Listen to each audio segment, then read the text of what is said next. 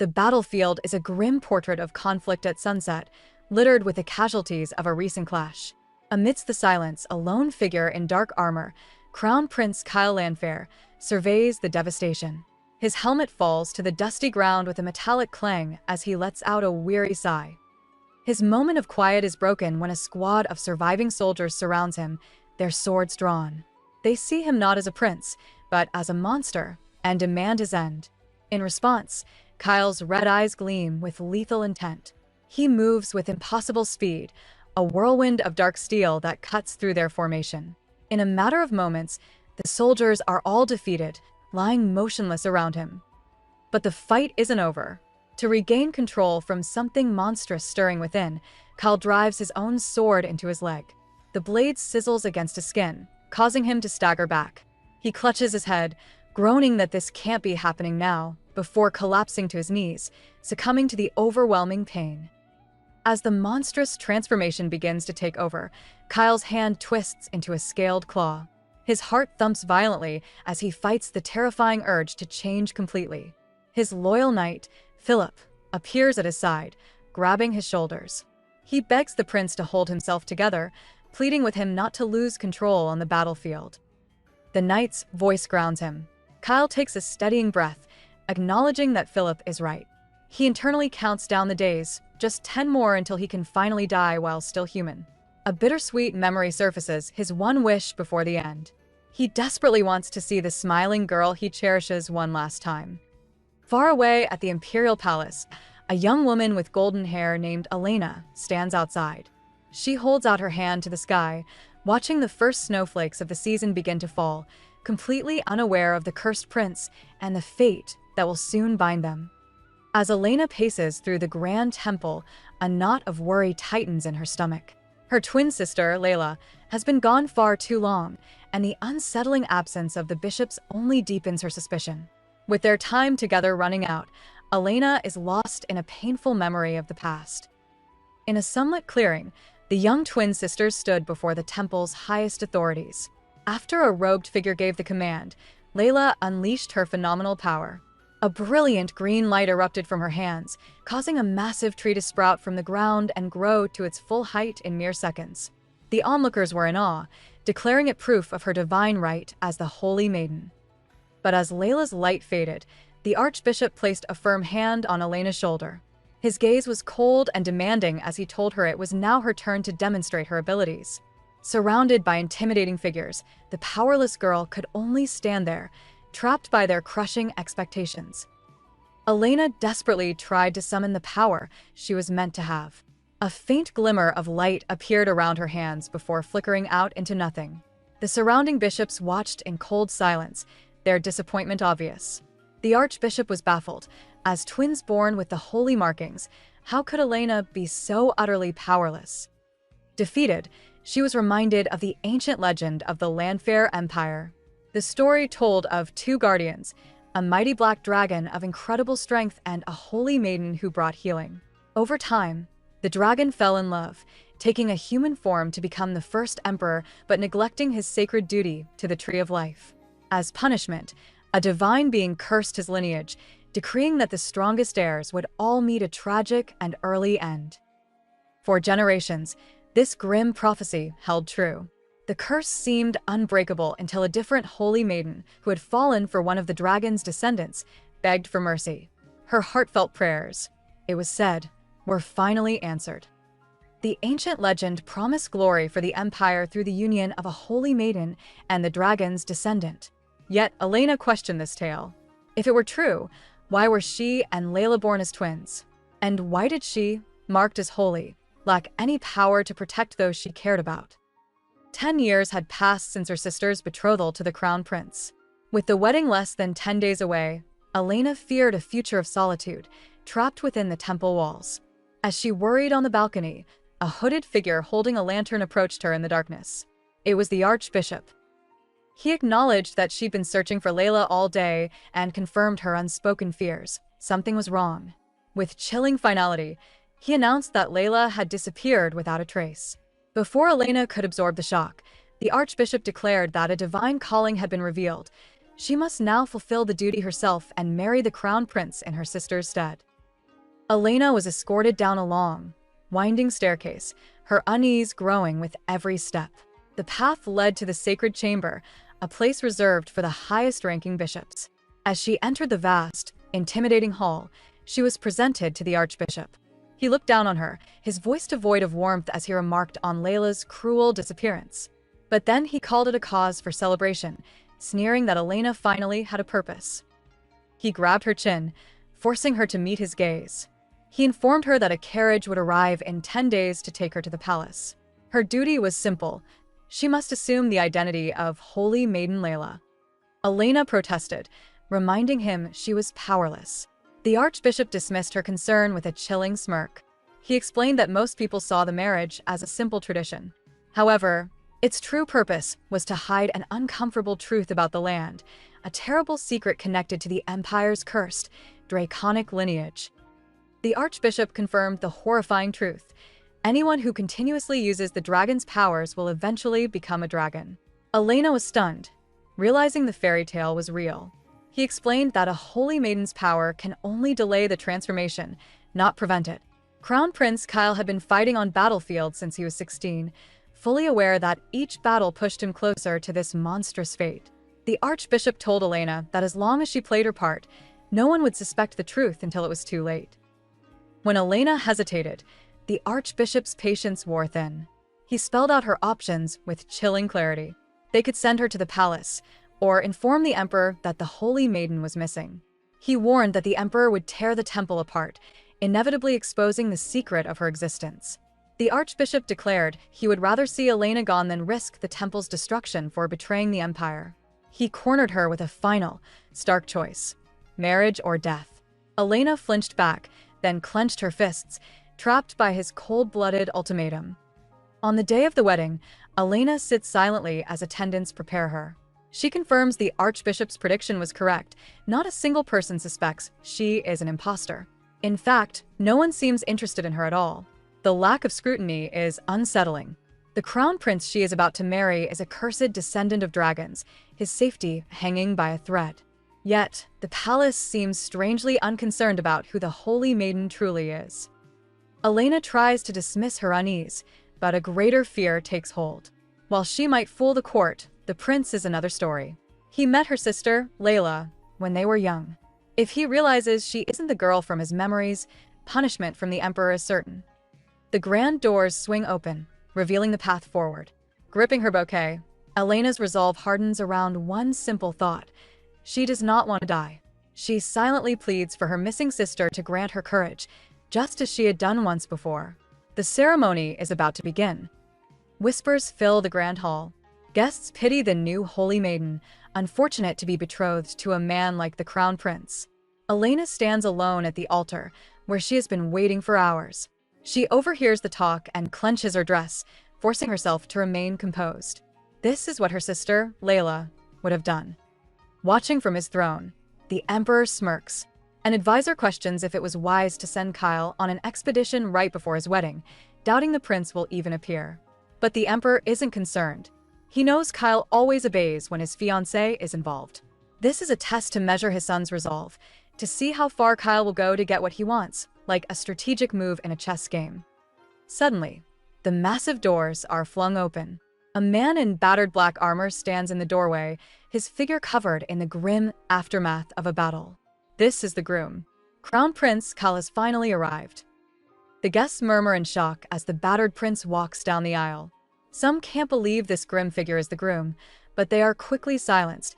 The sword at his hip is a gift from the emperor himself. The emperor watches the scene unfold, a cruel laugh escaping his lips. No one dares to stop the prince's path. Standing at the altar, Elena's heart sinks. This must be him. This is Crown Prince Kyle Lanfair, the man she is about to marry. He reaches her and unclasps his helmet, letting it crash onto the marble floor. His voice is cold as he apologizes for the wait, stating that it's time to exchange their vows and get the ceremony over with. His intense red eyes lock onto hers, and for a fleeting moment, a memory of a childhood promise flashes in his mind. He sees the face of the girl he's been waiting for all this time, not knowing the woman standing before him is someone else entirely. Elena feels a shiver run down her spine. The way Kyle stares at her is unsettling, as if he's looking straight through her and seeing a ghost. He slowly raises his gauntlet, which is covered in the grim aftermath of his recent battle. With a sharp click, he unfastens the armor and lets it fall away, taking a determined step toward her. His voice is low and steady as he asks for her hand. After a moment of hesitation, Elena extends her own. Holding it, Kyle begins the ceremony, his voice echoing in the silent hall. He solemnly vows to take Layla Underwood as his wedded wife, completely unaware he's speaking to the wrong woman. He slides a simple ring onto her finger, his grip firm. He looks directly at her, his red eyes full of meaning as he delivers the final line of his vow, "Till death do us part." For him, it's not just a tradition, it's a promise of a very specific end. Later that night, Kyle sits alone in his chambers, the wedding ceremony replaying in his mind. He remembers her face at the altar, a brief moment of reflection before his gaze lands on a dagger. His hand instinctively closes around its hilt, his dark intentions clear. A sudden knock at the door interrupts his thoughts. A maid announces that his wife, the crown princess, wishes to see him. After a tense pause, he grants her entry. Elena steps into the dimly lit room, standing uncertainly before him. The silence stretches between them, thick with unspoken questions. With a sharp clench of his fist, Kyle finally tells her to come in. Before she can react, he closes the distance in an instant, pulling her forcefully into his arms.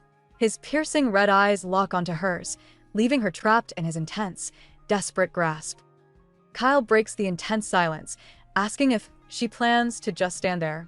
Internally, Elena panics, forcing herself to channel the composure her sister Layla would have. Taking a steadying breath, she presents him with a choice. If he intends to claim her as his wife, she will be his. If not, she will leave. Despite her bold front, Kyle notices her hands are trembling. He remarks that while her body betrays her fear, he doesn't understand her words. Turning toward the window, he mentions hearing that she was blindfolded during her travels to the palace. He confirms this, stating she hasn't had a proper opportunity to see this. He gestures outside, revealing a breathtaking sight. Bathed in a soft, ethereal glow is the Tree of Life, a colossal, ancient tree that stands at the center of the empire. This is the very tree whose bloom will signal the completion of his monstrous transformation. Elena stares at the glowing Tree of Life, remembering the legends that it only bears leaves when a dragon's descendant is born. Lost in its beauty, she innocently remarks that the flowers look like they might bloom soon. The atmosphere shifts instantly as Kyle's hand grips her shoulder. He agrees that the flowers will bloom, and by then, it will be too late for him. She insists her duty is to delay his transformation, but he coldly tells her she is mistaken. He explains the grim truth. Once the tree is in full bloom, he will irrevocably become a monster and lose his human life forever. He reminds her of the promise she, as Layla, made to him 8 years ago. Taking her hand, he forces her to grip the hilt of a ceremonial dagger. Then, the crown prince kneels before her. With a look of unnerving calm, he makes his final, horrifying request. He tells her to kill him, just as she swore she would. Elena stands frozen, the terrible weight of his desperation crashing down on her. Still kneeling before her, Kyle taps his chest, pinpointing the exact spot. He tells her to strike him there with all her strength. The shocking request hangs in the air, leaving Elena utterly frozen. Her mind races. This man, a stranger she just met, is asking her to end his life. But the promise he clings to wasn't hers to make. She isn't Layla. The weight of the deception and the horror of his demand become too much to bear. In a sudden act of defiance, Elena throws the dagger. It clatters loudly across the floor as she declares she will not do it. Kyle's desperate expression instantly hardens into ice. He slowly rises to his feet, his voice flat as he questions her refusal. He states that if she won't uphold her promise, then her presence in the palace is meaningless. His eyes glow a dangerous red as he delivers a final, chilling command: leave at once. Elena reeled from his command to leave the palace. Her heart hammered against her ribs as the reality of her situation crashed down. If she left, she'd have to return to the temple. A chilling memory of the archbishop surfaced, his voice promising that only a grim fate awaited her there. She realized with dawning horror that she couldn't go back. That left only one other option: to fulfill the prince's horrifying request. Kyle noticed her hesitation and pulled her closer, his gaze intense. He questioned why she was waiting, warning that if she didn't end his life now, she would be the one forced to face him when he became a dragon. Confused, Elena could only ask how that was possible. The truth of the curse was simple and absolute. A dragon's descendant is nearly immortal, their body regenerating from fire or blade. The only individual capable of ending such a life is the Holy Maiden. In that moment, Elena understood the Archbishop's true, cruel intentions. She wasn't sent to be a bride, she was sent to be an executioner. Kyle's intensity faded, replaced by a somber plea. He grabbed Elena's shoulder, voicing a new request. If she refused to grant him a peaceful end, then she had to grant him this one thing. She must not stay by his side. But Elena wouldn't be pushed away. She gripped his sleeve tightly, asking if he was really telling her to just run away and save her own skin. Her sudden fire caught him off guard. She argued that if she, the Holy Maiden, were to abandon him, it would cause chaos. People would get hurt, and the blame would fall squarely on him. Kyle found her concern for others completely illogical, given her own predicament. Without another word, he swept her up into his arms. A deep blush spread across her face as she demanded to be put down, but her protests were ignored. He stated plainly that if she wouldn't leave on her own, he would simply have to make her. He then carried her out of the room, his footsteps echoing down the hall as she frantically asked where he was taking her. As Kyle carried her through the palace, he told her not to worry, promising that once she was out of Landfair, she would avoid the worst fate. He questioned why she thought the temple had sent her, explaining they only cared about their own goals. Her safety was of no importance to them. He made it clear that no one in the land would thank her for her sacrifice. Elena knew he was right. Still, she couldn't help but wonder what would become of the man who had once saved her life. Outside, a guard waited with a horse. Kyle gestured toward the man, ordering Elena to go with him. Looking up at the prince, she asked what would become of him if she left. He set her down, and the terrible reality of her situation settled in. If she returned to the temple, a grim outcome was guaranteed. She knew she wasn't in a position to worry about anyone else, but she couldn't bring herself to abandon him. Refusing to be dismissed, Elena grabs Kyle's shirt. She demands to know what will happen to him once he fully transforms into a dragon. He tells her it's not important, but she refuses to accept that answer, shouting its importance to her. She points out that he keeps worrying about her safety instead of his own. Her passionate concern catches him off guard.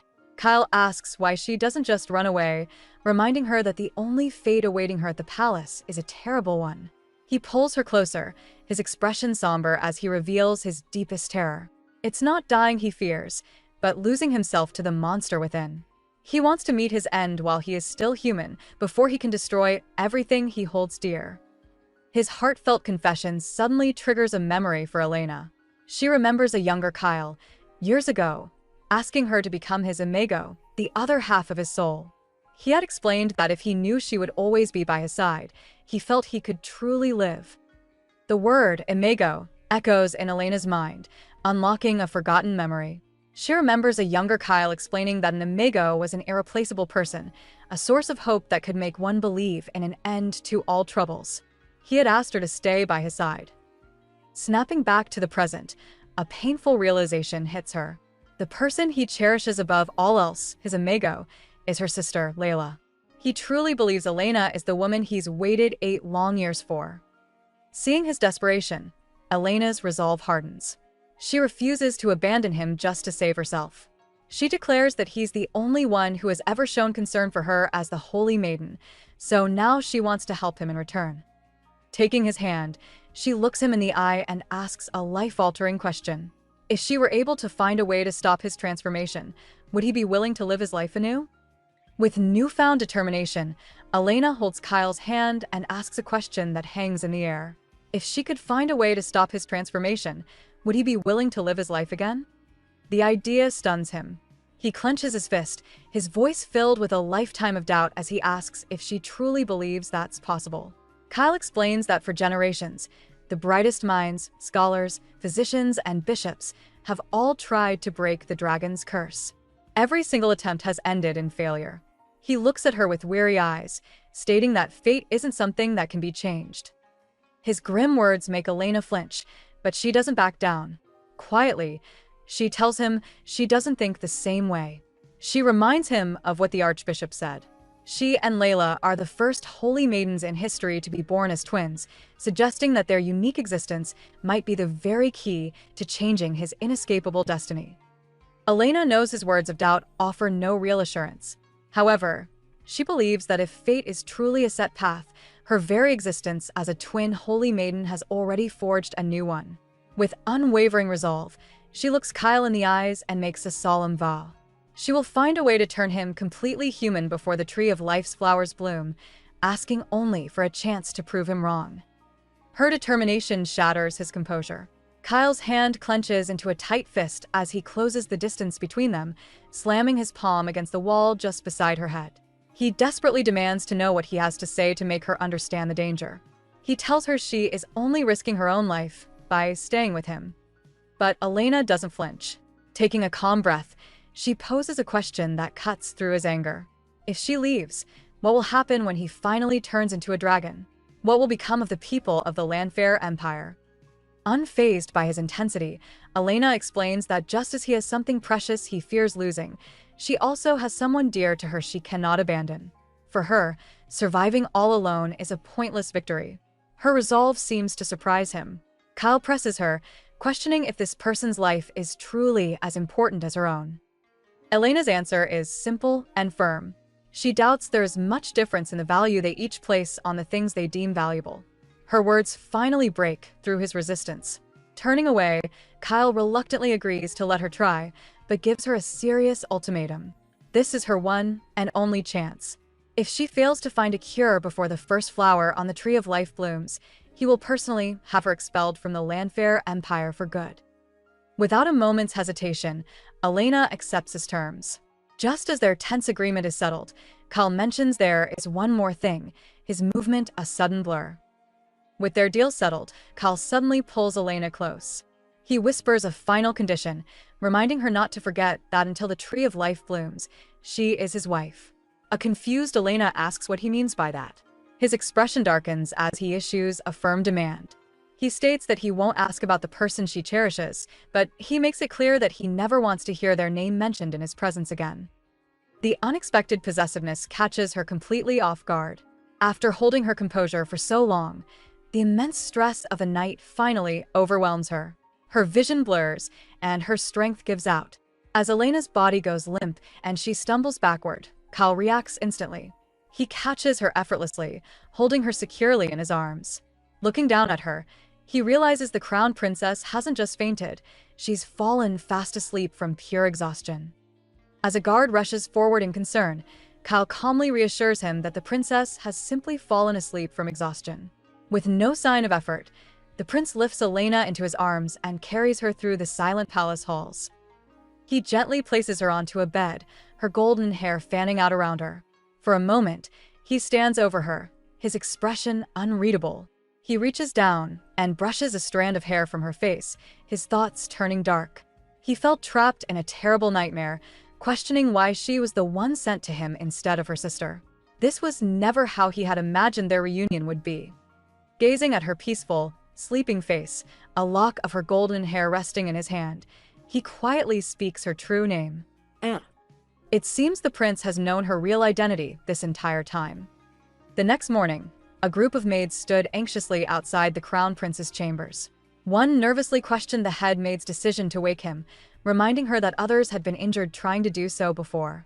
The head maid, however, was resolute. They had no choice. An order had come from the emperor himself half an hour ago. She called on a younger maid, Julie, to perform the dangerous task. Stealing her nerves, she approached the large door and knocked, announcing she had a message from His Majesty. A low voice from within granted her entry. As the door creaked open, Julie saw a surprising sight. Prince Kyle was sitting up in bed, and the sleeping Elena was resting peacefully against his chest, held securely in his arms. The maid delivered her message. The emperor requested an audience in 1 hour. Kyle's intense red eyes narrowed as he asked where the meeting would be. The head maid, now inside, stammered that it was in the emperor's office. With a final, gentle caress of Elena's hand, he stated he would head there now. Before heading to the Emperor's office, Kyle instructs the maids to inform the princess of his whereabouts when she wakes up so she isn't confused. The staff watches in stunned silence, taken aback by this rare, gentle side of their famously cold master. News of the morning's events travels fast. A nervous maid is soon brought before Prince Shane, Kyle's manipulative half-brother. Leaning back in his chair with a thoughtful expression, Shane asks if the rumors are true, that his stoic brother is head over heels for the crown princess. The maid timidly confirms that it certainly appears so. A smirk plays on Shane's lips as he puts down his quill. He finds this development unexpected and very unlike his brother. For Shane, this sudden change in Kyle's behavior isn't a sign of love, but a new, interesting weakness he can potentially exploit in his own ambitions for the throne. Walking through the palace halls, Kyle's mind was racing. He admitted he hadn't been thinking clearly since discovering Elena remembered their shared past, figuring she couldn't recognize him because he had changed so much over the years. At first, he thought he was just distracted by the excitement of being remembered. But as he reflected, he questioned if that was the only reason. Recalling her desperate plea not to be left to survive alone, he confronted a deeper truth. A possessive thought surfaced. Maybe what he really wanted was to separate Elena from any other special person in her life. The realization was heavy, and he let out a frustrated sigh. Suddenly, a smooth voice cut through his thoughts. His half-brother, Shane, stepped into view, remarking that it was an unusual sight to see Kyle so troubled. Annoyed by the interruption, Kyle coldly asked what business he had. With a sly smile, Shane closed the distance, reminding Kyle that having different mothers didn't make them strangers.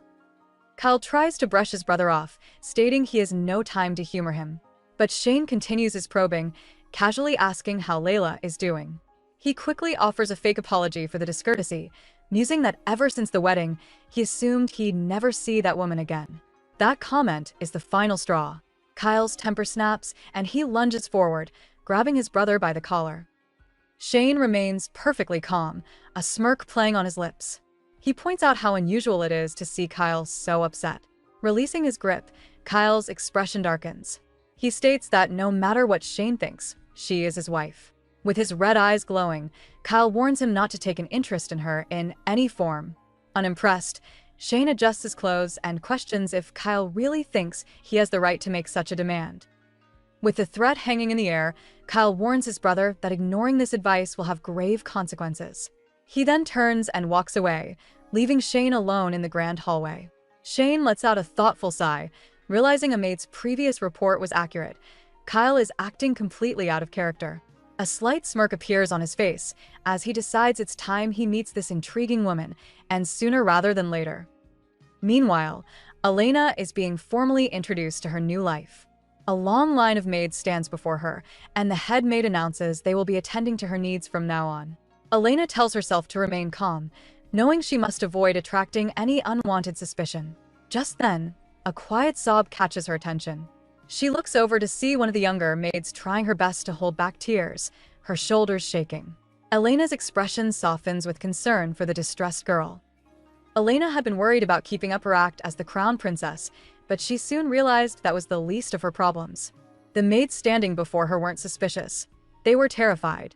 The head maid's sharp voice cut through the room, warning the girls to remember exactly whose wife they were serving. She made it clear that incurring the prince's anger meant they wouldn't see another day. At this threat, the crying girl flinched and stammered an apology. In that moment, Elena understood completely. The person they feared wasn't her. It was the crown prince. She couldn't have people paralyzed by fear serving her, not when she had made a promise to save him. Anyone who was too afraid of Kyle would only get in the way. She needed strong people, capable of overcoming such fear.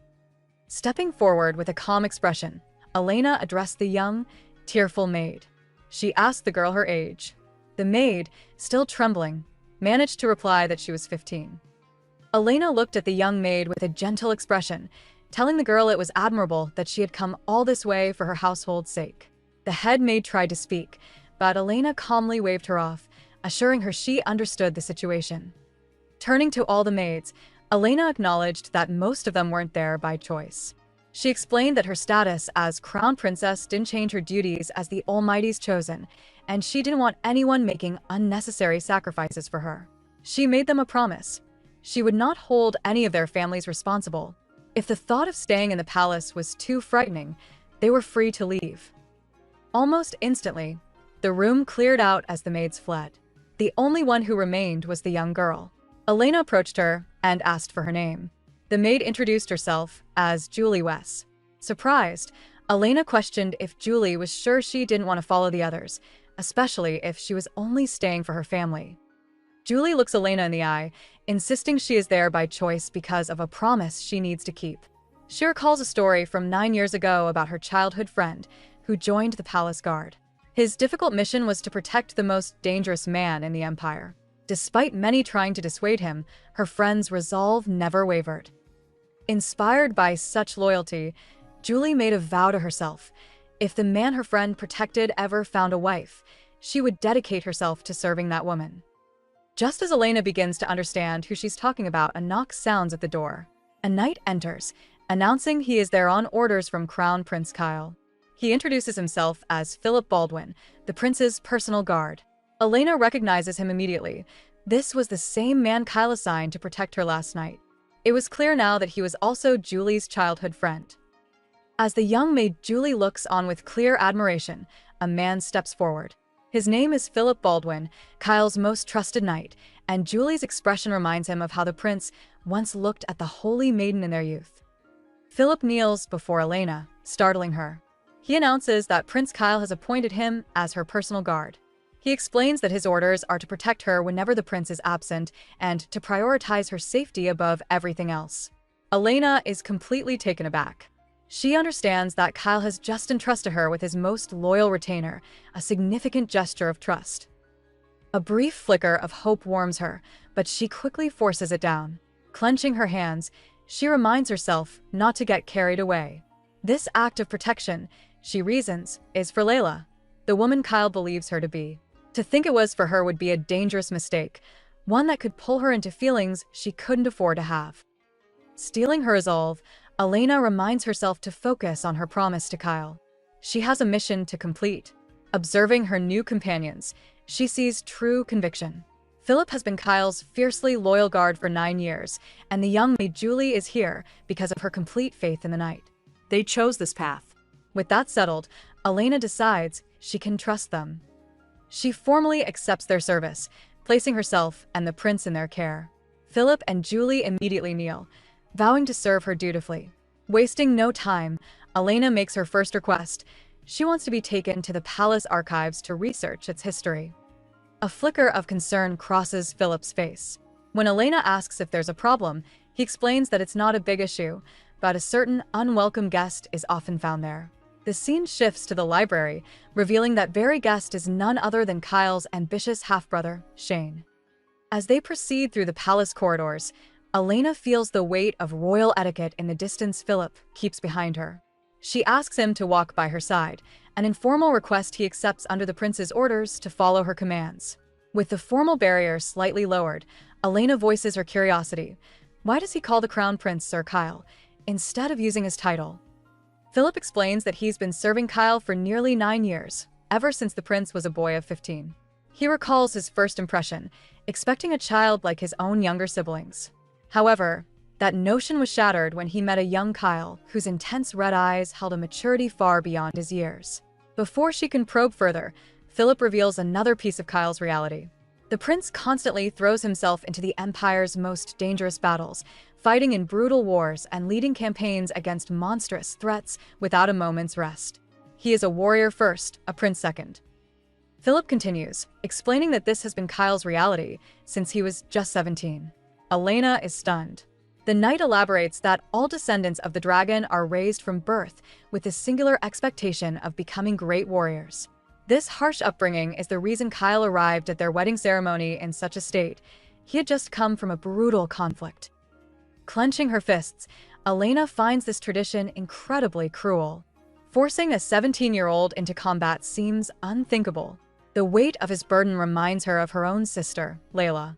As the chosen holy maiden, Layla was also crushed by others' expectations since childhood, a pressure that made her miserable. Seeing the genuine concern on her face, Philip says he's glad she worries for the prince.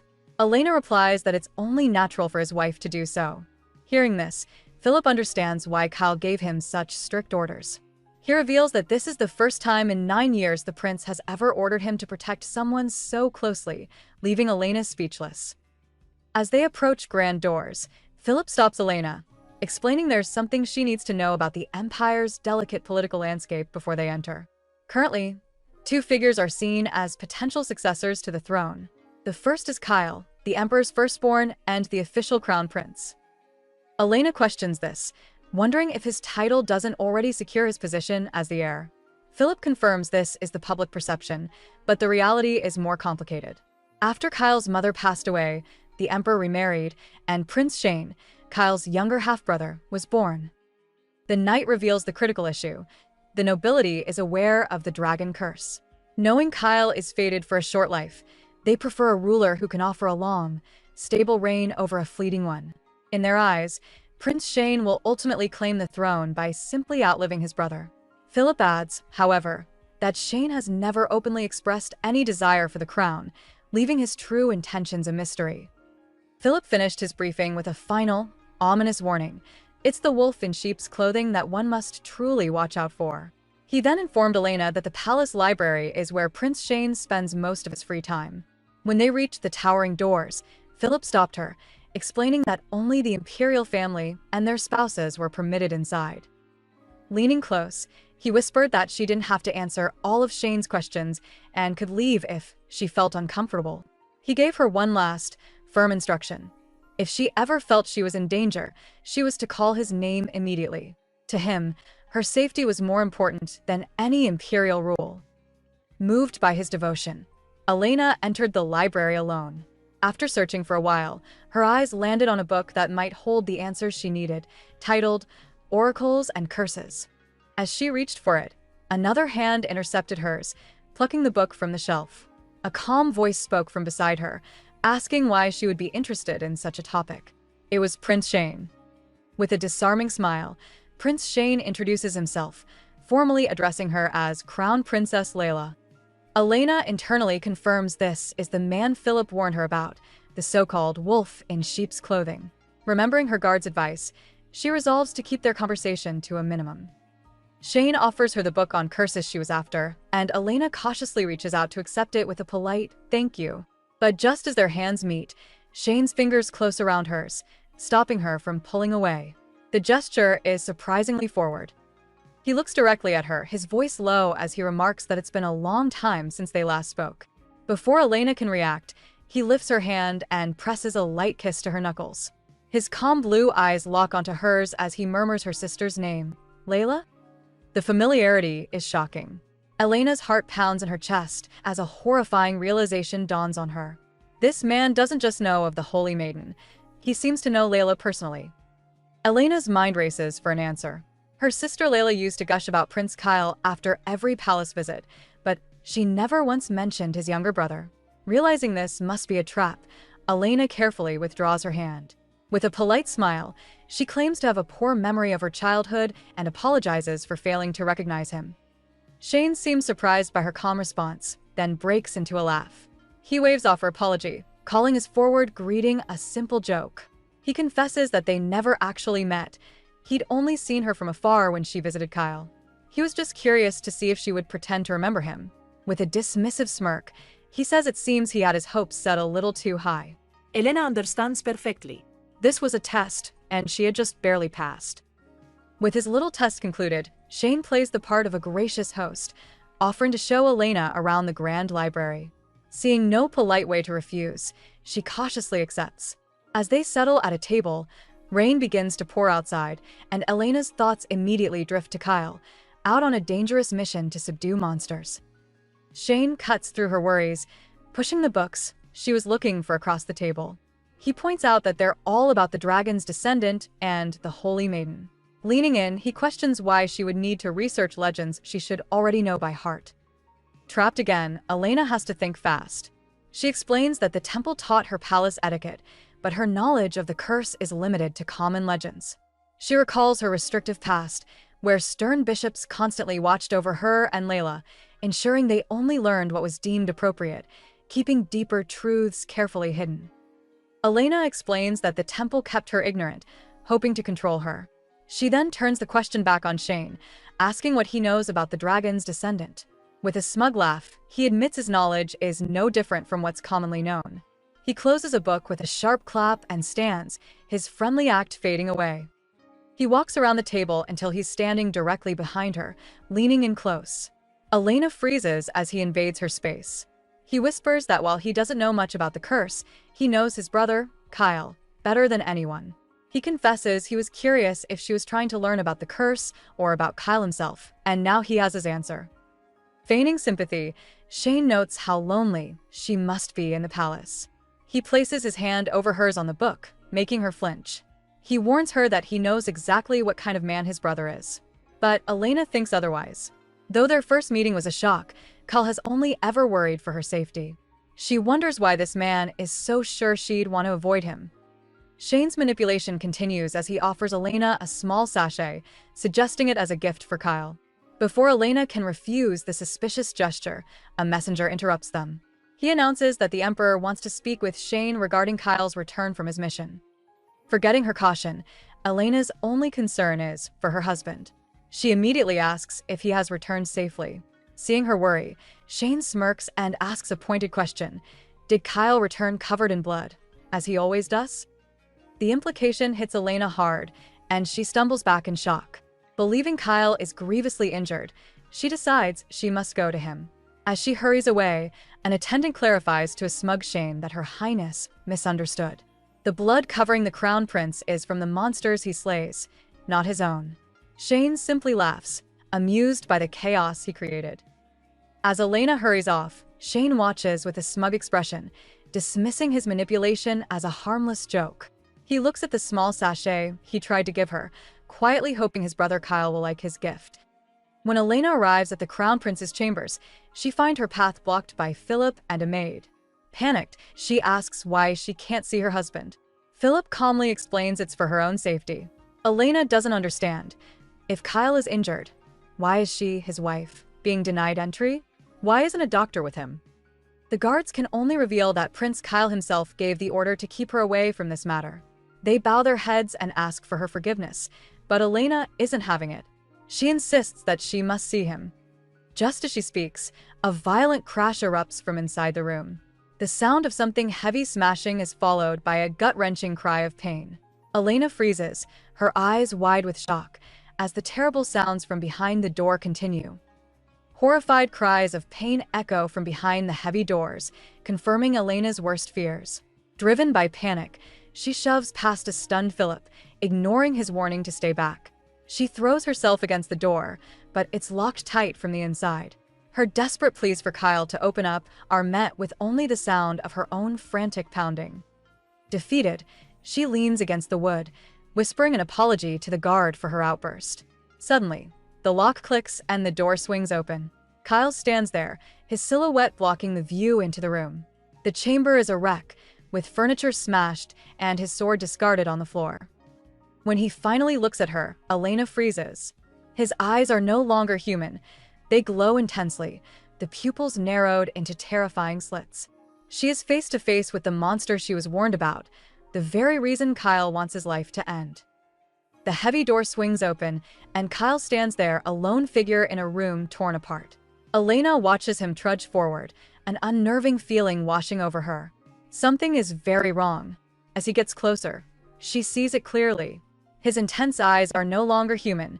The pupils have become menacing vertical slits, glowing like a beast's. This is the curse she was warned about, the slow transformation into a monster. But instead of terror, a different emotion takes hold: determination. Seeing him in this state strengthens her resolve.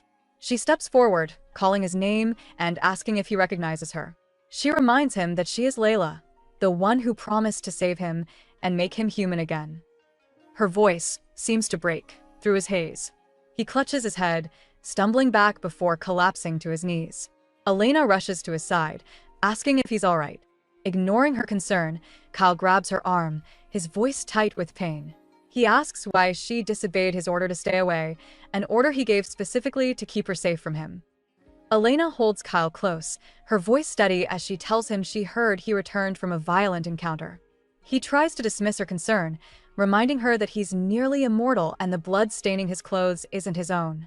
Still, she can't help but worry. Internally, Kyle feels a strange sense of calm. The pain from his curse, which usually lasts for hours, is already fading with her by his side.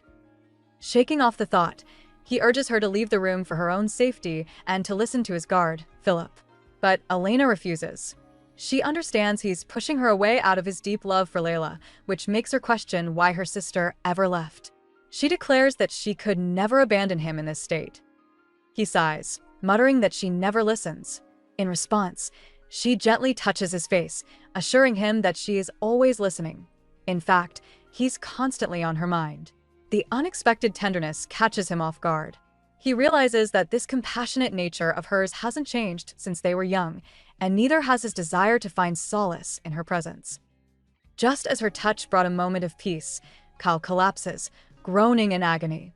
Elena calls out his name in alarm, but he's already lost in the past. The familiar scent of her perfume has unlocked a deeply traumatic memory. In his mind, he's a child again, cornered by a horrifying figure, his own mother. Her voice rings in his ears, cold and possessive, demanding to know where he had wandered off to. A skeletal hand grips his face as the monstrous woman leans in, her cruel words trapping him. She declared that she was the only person who would ever truly love him. It's too much, and Kyle pleads for it to end. Seeing the sheer terror on his face, Elena knows she has to intervene. She grabs him firmly and shoves him backward onto a chaise lounge, her voice sharp as she yells for him to stop. Kyle's grip tightens as he stares right through her, his red eyes locked on a phantom from his past. He calls her Deborah, telling this vision that she is mistaken. Elena freezes, confused and unable to move. Who is he seeing in her place? Lost in the traumatic memory, Kyle's voice cracks with desperation. He tells this Deborah that someone else had already given him her word, promising to turn him into a human. He begs her to stop, pleading for the torment to end. In that instant, everything clicks for Elena. Though he sees another woman's face, his desperate plea for help is aimed at her. He isn't seeking Layla. He's reaching for the girl from his forgotten past, Elena herself. With newfound resolve, she pulls the suffering prince into a firm embrace. She holds him close, her voice a steady anchor in his mental storm. She confirms his fractured memory, whispering that she did promise him that, and she is here with him now. The brief moment of connection shatters as Kyle pulls away, his eyes now clear but confused. He demands to know where Deborah is and why Elena is wearing her perfume. In a flash, Elena realizes the scent is from the sachet Prince Shane had gifted her, a deliberate and cruel trap. Pushing that thought aside, she gently touches Kyle's cheek, her voice steady. She promises to explain everything later, but for now, she just needs him to focus on her. Her calm presence cuts through his haze, and he whispers her name, finally seeing her again. But his gaze then falls to her shoulder, where a dark mark from his earlier grip is visible. A wave of self-loathing hits him. He declares that he hurt her and that letting her stay was a terrible mistake. As he stumbles back, intending to put distance between them, Elena reaches out and firmly takes his hand. With unwavering resolve, she pleads with him not to push her away. Clinging to Kyle's hand, Elena refuses to let him run. She realizes that after everything, they are meant to share the same fate. Just then, the door creaks open. Her maid Julie and guard Philip enter, their faces etched with worry. Elena quickly apologizes for her earlier actions, but they simply express relief that she's safe. Taking control of the situation, she calmly asks Julie to prepare a bowl of warm water and a cloth. As the maid leaves, Elena turns to her guard. She asks Philip if he stopped her from entering the room because Kyle ordered him to prioritize her safety. Before he can answer, she cancels the command, stating that as the prince's personal guard, his only duty is to protect Kyle. Philip hesitates, but Elena stands firm. She tells him that protecting the prince must come before anything else. After all, her safety is now completely tied to his. Elena grabs Philip's hand, her voice firm. She asks for his help so she'll have the strength to protect the prince. Seeing her unwavering resolve, the loyal knight understands and agrees to her terms. When her maid Julie arrives with the water and cloths, Elena politely dismisses them both, requesting privacy with Kyle for the rest of the night. Alone, she begins to carefully clean him. She observes that despite being covered in grime, there isn't a single wound on his body, a chilling testament to his dragon heritage. She wonders if he's always had to endure this suffering by himself. Kyle gently stops her hand, telling her he didn't allow her to stay just so she could be his servant. He insists his body heals on its own, and she must never put herself in danger for him again. But his words of strength ring hollow to Elena. She saw the truth earlier. Despite his tough exterior now, he had been trembling. Elena looks Kyle straight in the eyes, cutting through his facade of strength. She tells him that possessing immeasurable power doesn't make him immune to fear. Gathering her courage, she asks a question that has been on her mind since his breakdown. Who is Deborah? The name catches Kyle completely off guard. He realizes he must have said it out loud while he was struggling. He reluctantly explains that Deborah was his half-brother Shane's mother. She had desperately wanted to become the Empress, and when that dream was denied, the failure utterly broke her. He asks if Elena is curious to learn more about this woman from his past, but she shakes her head. She clarifies that her curiosity isn't about Deborah, it's about him. Elena wants to know everything: his past, his feelings, his thoughts, his likes, and his dislikes. Struck by her sincerity, Kyle's guarded expression softens. He agrees, telling her to ask whatever she wants, promising to finally give her the answers she seeks. Just as Kyle agrees to open up, he turns the tables on Elena. Pulling her closer, he asks a question of his own, his voice serious. He's intrigued and wants to know who taught her the word imago. Elena hesitates, admitting the story is so unbelievable he'll probably laugh. She explains that it feels more like a dream than a real memory, a fairy tale with no proof it ever happened. Leaning against his shoulder, she asks him to listen to her story. Growing up isolated in the temple, she never had any friends her own age. But there was one person, a boy not much older than her. He was the one who taught her that special word. In a flashback, a young Elena peeks from behind a tree, watching a lonely young boy. She confesses to Kyle that the moment she saw him, she was convinced he was an angel sent down just for her. Kyle listens, his expression shifting as the pieces click into place. The girl from his most cherished memory was never Layla. It was Elena all along. Elena recalls that when she first saw the boy, it felt like she was dreaming. She was so nervous he would vanish if she even tried to approach him. The scene shifts, showing a young Elena watching a lonely boy from a distance, hidden behind a tree. To her complete surprise, he was the one who walked toward her. His voice broke the quiet afternoon as he simply asked who she was. A bright smile lit up the young girl's face as she introduced herself as Elena. Instantly, her shyness was replaced by a wave of curiosity, wanting to know everything about this mysterious boy. But his next question wasn't what she expected. He calmly asked if she had a sister who shared her face. The unexpected inquiry stops her cold, causing her happy expression to fade. In that moment, her cheerful memory becomes clouded, hinting at a misunderstanding that began all those years ago. As her story concludes, the happy memory turns bittersweet. Elena looks down and apologizes, assuming Kyle's past question meant he was always looking for Layla. With a sad smile, she admits she got a little carried away, foolishly thinking he had come all this way just for her. Kyle is visibly moved, his expression softening as he understands the decades-long mix-up. He firmly tells her she's wrong, reaching out to gently touch her shoulder. He explains his question wasn't about choosing between sisters, it was to make sure his memory was real. Looking into her eyes, Kyle states with newfound clarity that she is the one he came to see. Later that night, he stands over a sleeping Elena. In the quiet room, he gently caresses her hair, reflecting on their conversation. He thinks to himself that she will never know just how much her words affect him. Staring down at the girl who holds his oldest memory, Kyle is left to wonder how she can be so certain of her path. Elena continues her story, admitting she isn't even sure if the boy she met was actually human. With a wistful smile, she wonders if she might have imagined the entire encounter in her loneliness. Still, she explains that the word he taught her, imago, remains incredibly special. It was a term she had never heard before, making her feel as though she had been visited by an angel. Turning to Kyle, she mentions that, strangely enough, the boy from her memory bears a striking resemblance to him. Her one regret is that she never thought to ask for his name.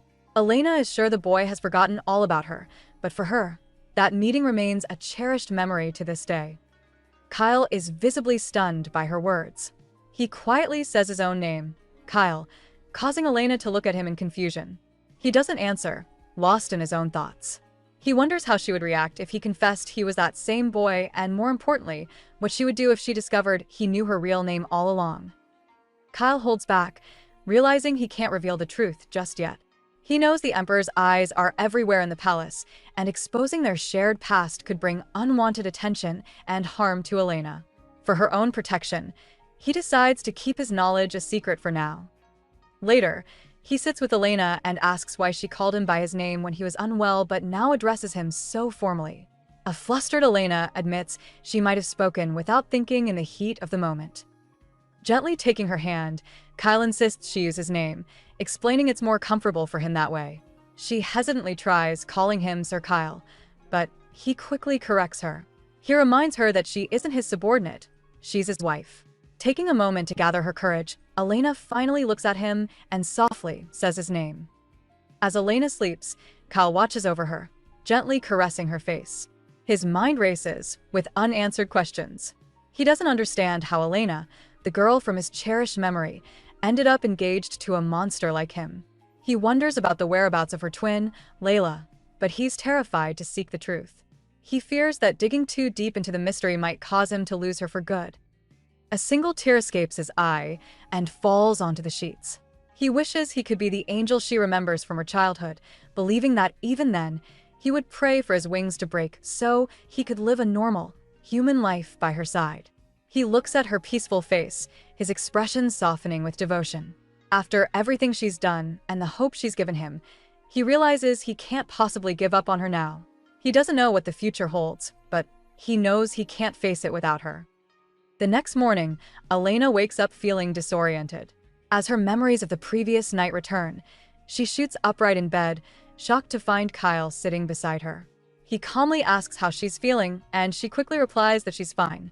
However, a sudden throb of pain in her shoulder makes her flinch. Noticing her discomfort, Kyle's expression fills with concern. He asks if he hurt her last night and gently touches her shoulder, insisting that she see a physician immediately. His suggestion stops Elena cold. Her mind races with panic. A true holy maiden can heal herself with divine power. Layla would never need a doctor. She questions his motives. Why would he suggest a physician instead of telling her to use her holy abilities? A terrifying thought takes root. Could he know she's an imposter? Is this some kind of test to expose her? His simple act of care feels like a trap, and Elena is left questioning everything she thought she knew about their arrangement. As Elena's mind races with suspicion, Kyle cuts through her panic with an unexpected answer. It's his fault. He gently touches her bruised shoulder, explaining he is responsible for her injury. Leaning in close, he questions if she seriously thought he would demand she heal a wound he himself had caused. This reaction, he adds, only proves how poorly the people at the temple must have treated her. Before she can respond, Kyle pulls her into a firm embrace. He needs her to understand something crucial. Holy maiden or not, she is his wife, and the only one who promised to save him. Her title doesn't matter as much as her promise to make him human. Holding her tighter, he vows that no one, not even himself, will ever treat her with indifference again. Tears stream down Elena's face as she leans into his warmth, her heart aching with the secret of her identity. As they walk through the palace, Kyle tells Elena he hasn't forgotten her warning that his time is running out. His expression then turns serious as he reveals Philip informed him of her meeting with Shane. Elena explains she encountered him in the library while searching for information about his curse, though she found nothing useful. Kyle's gaze intensifies, and he asks if his brother said anything specific. She admits Shane gave her a small sachet as a gift, which she now suspects is the source of a strange perfume. Kyle's demeanor darkens instantly. He gives her a firm warning to avoid being alone with Shane if she can. Elena recalls Philip's warning about Shane's ambition for the throne, but Kyle cuts in, saying that's not the only reason. He stops before a portrait of a regal woman, his face shadowed by a painful memory. He confesses Shane holds a deep grudge against him because of a past incident he accepts was entirely his fault. Kyle is consumed by guilt, tormented by the idea that his past actions might cause Shane to harm Elena. He clenches his hand over his face, unable to voice his fears. But Elena calmly interrupts his dark thoughts, telling him she will be fine. With a reassuring smile, she lists her protectors, her maid Julie, the loyal knight Philip, and now she has him, too. Her confidence gives her the courage to make a proposal. She explains that if she is going to find a cure for his curse, she needs to learn more about him. Taking his hand, she boldly asks if he can spare a part of his day for her. Kyle is visibly conflicted. He knows that the more time they spend together, the more difficult it will be to let her go when his time runs out. However, pushing her away is no longer an option. He decides to fulfill her wish. Taking her hand in his, he raises it to his lips and formally accepts her request, much to her surprise. With their new agreement set, Elena smiles warmly and thanks Kyle for his understanding. As they begin their partnership, the palace is already buzzing with gossip about the new royal couple.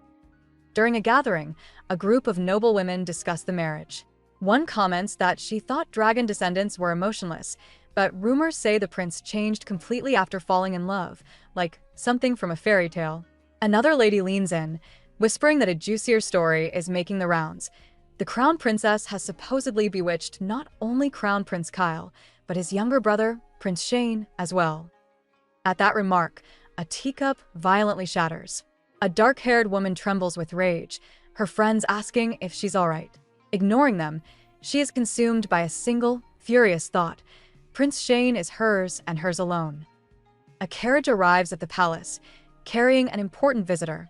Prince Shane is greeted by the Archbishop, who remarks that everything seems surprisingly normal on the surface. With a knowing smile, Shane points out that the Archbishop sounds like he was expecting to walk into some kind of chaos. Pivoting the conversation, the Archbishop reveals he's been listening to the nobles' gossip. He explains that whispers about Crown Prince Kyle's drastic change since getting married are spreading fast, causing many to speculate about the future of the throne. Some even hold onto the fairy tale idea that love could alter his tragic fate. Sensing a potential shift in power, the Archbishop openly questions which of the two royal brothers would be the smarter bet for his own future. Unfazed by the blatant political maneuvering, Shane simply smirks, finding the entire situation rather interesting. With a sly smile, Shane reminds the Archbishop that it was the temple who prepared the holy maiden for this marriage, putting the older man on the defensive. He acknowledges the Archbishop's fears, noting how Elena was essentially thrown into the lion's den without any real power of her own. Privately, Shane recalls his original assumption that she would be easy to get rid of. Sensing the power shift, the Archbishop quickly reassures the prince. He promises to handle any potential issues and offers Shane his complete trust. They shake hands, cementing their shady new alliance. However, Shane's true intentions run deeper. He resolves that if he can't eliminate the new princess, he must at least get her out of his path, viewing her as a clear obstacle to his plans.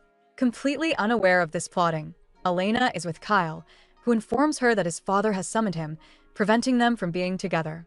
She calmly replies that it's a shame, oblivious to the schemes brewing around her. Gossip spreads quickly through the palace. The staff can't stop whispering about Crown Prince Kyle, who now seeks out Elena's company almost every day. This sudden change from his usual reclusive behavior is all anyone can talk about. As he prepares to leave, Kyle gently takes Elena's hands. He explains that since he's taking his guard, Philip, with him, she should try not to wander the palace alone. Elena smiles, promising to pray for his safe return. In a tender gesture that shocks the onlookers, Kyle says he will pray for her safety as well and brings her hand to his lips for a soft kiss. Later, Elena sits with her maid, Julie, who reveals that a new, more dangerous rumor is circulating. People are claiming that Elena was seen having a secret meeting with Kyle's manipulative half-brother, Shane. The teacup in Elena's hand trembles at the outrageous lie. She knows it's impossible, having only met Shane once, but the thought of this new plot against her is deeply unsettling. Elena knows that if anyone had seen how Prince Shane acted, they might have misunderstood. She questions how this rumor could have even started.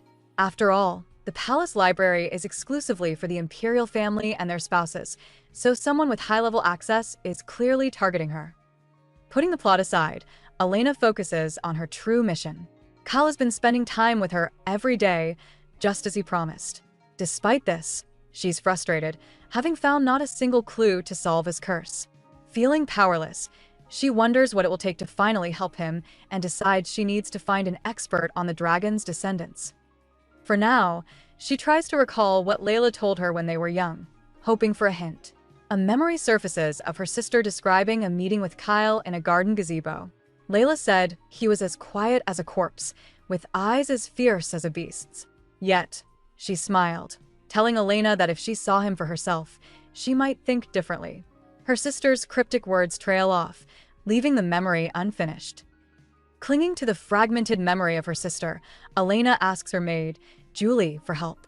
She needs to find the palace's largest garden. The one Layla mentioned was covered in wisteria during the spring.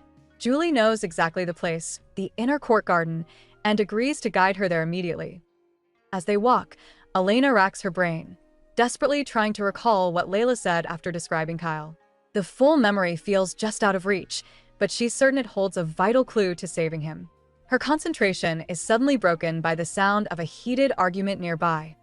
Peeking through an ornate gate, she sees a noblewoman in a tense confrontation. The woman's voice is sharp with accusation before a loud slap echoes through the air. She tearfully begs the man to tell her it was all a misunderstanding. Elena covers her mouth in shock, recognizing the man standing there, completely unfazed by the strike. It's Prince Shane. His calm, blue eyes turn and lock directly onto hers. As Elena and Julie head towards the garden, their path is cut short by a tense argument. Peeking through an ornate gate, she witnesses a shocking scene. A noblewoman confronts Prince Shane, her voice filled with desperation.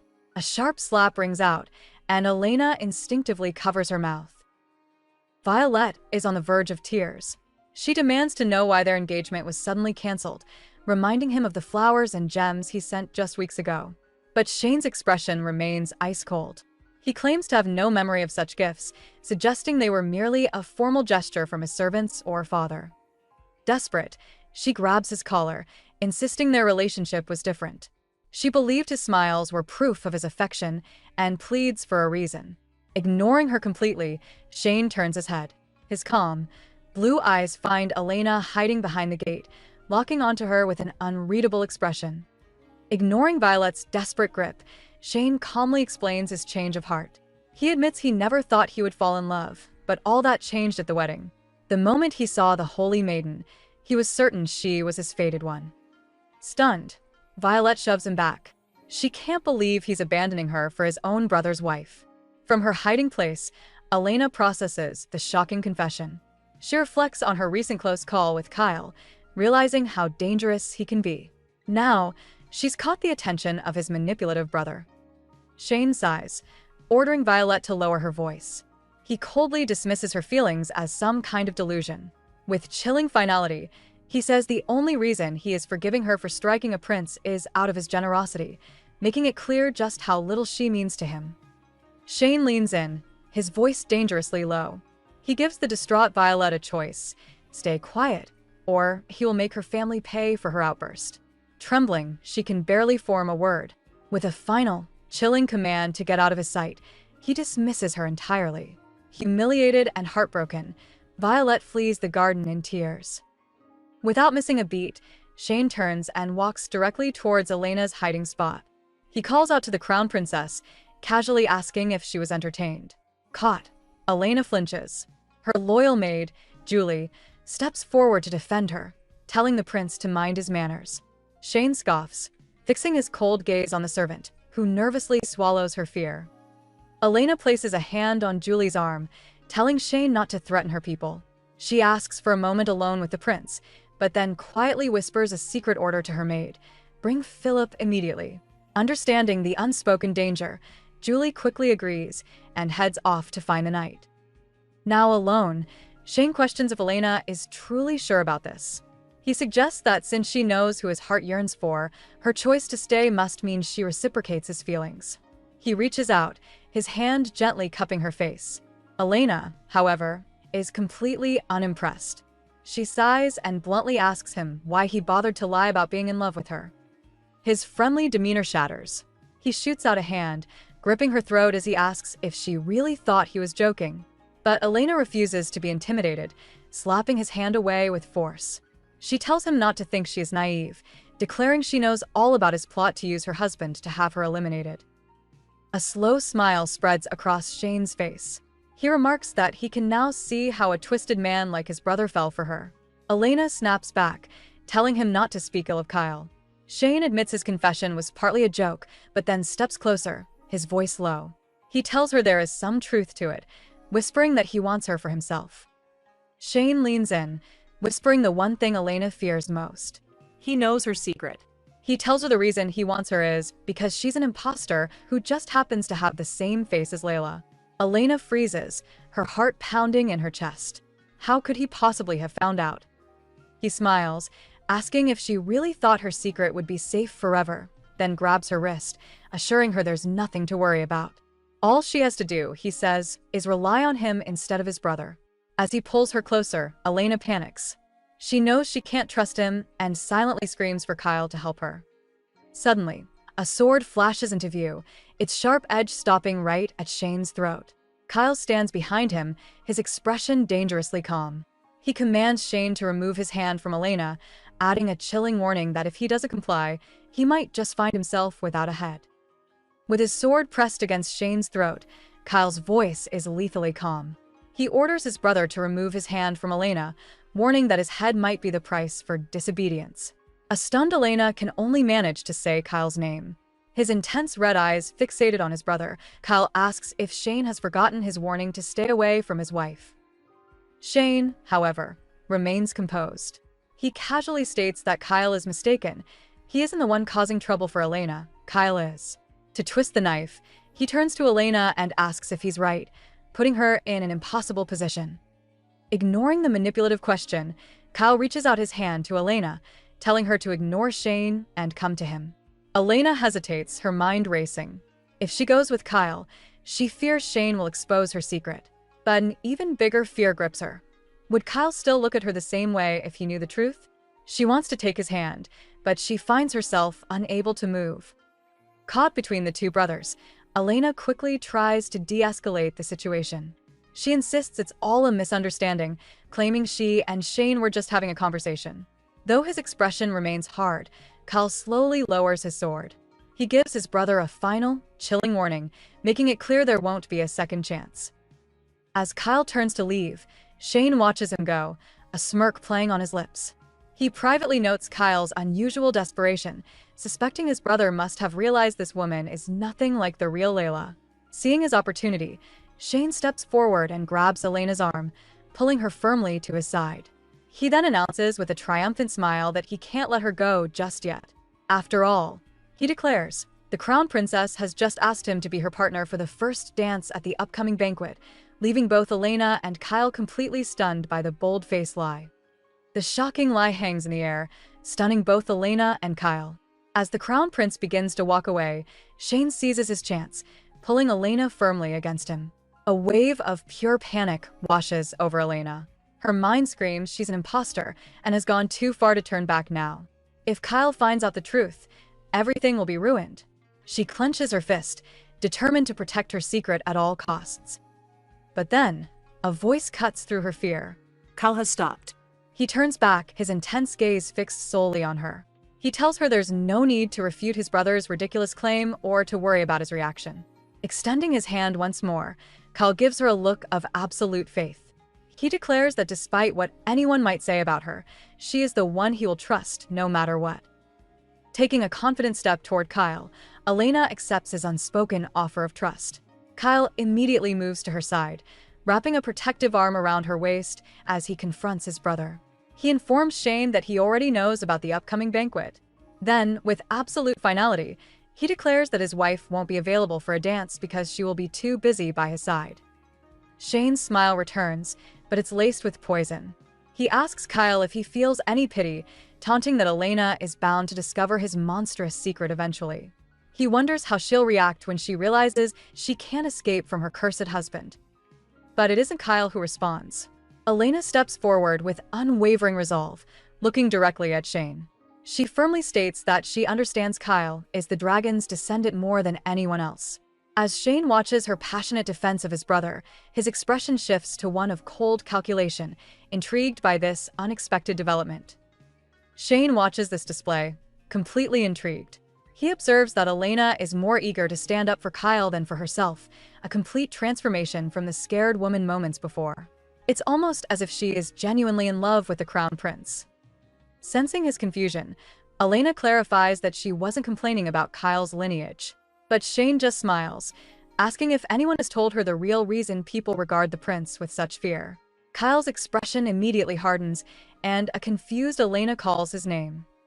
Ignoring his brother's silent warning, Shane continues his manipulative attack. He asks Elena if she knows who the first person was that his brother ever took down. He reveals that it wasn't a monster in the forest or an enemy soldier on the battlefield. As a dark, traumatic memory flashes, Shane delivers the final, shocking blow. The very first life Kyle ever claimed was of a helpless woman, one very similar to Elena herself. The story cuts to a flashback from 8 years ago, offering a glimpse into the prince's youth. A young Shane enters a bright conservatory and finds his older brother, Kyle, resting in a chair. After waking him, Shane expresses concern, warning that Kyle's mother will be upset if she finds him there. Kyle, looking exhausted, isn't worried. He explains that he had a difficult night and that this place is the only one where he can escape a strange, recurring dream.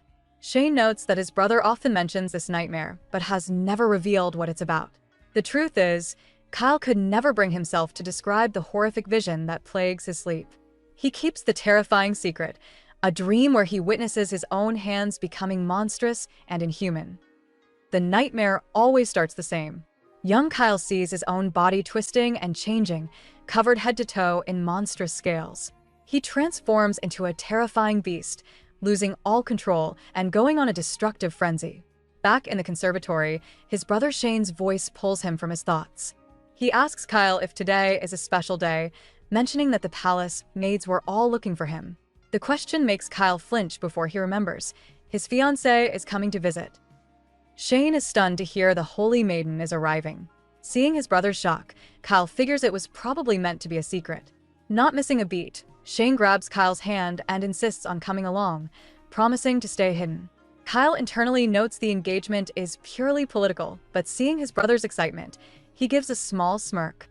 He agrees, allowing Shane to tag along to meet the girl who would one day change everything. The story cuts back 8 years to the day the princes met the Holy Maiden. A young Kyle sits alone in a gazebo, trying to compose himself before the meeting. However, the voices of his handlers echo in his mind, piling on the pressure. He is reminded that his fiancée has been sheltered her entire life and knows nothing of the world's darkness. An advisor adjusts his collar, patronizingly telling him what an honor this marriage is, warning him not to frighten the pure girl away. Another's words are even harsher, ordering him to remember that he is a terrifying dragon's descendant and must act human. This condescending advice makes his blood boil. His grip tightens around his teacup, his knuckles white. He raises his arm, about to smash the cup against the ground. His crimson eyes flare with rage. Just then, a calm voice cuts through his anger. A young girl with golden hair steps into the gazebo. Seeing his intent, she simply remarks that she supposes they will have to spend their first tea time drinking straight from the kettle. The girl's unexpected comment throws Kyle off balance. Hiding in the distance, his brother Shane is just as surprised. The young lady calmly introduces herself as Layla Underwood. Kyle questions her last name, and she explains with a bright smile that the bishops gave it to her because she was found under a tree. She thinks it's silly, pointing out that since everyone lives under the tree of life, they should all be named Underwood. Kyle cuts through her cheerful logic. He states plainly that he knows the bishops forced her to come. Tapping his fingers on the table, he informs her that he has zero intention of marrying her. He insists that his fate as the dragon's descendant won't change, regardless of their union.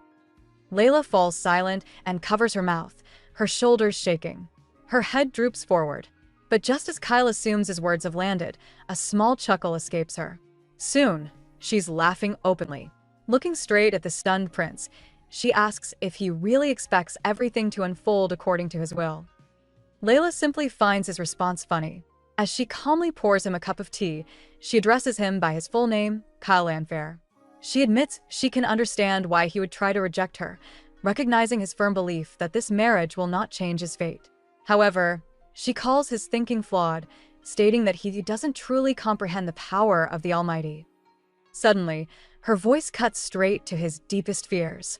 She asks about the dream he has every night, the one where he loses his human form. She knows he pictures himself as a merciless dragon hurting innocents, and that this potential future terrifies him. Kyle is completely stunned. A single tear falls as he questions how she could possibly know about a nightmare he has never shared with anyone. Layla then reveals a shocking truth of her own. She explains that she also has a certain dream each night. In her dream, he turns into a dragon, and she is the one who ends him. The story flashes back 8 years. A much younger Shane pushes open the door to a sunlit conservatory. Stepping on a twig, Kyle chases his brother through the palace grounds. He finally corners him inside, promising he has no desire for the throne and just wants to talk. But as he tries to reassure his younger brother, his gaze drifts past him. Kyle's eyes widen in absolute shock at a disturbing sight just beyond Shane. The sight that greets Kyle freezes him in place. At the top of the grand staircase stands a woman with dark red hair. It's his mother, Deborah. She welcomes him with a chilling smile, appreciating that he came to her. Her expression grows twisted as she reveals her understanding of the Emperor's recent declaration: only the Crown Prince's mother can become the Empress. This new rule means the Emperor will never name a new successor. Her heels click on the marble floor as she descends, stating that her own son, Shane, is now useless to her. She grabs Kyle, pulling him close with a disturbing intensity. She whispers her plan. Kyle must become her child. If she gets rid of the failure, Shane, then the Emperor will have no choice but to name her Empress. Just then, young Shane appears, calling out to them. Kyle's heart pounds in his chest, realizing the immense danger. His mother turns toward Shane, her sweet facade dropping completely. She tells her younger son that he is no use to her anymore and moves with terrifying speed. Kyle can only scream her name in desperation. As his mother lunges toward Shane, Kyle's instincts take over. He grabs her arm, desperately shouting for her to let go of him. The sudden intervention causes her to lose her balance on the top step. She staggers backward and takes a terrible fall down the entire length of the grand staircase. A heavy thud echoes through the hall as she lands motionless at the bottom. Frozen, Kyle can only stare down, his face a mask of pure horror. At the foot of the stairs, Shane watches the tragic scene unfold. He cautiously approaches his mother's still form, his voice trembling as he calls out to her. Rushing to her side, he cradles her head, pleading for her to open her eyes. But there is no response. Shane's grief quickly morphs into pure rage. He glares up at Kyle, demanding to know what he has done, his voice shaking. His accusation rings out, claiming Kyle pushed her. With tears streaming down his face, Shane screams that his brother is a murderer. Rain pours down on the few mourners gathered for Deborah's funeral. It's a quiet affair, and Kyle watches his brother from a distance. He fully expected Shane to point a finger and publicly accuse him of murder. However, Shane remains silent, his face bandaged and his eyes filled with tears. Kyle realizes the Emperor must have stepped in, forcing his younger brother to keep the family's dark secrets buried. As he stands in the downpour, a figure approaches. It's Elena, holding an umbrella over him. The gesture reminds Kyle of her promise to end his life after their wedding, a strange form of comfort he clings to. Later that evening, Elena finds him on a balcony and gently tells him his mother's death was an unfortunate accident. Kyle knows this logically, but the guilt is overwhelming. He turns away, admitting that a part of him can't help but think Shane is right about him. As Kyle turns away, consumed by guilt, Elena notices his hands are trembling uncontrollably. He voices his despair, wondering if this tragedy would have happened if he wasn't a dragon's descendant, or even Kyle Lanfair at all. He concludes it would have been better if he had never been born. Seeing his pain, Elena's expression hardens with resolve. She steps forward and firmly wraps her arms around him from behind, catching the prince completely off guard. He thinks to himself that she should leave, that staying with him will only put her in constant danger. But Elena cuts through his dark thoughts with a simple, powerful no. She looks up at him, her gaze unwavering, and declares that she will not meet her end because of him. She then makes a solemn promise that she won't leave him to suffer through this alone. He gently touches her face, a flicker of hope in his eyes. Alone in her room, Elena fights to keep her composure, telling herself she mustn't cry if Kyle is holding his own tears back. Her thoughts drift to her twin sister, Layla. She simply cannot understand her. Elena thinks back to Kyle as a child, wondering how Layla could have made such a dark promise to him. He clung to that single hope that Layla would end his suffering for years. Yet, after making that vow, Layla simply vanished, leaving Kyle to wait. Looking at her own reflection, Elena accuses her absent sister of never intending to keep her word. As if summoned by her thoughts, an ethereal image of Layla appears, confirming Elena's suspicion. The vision admits she was never going to stay true to her promise. However, the spectral twin then turns the tables, coldly asking if Elena, an imposter living a lie, is really in a position to judge her. The spectral image of Layla cuts deep, calling Elena out for lying about her own identity. Elena has to admit, she's in no position to judge anyone. She's living a lie after all. She turns and watches Kyle sleep, her mind racing. Revealing the truth now would be devastating. After everything he's been through, telling him she's not the woman he thinks she is would only feel like another betrayal. A wave of helplessness washes over her as she wonders what she can possibly do for him. This leads to bigger questions. Why was her existence kept a secret by the temple? And if it was so crucial to keep hidden, how did Prince Shane find out? A chilling realization dawns on her. Shane must have met the real Layla before. That's how he saw through her disguise. The fact that her hidden identity is known by Kyle's manipulative brother is a dangerous new problem. Elena's mind races with this dangerous new knowledge.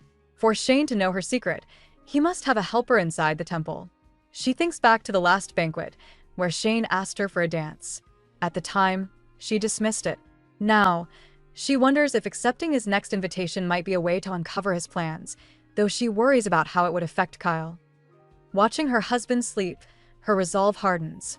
Before she can save him and confess her identity, she needs more information. She gently places a kiss on his forehead, vowing to one day tell him the whole truth, that the woman by his side, the one who truly cares for him, has been Elena all along. Elsewhere, Prince Shane relaxes with a glass of wine, a sealed letter on his desk. He reflects that while things aren't going exactly to his original plan, the pieces are still falling right where he wants them. He smirks, remarking that something is about to happen that will surely make Layla smile. In the grand throne room, a visitor named Prince Edwin Espera presents himself before the Emperor. With Prince Shane at his side, the Emperor welcomes Edwin, pointedly calling him the brave Lion of Espera. Edwin politely accepts the honor, apologizing for his father's absence and vowing to fulfill his duties. Shane immediately understands the subtext. His father's words are a clear slight, meant to remind their guest that a lion is no match for the Landfair dragon. However, Edwin's reply subtly asserts that the Espera kingdom is strong with him as its heir. He then asks about the absent crown prince, Kyle. Shane flinches slightly at the mention of his brother. The Emperor says they can meet at the banquet, but Edwin coolly retorts that Kyle's time is surely spent on more pressing matters. He remembers a time when he and the Black Dragon crossed swords, hinting at a past rivalry between the two powerful princes. Prince Edwin explains his interest in Kyle, stating he simply wanted to finish a sparring match that was cut short during a recent campaign. The Emperor dismisses it as a shame their duel had no victor and assures Edwin that Kyle will be at the banquet for another bout. With the formalities concluded, Edwin offers his regards and departs as the heavy doors swing shut behind him. Once they are alone, the Emperor's facade drops. He calls Edwin a toothless lion, who is too blinded by pride to realize Kyle was holding back his true strength. He then gives Shane a chilling order: keep a watchful eye on his brother until their rival is dealt with. Shane agrees, but internally he seethes with resentment. The entire conversation, from start to finish, was about Kyle, a constant reminder that the throne may not be his. Clenching his fist, he silently prays that his own plans for revenge are also part of some divine will. As preparations for the high-stakes banquet continue, it's clear new political games are afoot. In his chambers, Kyle listens as his guard, Philip, relays a message from the Emperor. His Majesty expects him to maintain his composure at the banquet, and only for that reason is he overlooking Kyle's recent abrupt departure. Kyle smirks, realizing his father is putting on a show for the nobility, creating the illusion that he is the confirmed heir. Elena questions the strategy, pointing out that everyone already believes Prince Shane is the successor. Philip tries to intervene, but Kyle waves him off, stating that Elena's awareness of the situation makes things easier. He moves to a chessboard to explain the complex game his father's playing. There are 3 key pieces on the board: the fractured landfair nobility, the ambitious bishops, and the rival prince of Aspera. He explains that the temple, seeking to increase its own power, has allied with Shane's faction. They know Kyle's future is uncertain, and he admits there's no telling how long he'll remain on the board. The comment makes Elena flinch. She processes the information, asking if the Emperor is displeased with this alliance, showing she's quickly grasping the dangerous political landscape. Kyle confirms her theory, stating that the temple gaining more power is bad news for his father. The throne's biggest weakness has always been its reliance on the Holy Maiden. Elena quickly puts the pieces together, asking if their marriage is the Emperor's public signal that the dynamics of succession are shifting. Kyle affirms this, explaining his father's ultimate goal is to be remembered as the greatest emperor in history. By presenting Kyle as the undeniable heir, he forces all other factions, including the temple and nobility, to submit to a more powerful ruler. The realization hits Elena. This is why Shane wanted the first dance. He's trying to weaken Kyle's position by creating the impression that the royal couple is on bad terms, a move that directly opposes the Emperor's will. Elena asks Kyle for a moment alone. He dismisses Philip, and once the door clicks shut, she delivers her shocking decision. She tells him what she is about to say may hurt, but she intends to accept Shane's request to be his first dance partner, promising it is not a betrayal. Kyle is visibly taken aback by her plan to dance with his brother, but after a moment of thought, his trust in her wins out. He promises to never doubt her loyalty, stating he's sure she has her reasons.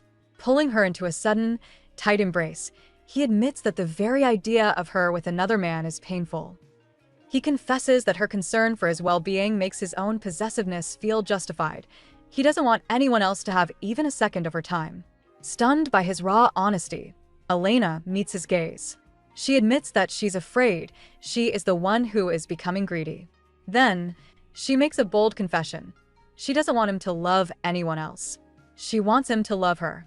Before he can fully process her words, she leans in and seals her heartfelt declaration with a kiss, solidifying the new foundation of their complicated relationship. The moment lingers as they share a quiet, meaningful connection that changes everything between them. Pulling back slightly, Elena looks up at her husband and thanks him for his trust. She then shyly asks for just one more favor. Curious, Kyle listens as she makes a surprising confession. She's only ever danced once in her life. She explains that it was with the angel she had mentioned before, the girl from their shared childhood memory. A faint memory comes back to Kyle of a clumsy dance in a sunlit garden, and he admits, a bit embarrassed, that he just assumed his angel had 2 left feet. Elena says she just needs some practice before the ball. But before she can finish her request, Kyle cuts her off. He smoothly extends his hand in a formal invitation.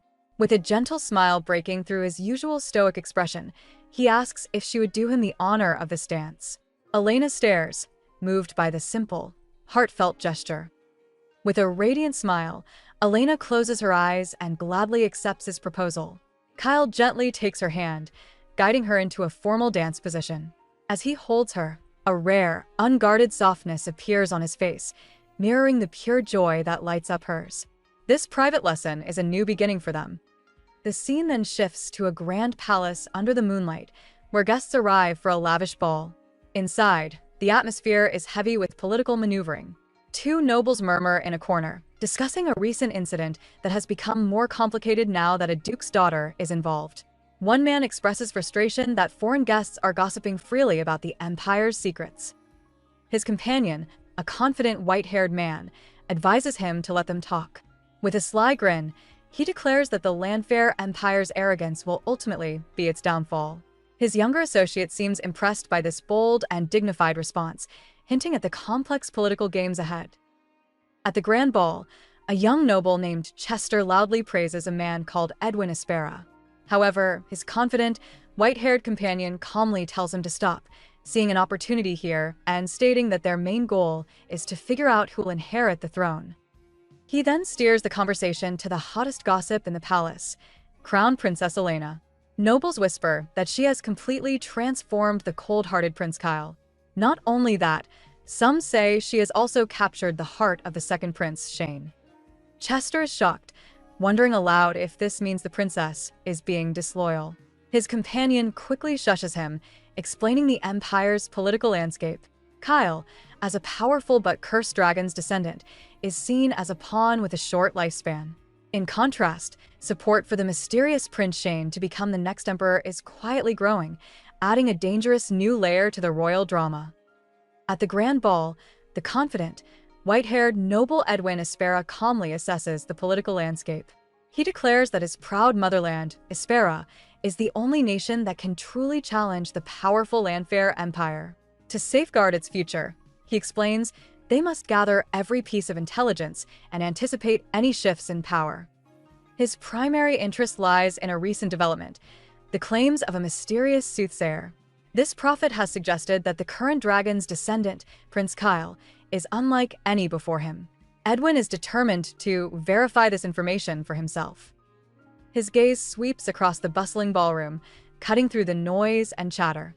He finally spots the person at the very center of all the rumors and political intrigue. Standing with the royal couple, he sees Crown Princess Elena for the first time. Observing her from a distance, he acknowledges that the whispers about her goddess-like beauty were no exaggeration. He now recognizes the face of the woman who could change everything. Observing the royal couple, Chester whispers to Edwin, questioning if he believes the rumors about the crown princess being blessed by a deity. Edwin doesn't give a simple answer. Instead, he points out a logical flaw. If a holy maiden's blessing was the cure, why has no other dragon descendant in history ever been saved from their tragic fate? He concludes that if Elena truly holds the key to Kyle's survival, the entire political landscape could shift, making the succession to the throne anyone's game. Just then, the emperor addresses the grand hall. He thanks the nobles for gathering and offers a toast, praying that the empire's glory will continue through the crown prince and princess. As the room fills with thunderous applause, Kyle and Elena stand together, a perfect picture of royal unity. From within the crowd, Prince Shane claps along, a subtle, calculating smile on his face as he watches his brother and new sister-in-law. As Prince Shane observes the royal couple, he notes how much Elena looks like her sister, yet feels fundamentally different. He recalls Layla's strange final piece of advice. If he truly wanted the throne, he had to stop Kyle's future wife from falling in love with him. At the time, Shane had dismissed it, assuming any woman matched with his cursed brother would eventually flee in terror.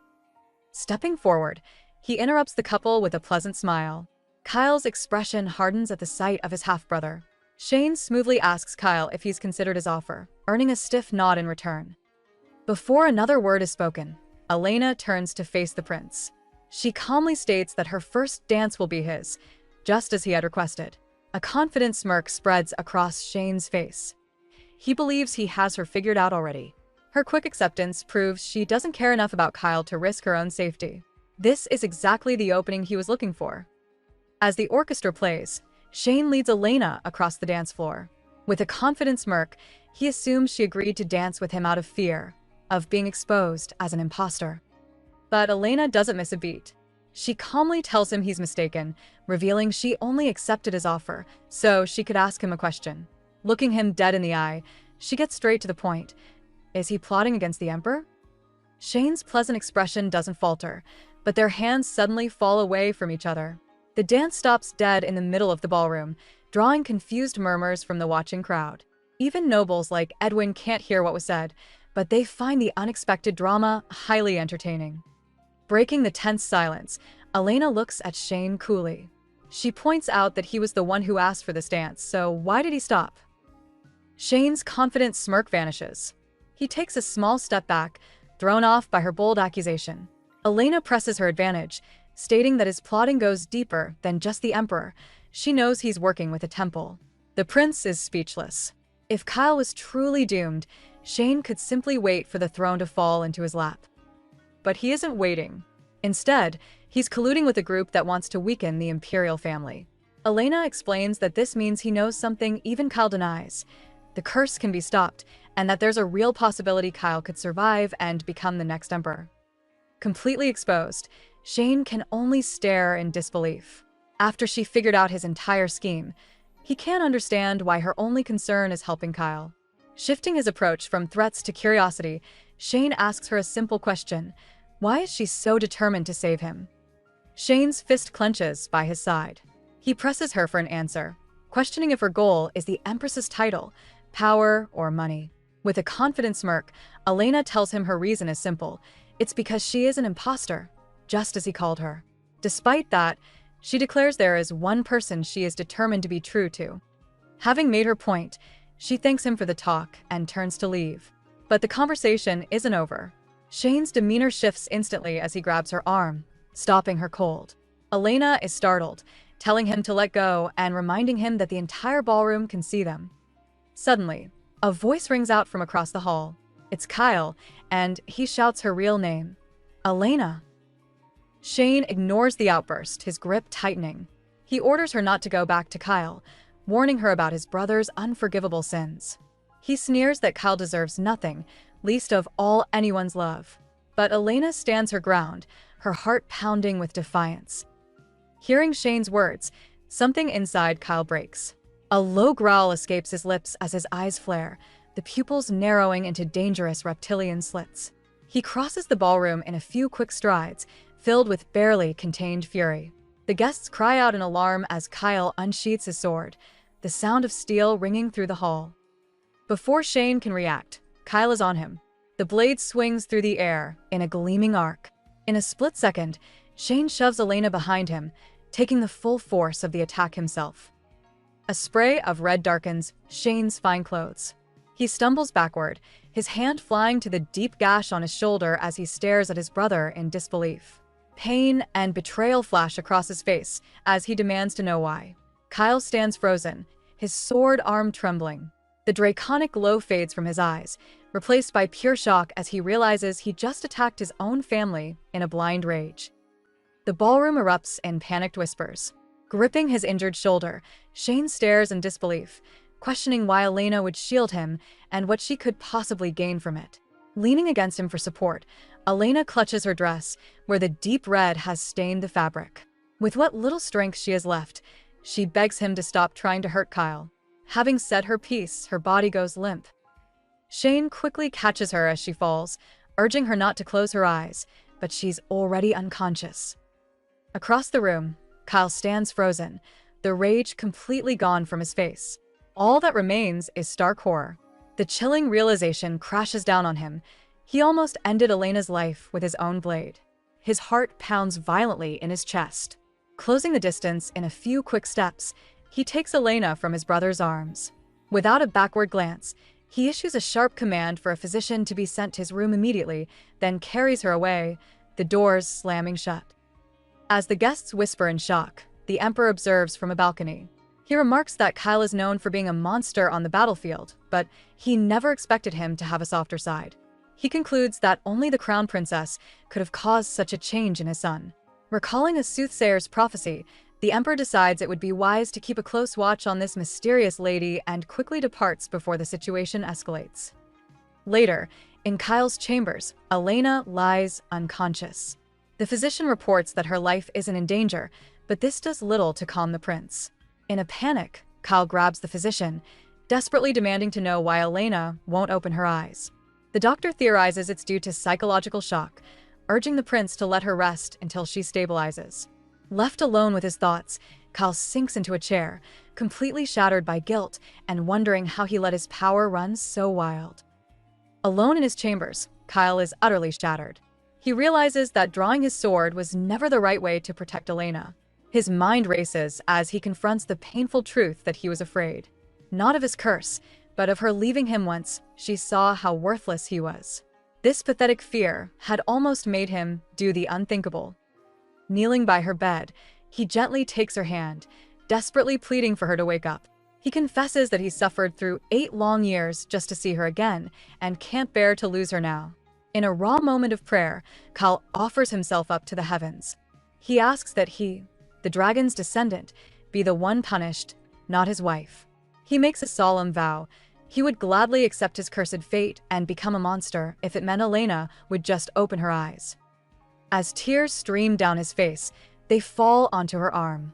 Suddenly, a faint, glowing pattern of flowers materializes on her skin where his tears landed. Elena's consciousness drifts into a beautiful, sunlit field of flowers. She opens her eyes, confused about where she is, and spots a massive, scaled creature resting nearby. A hand gently touches hers, and she looks up to see a man with long, dark hair and striking golden eyes. At first, she thinks it's Kyle, but she quickly realizes this man is different. Despite this, an undeniable pull remains, a deep yearning, as if she has been waiting for him her entire life. He pulls her into a warm embrace and speaks of a grim destiny. He explains that if they were to face divine wrath and perish, he would make her a solemn promise. In a voice full of conviction, he vows that he would still love her again in another life, calling her by a forgotten name, Edna. In the depths of her mind, Elena finds herself in another life. A single tear escapes as she confesses to a man named Shar that she cannot imagine a world without him. He holds her tenderly, calling her by a forgotten name, Edna. But this perfect memory suddenly sours.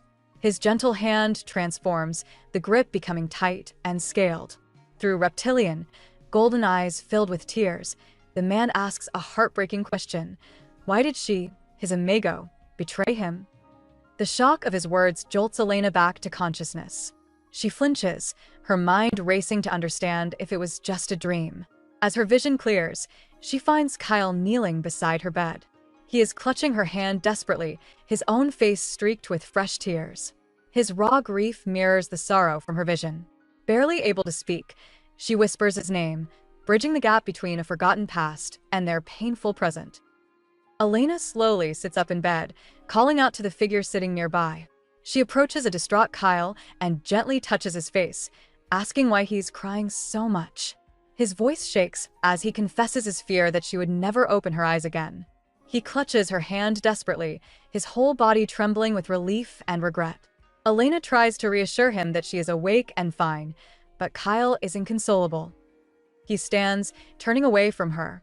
He states that it was pure luck she survived and insists she must stay by his side from now on because this will happen again. Overcome with self-loathing, Kyle covers his face, admitting that he almost ended her with his own hands. After waiting 8 long years just to meet her, he feels like he has failed completely. A quiet pang of understanding hits Elena. She realizes his immense suffering is for Layla. He had waited all this time for his true love, only to be met by an imposter he nearly destroyed. Elena sits up, the unsettling dream of a crying, scaled man still echoing in her thoughts. She wonders if that man was supposed to be Kyle. A painful realization dawns on her. Kyle's profound despair wasn't for her, but for Layla, the girl he's waited 8 years to see. She knows the truth would hurt him deeply. He's in love with her sister, and he would surely doubt how a powerless imposter could ever hope to change his fate. Despite the risks, the guilt of the lie is too much to bear. Getting out of bed, she walks over to him. She tells Kyle there is something she must confess, especially if he truly intends to send her away.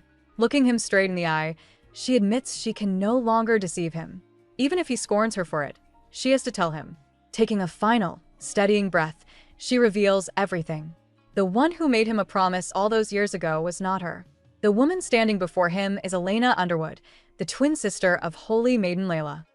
As Kyle watches, stunned, Elena explains that while her identity was false, not everything she said was a lie. She admits it may sound like an excuse, but the truth is that Layla suddenly disappeared just days before the ceremony. To cover it up, the temple forced Elena to take her sister's place as Kyle's bride. She then reminds him of their wedding night, when he asked her to leave in order to protect Layla.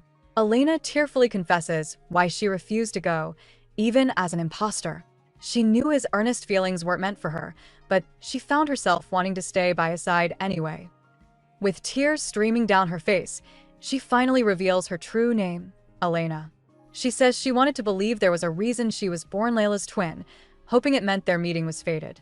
Overwhelmed by emotion, She begins to sob. In response, Kyle steps forward and pulls her into a firm, comforting embrace, holding her as she cries.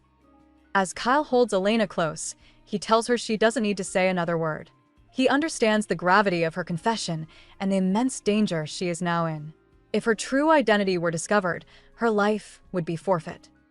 He then asks her why she chose to tell him the truth, knowing how much she must have dreaded it.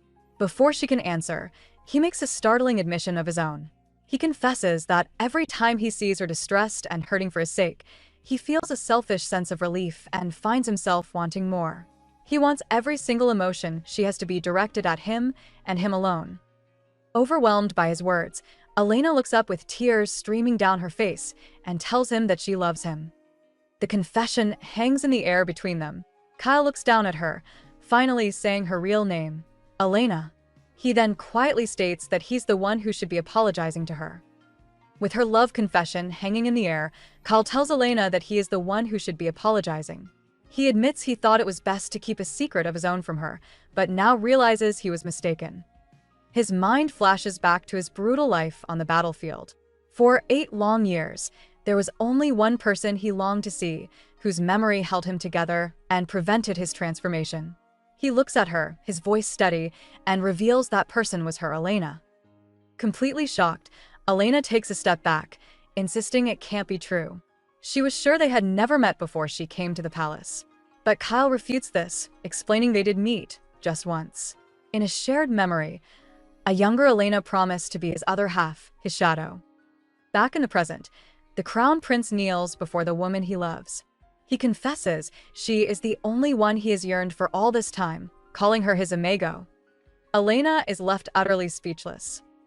The story flashes back 8 years to the imperial throne room. The emperor sits, looking down at a much younger Kyle, asking him why he was appointed crown prince. Kneeling respectfully, Kyle answers that it was for the glory and prosperity of the Landfair Empire. The emperor agrees, stating how fortunate he is to have a son who inherited the dragon's blood. He steps down from the throne, coldly remarking that while Kyle's mother's death was unfortunate, he had feared Kyle would become uncontrollable. He credits the Holy Maiden for having reined him in. Seeing an opening, Kyle immediately asks for his father's permission to marry her. In his mind, he has a dark plan. She will be the one to end his life on their wedding day. However, the emperor flatly denies his request. Instead of a marriage, he orders Kyle to the Aspera border to lead a campaign against monsters. The emperor's smirk suggests this is no ordinary mission, but a cruel test of his son's cursed power. The emperor reveals his true, ruthless plan. He orders Kyle to use the monster campaign as a cover to eliminate Aspera's neighboring nations, assuring his son that their downfall will simply be blamed on the beasts. Kyle's hand tightens into a fist as he quietly asks what would happen if he refused. The emperor's response is ice cold. He cruelly brings up Kyle's mother, reminding him how she took her own life after their empire conquered her homeland. Calling her foolish, he warns Kyle not to follow her path. The threat is clear. If Kyle disobeys, his fiancée, the Holy Maiden, will pay the ultimate price. Defeated, Kyle kneels and agrees to his father's command. But he has one condition. He asks for permission to marry the Holy Maiden on the day he returns. Without another word, Kyle storms out, leaps onto his horse, and gallops away from the palace, leaving his bewildered knights calling after him. Kyle gallops away from the palace, his mind racing. He has no idea how many years this forced campaign will last, and a grim thought settles in. This might be his last chance to see Layla while he's still human. He refuses to let his curse win, stealing his resolve to end his life as a man, no matter what it takes. The scene shifts to an earlier memory. A younger Kyle arrives at the temple grounds, finding them strangely empty of any bishops. He considers this a good thing, as it makes his secret visit much easier. As he begins his search for someone, he spots a girl with long, golden hair standing under a tree. He immediately wonders if this is Layla, but he senses a completely different air about her. She seems more gentle, less divine. The girl turns to face him, her expression curious. Kyle approaches her and asks directly who she is. The young girl smiles and introduces herself as Elena. As Kyle suspected, this isn't Layla, but he's struck by a strange sense of familiarity, feeling as if he's known her for a very long time. Shaking off the thought, he asks her directly if she has a sister who shares her face. Elena's expression falls. Realizing he must have come to see Layla, she apologizes for getting carried away, thinking he was there for her. Her eyes well up with tears as her heart pounds in her chest. Seeing her on the verge of crying stirs something in Kyle. He can't stand to see her sad. Reaching out, he gently grabs her hand and tells her to stop. He explains that he only asked to confirm his guess. Looking straight at her, he makes a surprising declaration. She is the one he came to see.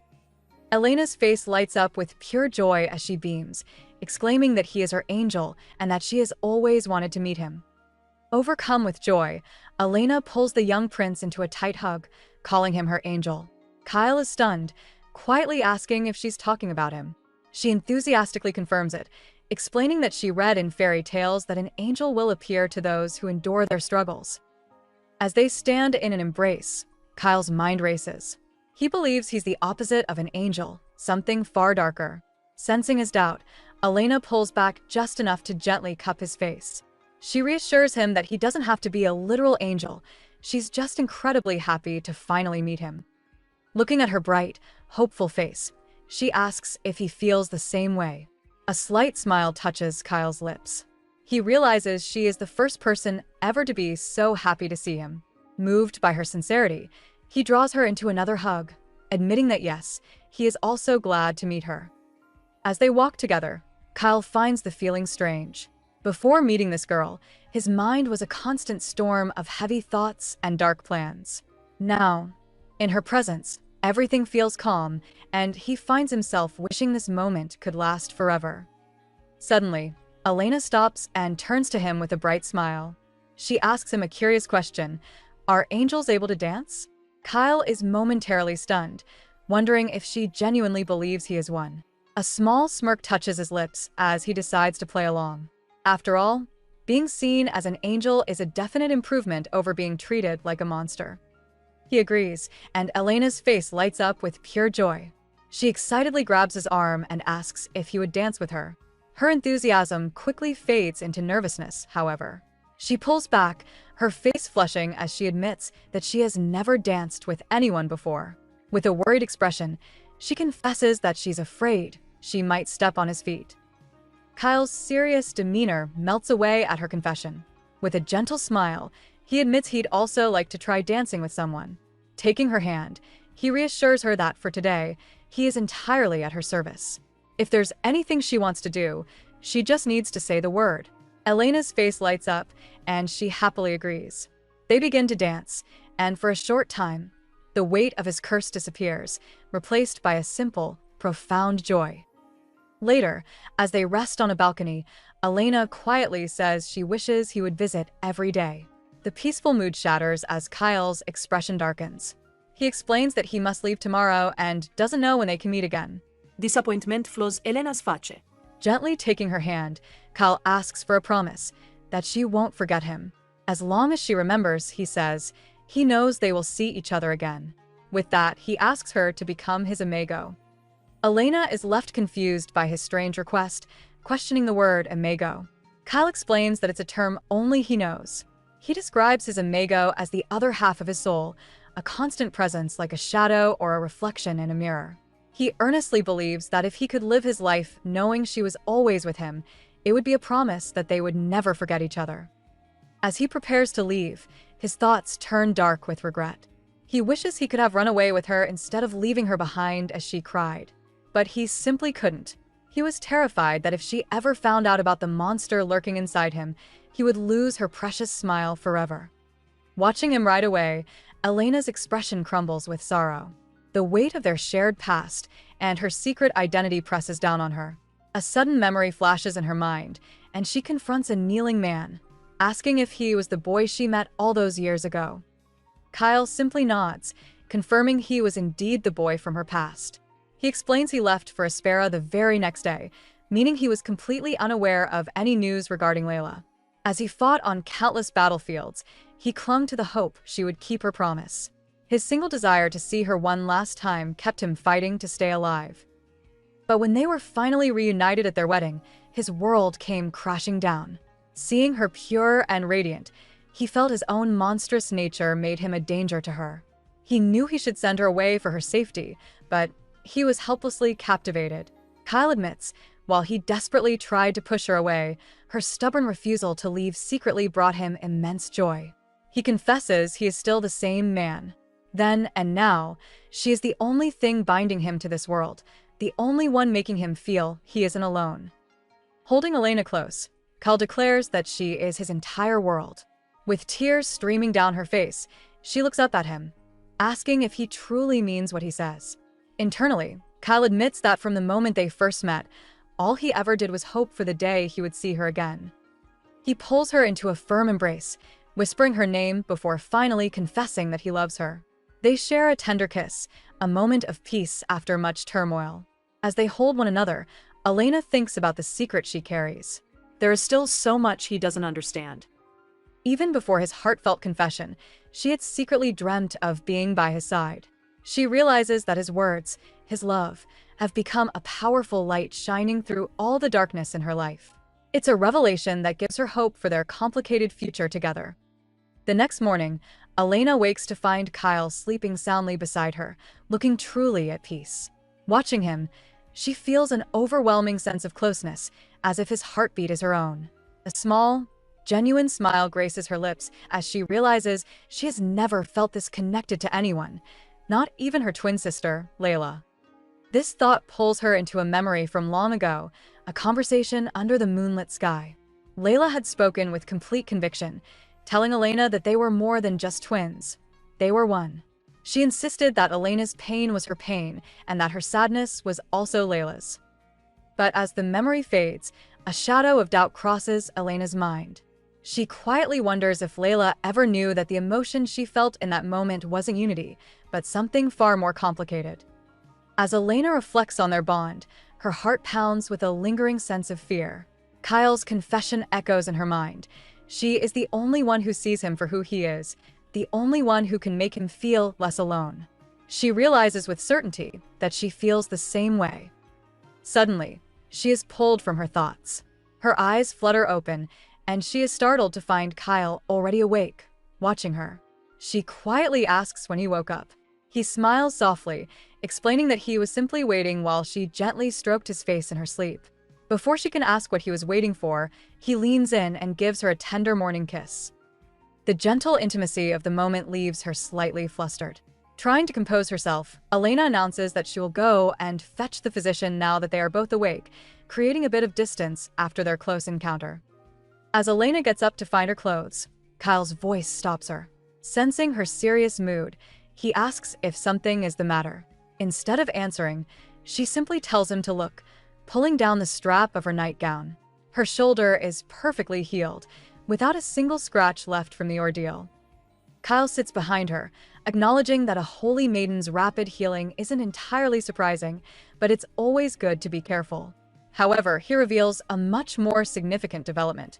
He shows Elena his wrist, explaining that he isn't just healed, his holy markings have transformed into a new, intricate floral shape. This discovery completely stuns Elena. She has spent her entire life believing she was the powerless twin, born without any special abilities. Now, seeing the undeniable proof on Kyle's skin, a profound question hangs in the air. She wonders if this is a sign that some dormant power has finally awakened within her, changing everything. Elena declared that if this power was real, she wanted to use it to help him. But Kyle's feelings were unconditional. He pulled her into a secure embrace, telling her it didn't matter whether she had powers or not. Even if she were an ordinary girl, his affection for her would never change. He whispered that for the past 8 years, his sole desire was to see her again. He confessed that she, Elena, was the only thing he needed. As he gently guided her back onto the bed, his red eyes were full of conviction. He believed that if she wished for an even bigger miracle, it would absolutely come true. Looking back at him, Elena felt her own hope grow. She replied that the fact she was even granted the chance to love him was proof enough of miracles. Gently caressing his cheek, she encouraged him to be a little more greedy. It was time for him to want things not just for her sake, but for his own. Kyle took her hand gently, his expression softening as he considered her words. He confessed that after desiring only her for 8 long years, he wasn't even sure what else he could ask for.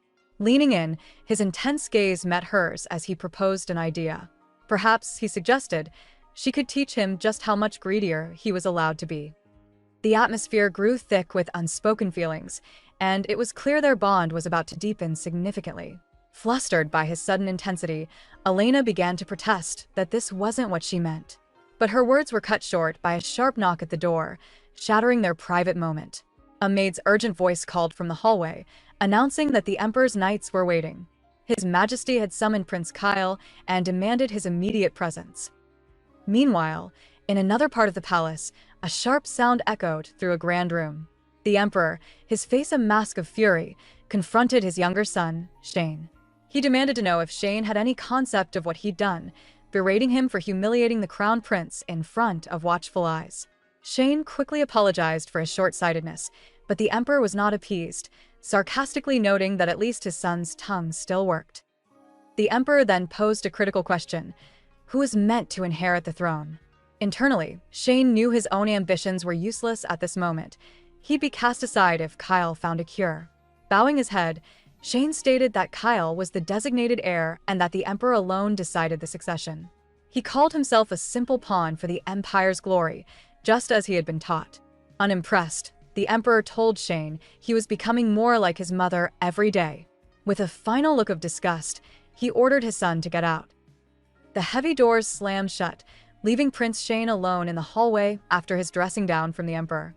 He composes himself and walks forward, a faint flush on his cheeks. Just then, he crosses paths with his older brother, Kyle. With a slight, knowing smile, Shane breaks the silence. He mentions his punishment: only 3 days of probation for the incident where Elena was hurt. He muses that he got off easy, considering it was his fault. Kyle begins to walk away, but Shane calls out for him to wait, grabbing his arm. He tells Kyle not to expect his forgiveness or for him to forget what happened the previous night, suspecting Kyle feels the same. Kyle's response is immediate and cold. He pulls his arm from Shane's grasp, stating there is no need for Shane's forgiveness. With a final, dismissive "that is all," Kyle turns his back and disappears into a nearby room, leaving his brother standing alone in the silent hall. Shane is left standing alone in the hallway, completely stunned by his brother's cold dismissal. He can't believe Kyle's final words were that his forgiveness wasn't needed after all this time. Meanwhile, Kyle enters a nearby room and is surprised to find Elena waiting for him. A warm smile lights up her face as she calls his name, playfully asking if he was waiting for her. She quickly shifts the topic, inquiring about his meeting with the Emperor. Kyle explains that he's been given a new mission. He has to accompany a delegation from Aspera, which he believes is just a pretense for his father to show off the dragon's power. He tries to reassure her, promising to leave his most trusted knight, Philip, as her guard. But his next words cause her expression to fall. He tells her he'll be gone for at least a month, leaving Elena visibly disheartened. Elena suddenly pulls a surprised Kyle into a hug. His reassurances about leaving a guard have done little to calm her. She tells him her worry isn't for herself, it's for him. She knows he's strong, but with tears forming in her eyes, she pleads with him to remember how much he means to her. Her vulnerability touches him deeply. Kyle holds her close, admitting he survived 8 long years just to meet her, making a month-long mission feel trivial. However, he does confess one fear, that the time without her will seem to pass agonizingly slow. He places a gentle kiss on her forehead, and Elena quietly agrees, praying for a swift return. She promises she will be waiting for him. As Kyle's knights prepare to depart, the two share a final moment together. Unseen by them, Prince Shane watches from a distance, his calm expression hiding whatever schemes are forming in his mind. From a distance, Prince Shane watches the emotional farewell. He thinks about how much Kyle has changed. His brother used to be a man who couldn't trust a single soul, pushing everyone away. But that's no longer the case. As Kyle rides away, Shane grits his teeth, realizing the reason for this transformation is Elena. Frustrated by the whole spectacle, he turns to leave, only to run right into the crown princess herself. Elena calls out his name, but Shane is in no mood to talk and tries to walk past her. Unwilling to be ignored, she rushes forward and grabs his arm, pleading for him to wait. With a determined look, she insists there is something important she needs to discuss with him.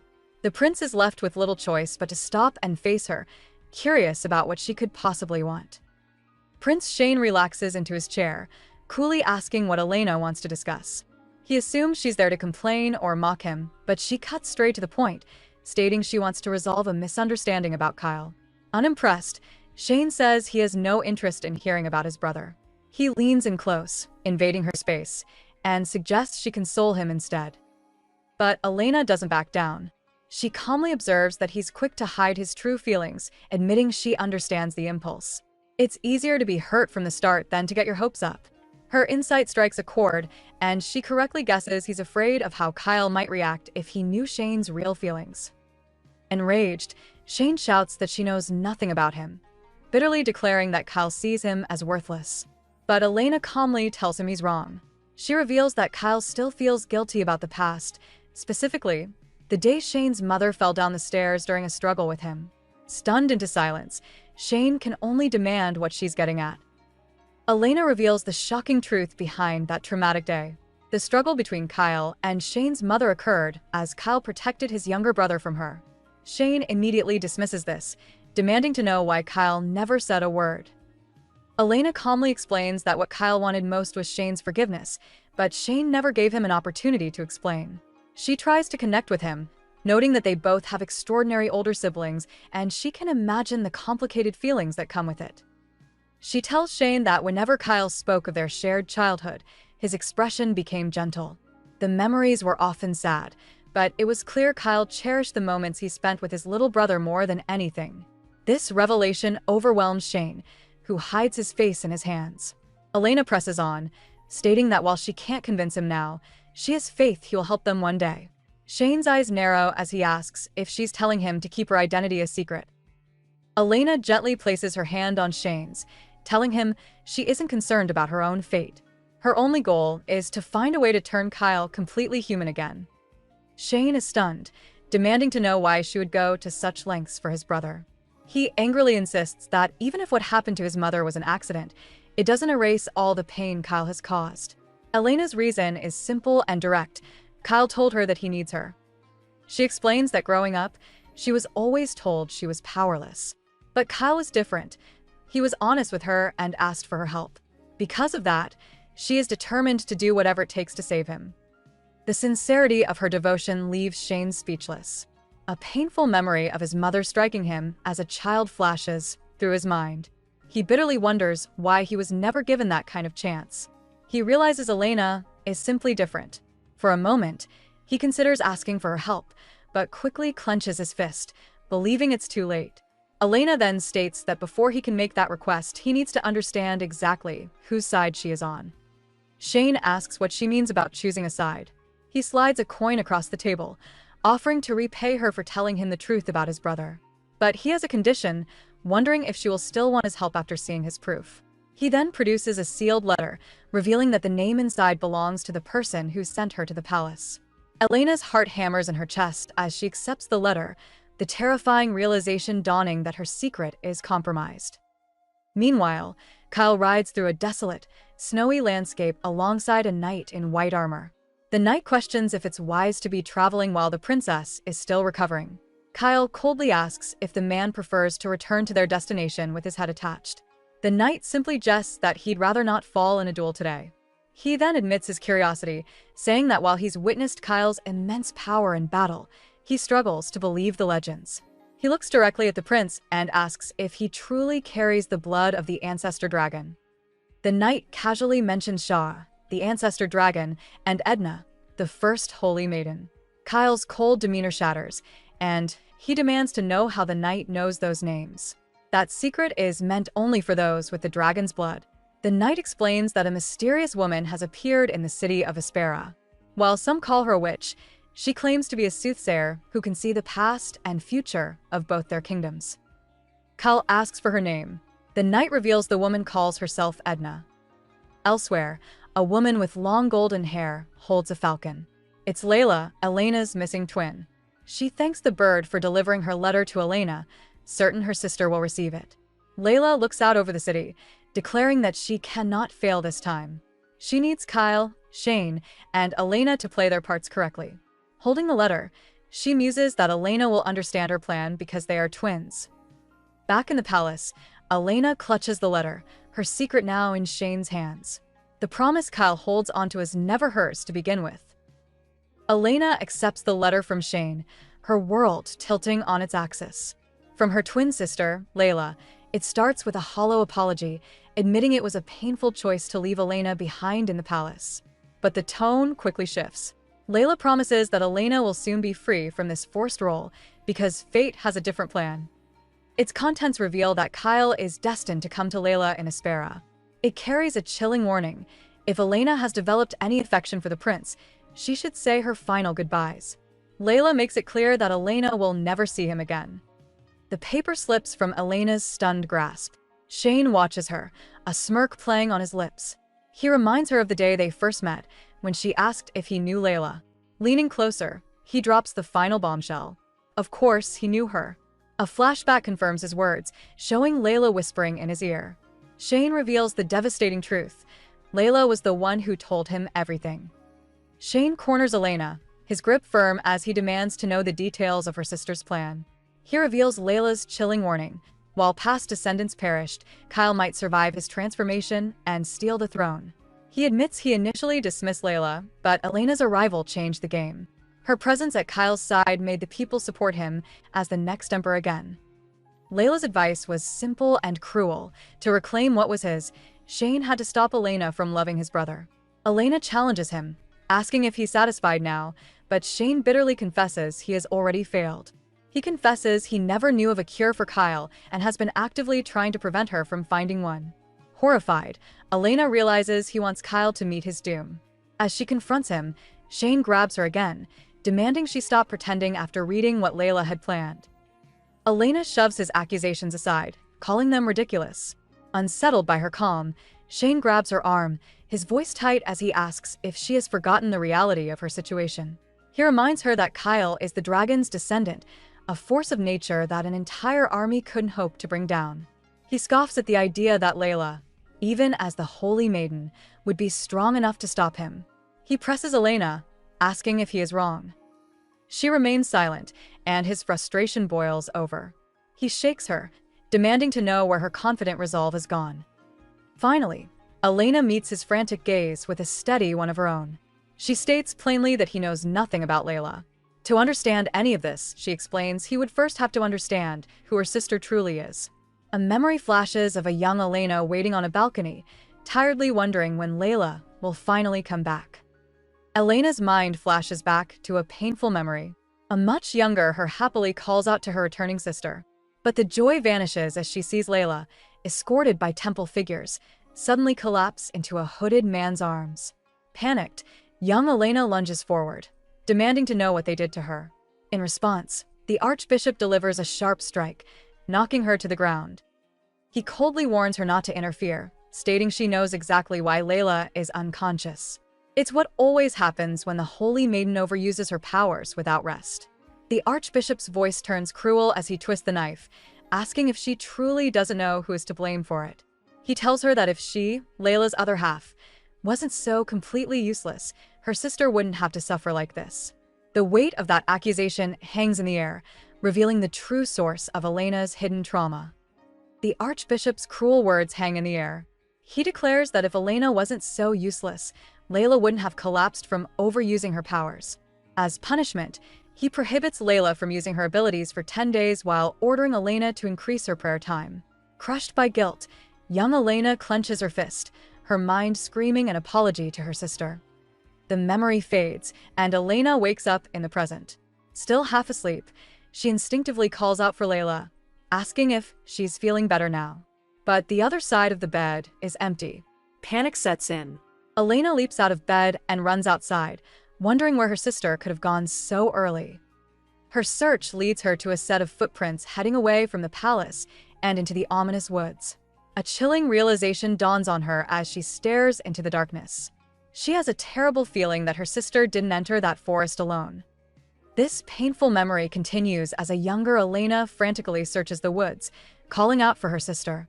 A faint rustling sound makes her pause, and she finds Layla sitting peacefully in a sunlit clearing. Rushing to her side, Elena asks what she was doing out here alone. Layla calmly replies that she was just thinking about where the birds come and go. Overcome with relief, Elena confesses she was terrified Layla had run away because of her. With tears welling up, she admits the Archbishop's words have been haunting her, his claim that it's her fault Layla is always in pain. She's worried it might actually be true. But Layla simply offers a gentle smile, patting her sister's head. She tells Elena not to mind what other people say. She then reveals a comforting truth to her sister. Having Elena live alongside her is the only joy she has in this world. As the memory continues, a baby bird tumbles from its nest, interrupting the sisters' quiet moment. Elena dashes over, her heart sinking as she discovers its broken wing. Filled with compassion, she tells Layla it must have failed its first flight and asks if there's a way they can fix it. But Layla's mood shifts dramatically. Her voice turns cold as she questions if saving the bird is even necessary. Gently cupping her sister's face, Layla's comforting smile is gone. She then delivers a cryptic warning. One day, Elena will have to return everything she took from her at birth. A bewildered Elena asks what she means, insisting she doesn't remember taking anything from her. Before she can get an answer, the unsettling conversation is cut short by another bird's cry, leaving a dark shadow hanging over the once sweet moment of her sister's kindness. Confused by her sister's sudden coldness, Elena asks what she means. Layla calmly identifies the creature as a baby cuckoo. She explains their brutal survival tactic. A mother cuckoo pushes another bird's egg out of a nest to lay her own.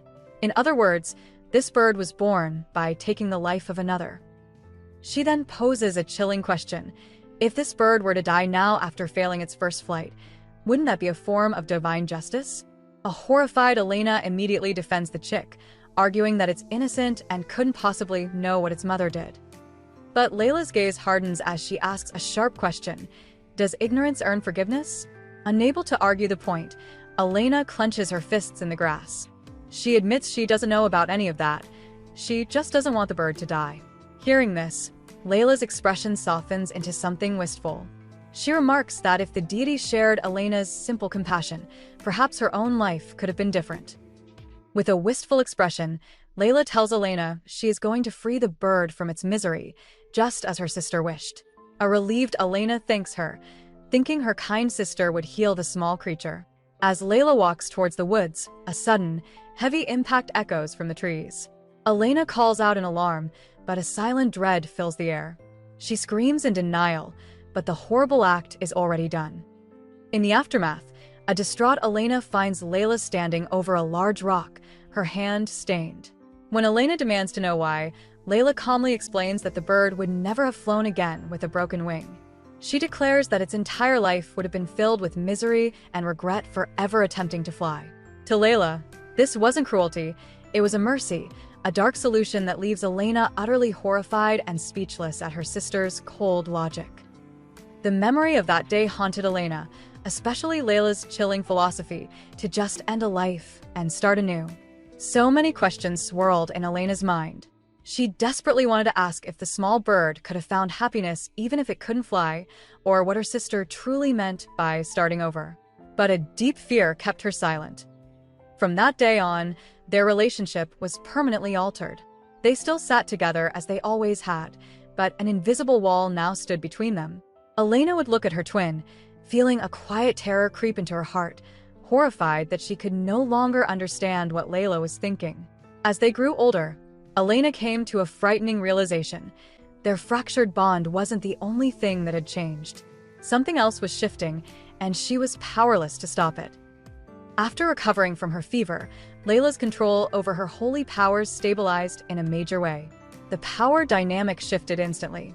Where she was once taken to visit nobles, they now flocked to the temple in droves, pleading for her divine blessing. She became a celebrated icon, the center of a world that worshipped her every move. But as Layla's star continued to rise, Elena found herself lost in the shadow. In the crowds clamoring for her sister, she was just an afterthought, easily bumped aside and completely overlooked. A painful reality set in. Their worlds had drifted far apart.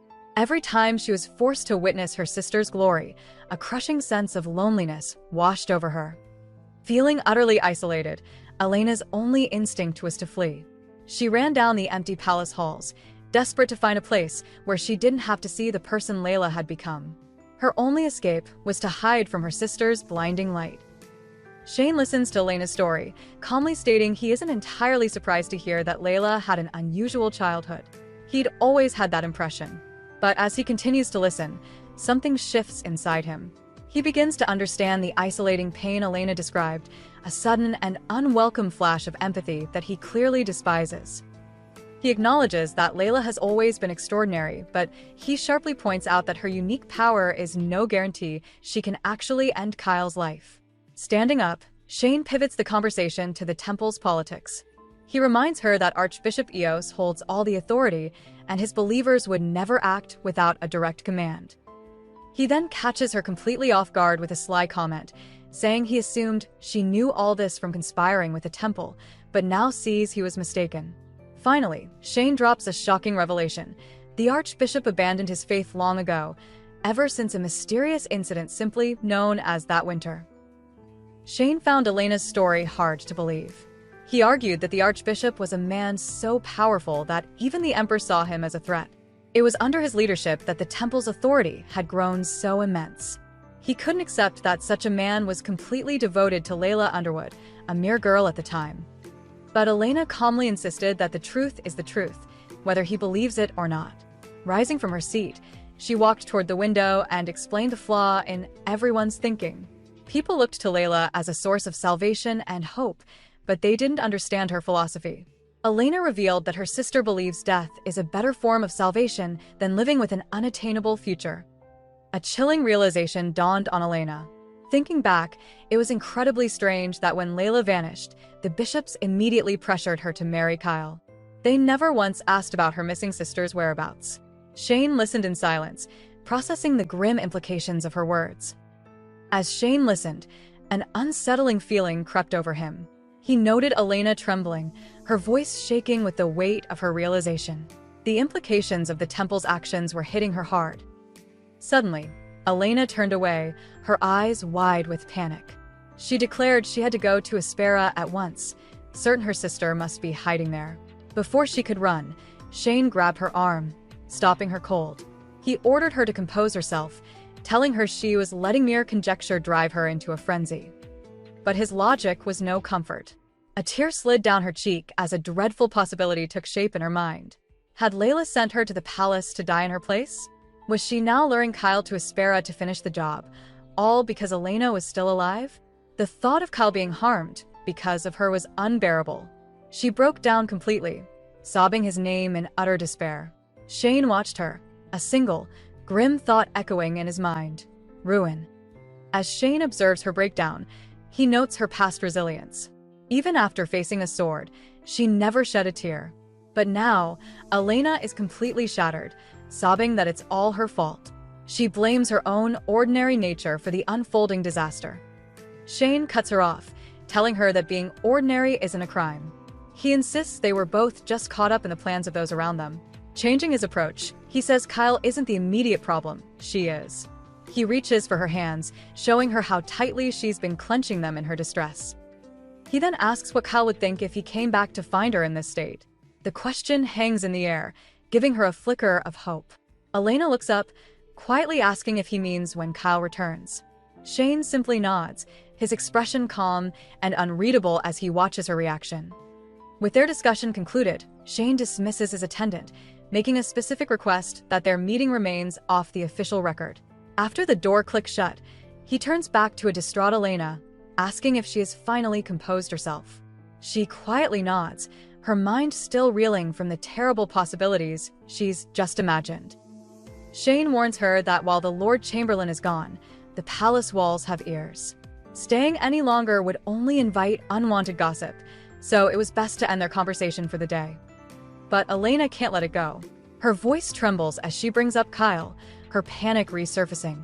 Shane calmly cuts her off, reminding her that the journey to Aspera is a long one, at least 2 weeks. He reasons that Layla can't possibly do anything to Kyle in the immediate future. As Elena rises to protest, he stops her with a final, pointed observation. He tells her she isn't herself right now, and the proof is that she has completely forgotten her original reason for seeking him out. Shane's sharp observation brings Elena back to reality.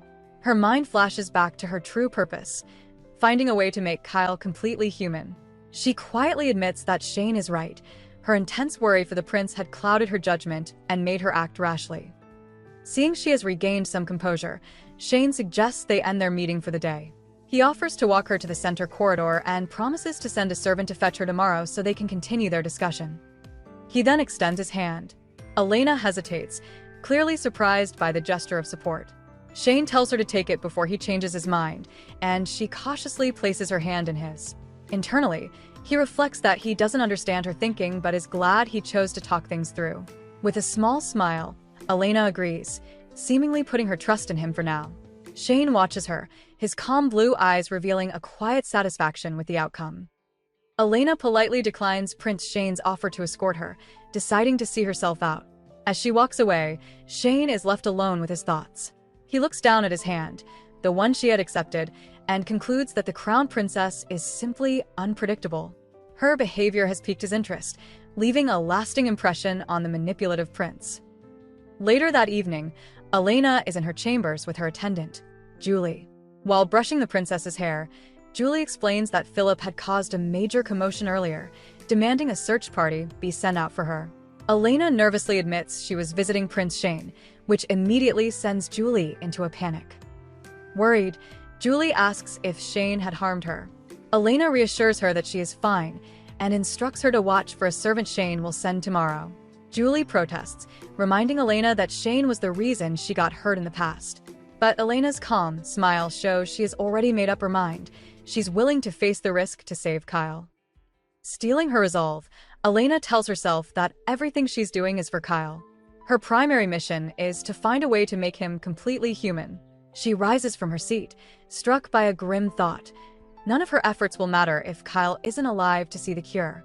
Her mind flashes back to his confession, how for 8 years on the battlefield, he yearned only for the girl he believed she was. However, that devotion was a double-edged sword. He had asked her as Layla to fulfill an old promise to end his life. This leads Elena to a terrifying conclusion. If the real Layla were to return and offer to keep her word, Kyle would likely accept his fate without a fight.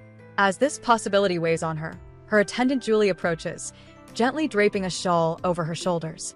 She then assures the princess that she understands her reasons, but reminds her that she and Philip will always be by her side. With her attendant gone for the night, Elena is left alone in the quiet, moonlit hall. The door clicks shut, and doubt immediately floods her mind. She questions her decision to work with Shane, worrying that she might be making things worse for Kyle. But any hesitation vanishes when she thinks of him in danger. A powerful feeling washes over her, a deep desire to be by his side, no matter where he is. Elena acknowledges the risk. She knows she can't trust the manipulative prince completely. However, if there's even a slim chance his help could lead to a cure, she's willing to take it. Her purpose becomes clear, her expression firm with resolve. Far away, as if sensing her unwavering determination, Kyle stands under an endless, starry expanse. He looks out into the night and quietly speaks her name, feeling the connection that ties them together. Standing alone under a vast, starry sky, Kyle whispers Elena's name into the darkness. His quiet moment is soon interrupted by a white-haired advisor who approaches from behind. The man casually comments on the bright stars, then notes the strangely peaceful nature of their march and the complete absence of monsters along their path. Sensing a hidden meaning, Kyle bluntly asks him to get to the point. With a knowing look, the advisor suggests their good fortune might be connected to the Holy Maiden's blessing. This idea instantly irritates Kyle, who scoffs at what he considers another tired reference to the Landfair legend. Unfazed, the advisor steps closer, his tone turning serious. He reminds Kyle that as the crown prince, he is bound to understand his duty. He declares that he is directly responsible for the lives of a nation's people and for her fate. He insists he cannot simply turn a blind eye while his subjects tremble in fear. The weight of this responsibility hangs heavy in the air between them. Kyle clenches his fist, blaming the entire situation on a supposed soothsayer. He states that the only detail he knows about the mysterious woman from the prophecy is her vague connection to the Landfair family legend. With a dismissive look, he shuts down the topic, insisting he has nothing more to add. Just as his advisor is about to reveal a critical secret, a soldier suddenly runs toward them, calling for the prince.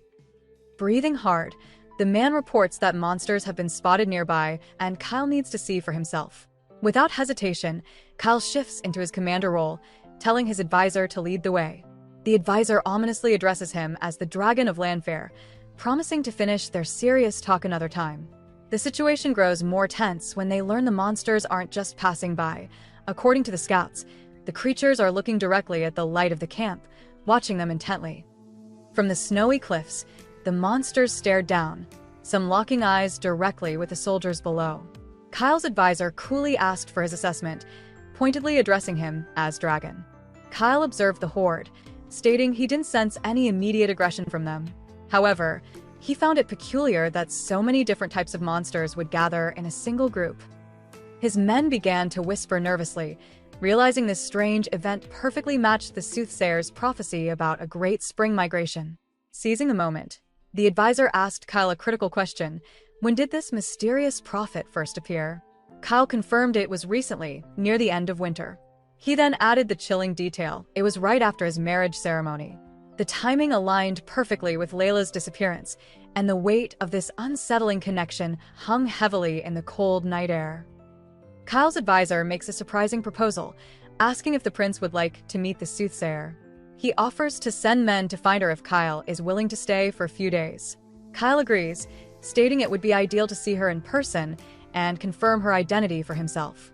However, even as he focuses on this new threat, his thoughts inevitably drift back to Elena. Meanwhile, back in the palace, Prince Shane is completely distracted while examining a new dress.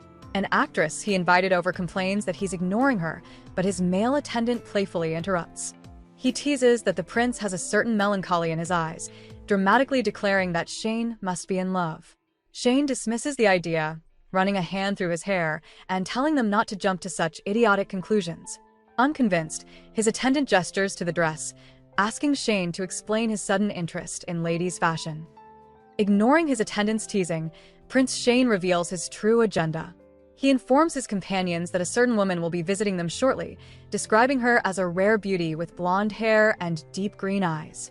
The actress, intrigued, asks what he needs from her. Shane makes a strange request. He wants her to help transform this beautiful visitor into an entirely different person. This bizarre plan sends his attendant into a panic. He blurts out whether the prince is actually planning to elope with a lady. Just as he struggles to comprehend the situation, a firm knock interrupts the conversation. Shane calmly approaches the door, a sly smile playing on his lips. He tells the others to consider it an honor, as their guest is not someone they get to see every day. The door swings open, revealing the crown princess, Elena. With a knowing look, Shane welcomes her, remarking that she has come at the perfect time. Elena arrives to find Shane with two unfamiliar people, an actress and his attendant. She notes their relaxed demeanor, finding it odd they aren't nervous around a prince. The actress is immediately starstruck by the crown princess, eagerly serving her tea and even presenting her with a red rose as a gift. Elena graciously accepts before asking Shane about his guests. He explains they are reliable people he called for assistance, assuring her they can keep a secret. Changing the subject, he asks if she still intends to go to Aspera. Elena confirms that she hasn't changed her mind. Shane presses further, warning her that the journey could put her life at risk. Her response is instant and unwavering. She declares that if it means saving Kyle, then nothing else matters. Her absolute determination visibly surprises Shane. He stares at the conviction shining in her eyes, wondering about its source as he unconsciously clenches his fist. Shane is momentarily stunned by Elena's conviction. She tells him she's glad to hear the risks, because she hopes she'll never have to truly know them. Realizing she can't be swayed, he finally agrees to offer his help, but with one condition. As Elena asks what he wants, Shane rises from his seat. He states that a lot has happened between them since they first met, and he honestly feels indebted to her. In return for his help, he makes a surprising demand. He wants her to forget everything, ensuring that after this is all over, they never have to deal with each other again. The request catches Elena off guard, and her hands clench the fabric of her dress. Noticing her reaction, Shane questions her hesitation. He coldly reminds her that beyond the information he's already shared, he has no further knowledge on how to prevent Kyle's transformation. Since he has nothing more to offer, he suggests they might as well cut things off for good. After a moment of thought, Elena processes his cold condition. Seeing his point, she calmly accepts his terms. Shane notices her somber look and questions her expression, but he quickly moves on, returning to the matter at hand. He reminds her that a delegation from Aspera attended a recent banquet and would certainly recognize the crown princess. He warns that one of them, Edwin Aspera, is a man who is difficult to read. If Elena were discovered sneaking into their territory, the political fallout could be catastrophic, possibly even sparking a war. The gravity of the situation dawns on her. That, Shane explains, is precisely why she needs to become someone they don't know. The pieces click into place for Elena. She now understands why the actress and attendant are here. Shane confirms they will create her disguise, but makes it clear this is the extent of his help. He delivers a final, chilling reality check. Whether she survives the monster-infested desert or even manages to find Kyle is now entirely up to her. With her perilous journey now set, Elena turns to the actress Shane brought. She acknowledges that her success will ultimately depend on luck, but she offers a genuine thank you for the assistance. Overhearing this, Shane scoffs, questioning what she has to be thankful for. Elena insists she means it, confessing that while she acted confident, the truth is she often feels helpless when facing overwhelming obstacles. That, she explains, is why she's so glad to have his help, regardless of his harsh conditions. Her sincerity seems to catch him off guard. After a moment, Shane quietly admits that he really hates that particular quality about her. Taking his words at face value, Elena calmly agrees that his feelings are probably why he wants to cut ties. She assures him she won't ask for his help again. Just as Shane opens his mouth to argue, the actress interrupts with a loud throat clearing.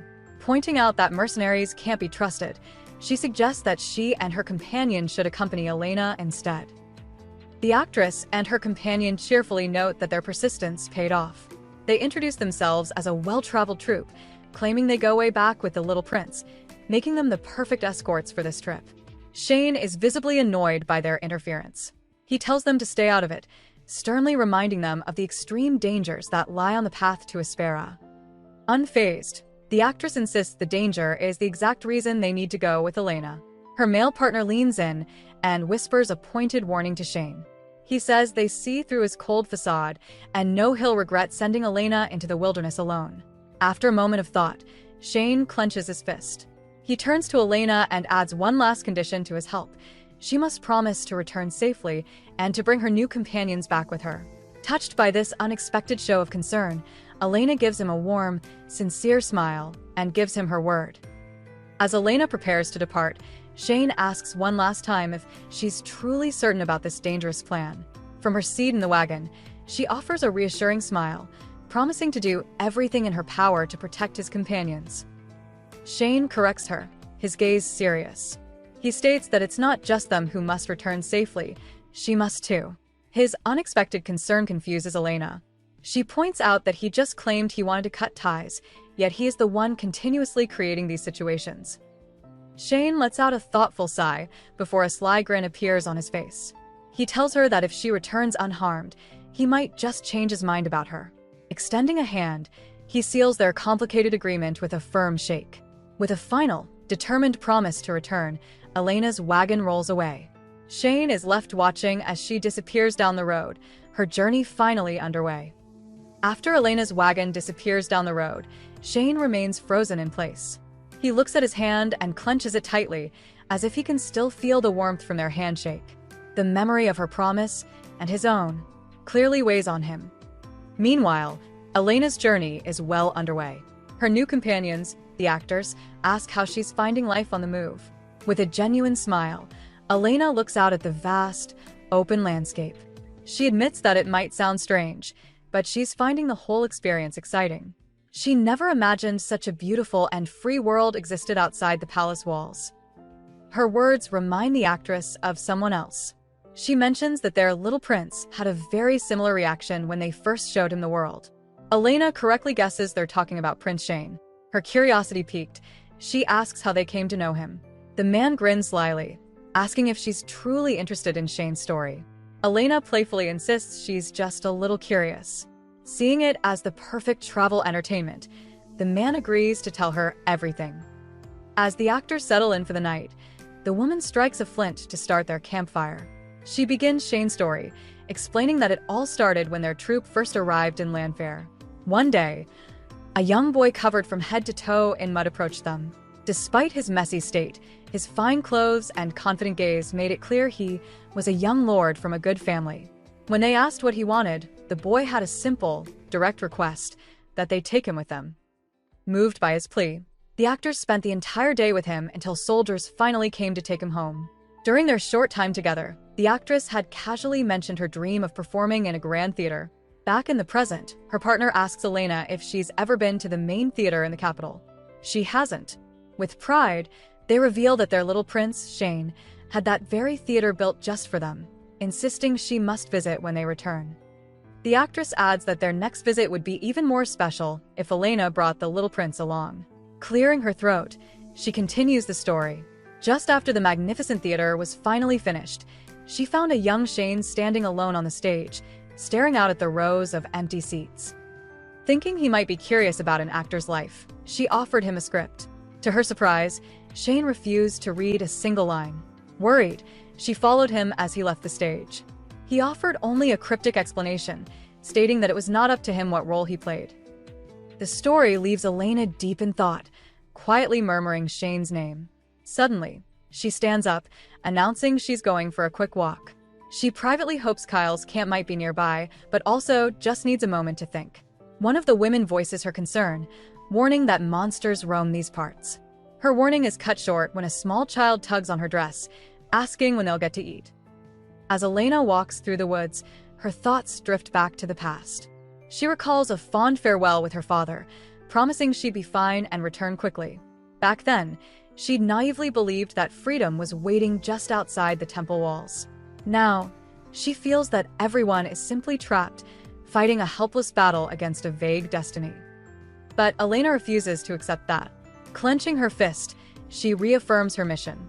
She has no intention of yielding to fate and came all this way for one reason: to save Kyle. She sends a quiet prayer into the night, hoping that he is safe. Suddenly, a sharp voice cuts through the silence, asking if she's mad for being out here alone. Before she can fully react, a gloved hand clamps firmly over her mouth, pulling her back into the shadows. Her eyes widen in shock to see it's Kyle. He pulls her close, whispering for her to be quiet and feel the vibrations in the ground. He warns her to hold her breath unless she wants a close encounter with the monster. Just as Kyle's warning leaves his lips, the ground beneath them erupts. A massive, horrifying centipede monster bursts from the earth with a deafening screech. Reacting instantly, Kyle yells for Elena to get behind him. He draws his sword and positions himself as her shield, facing the beast head-on. In a breathtaking display of skill, Kyle leaps into the air. His blade flashes through the moonlight in a single, decisive arc that finds its mark. The creature is silenced in an instant. Landing softly, Kyle glances at the monster's remains before his gaze falls on Elena. His relief quickly turns to frustration, and he starts to scold her for wandering out alone. Before he can finish, his personal guard Philip finally arrives, asking if the prince is unharmed. Kyle looks from his kneeling wife to his tardy escort and remarks sarcastically that they've finally decided to show up. With the immediate threat handled, Kyle turns his attention to a group of strangers who have appeared. He directly asks a silver-haired man to identify his companions. The man explains they are a traveling troupe, and the child with them makes his story seem plausible. One of the hooded women pleads that they came from Lanfair. Hearing this, Kyle's soldiers suggest that if they are truly actors, they should perform after dinner to liven things up. The silver-haired man turns to Kyle, asking for his decision. He agrees to the performance, but clarifies that the woman beside him will not participate, as she has an injured leg. Suddenly, a young man rushes over, complaining that their food is getting cold. He expresses his disgust at the monster's remains before the silver-haired man tells him they're heading back to camp. As they prepare to depart, the man glances back at Kyle and the woman, asking what he plans to do with her. Kyle coolly replies that he has something to ask her. The leader of the traveling troupe accepts Kyle's decision and excuses himself, leaving the prince and the hooded woman alone. Without a word, Kyle leads her away from the camp, their footprints marking the quiet, moonlit ground. Suddenly, he stops. His tone shifts from cold authority to something far more personal as he looks directly at her and says her real name, Elena. She freezes, her eyes widening in disbelief. He knows her true identity. His patience finally breaks as he grabs her wrist. Kyle states that he knows she isn't the type to do something so reckless without a reason. He demands to know what she is doing out here. His intense red eyes bore into hers as he asks if she ever once considered how he would feel, finding her in such a dangerous place. His anger is clearly rooted in a deep, protective concern for her safety, catching Elena completely off guard. Stunned by his raw concern, Elena insists she understands how he must feel. Kyle immediately dismisses her claim, his grip tightening as he states that she has no idea. But then, his anger unexpectedly shifts. Instead of scolding her further, he pulls her into a sudden, firm embrace. Safe in his arms, Elena finally explains why she risked everything to find him. She reveals she received a letter from Layla, believing her sister might be in a place called Aspera, ready to fulfill her promise. As tears well up in her eyes, her voice cracks with emotion. She admits that while she knew she should have waited at the palace, she was terrified of what might happen to him alone. Hearing her confession, all the tension leaves Kyle's body. He looks down at her, his expression softening with a new understanding. He realizes she didn't just come for her sister. He quietly says that she came all this way to save him. Kyle leads Elena into his private tent, assuring her that no one would dare enter without his permission. He correctly guesses that after coming all this way, she wouldn't have left without him anyway. As she steps inside, he surprises her with a quick, gentle kiss on her forehead. Once inside, Kyle sets down a lantern and asks what her plan was after she found him.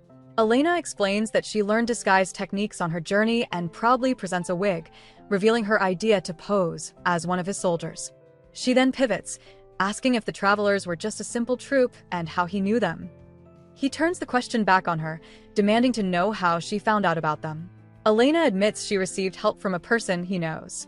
With a hint of apprehension, she reveals that the one who made their meeting possible was none other than his half-brother, Prince Shane. At the mention of Shane's name, any warmth in Kyle's expression vanishes completely, replaced by a cold, hard look. Kyle's tone hardens as he asks if his brother Shane sought Elena out after he was gone. Elena calmly corrects him, stating that she was the one who approached the prince. This revelation shocks Kyle, who demands to know what she was thinking. He reminds her of the intense animosity between the two brothers, emphasizing the risk she took. But Elena interrupts, explaining that his brother's hatred was the very reason she went. She felt she had to try and change Shane's perception of him, no matter the outcome. Her gamble, she adds while gently touching his face, is what ultimately led her to him. Still conflicted, Kyle asks how she managed to persuade him. Elena explains she just told Shane the truth, believing that he must have wanted to save Kyle, too. Despite her earnest words, Kyle grows quiet. He tells himself that it should be good that someone else is looking out for her.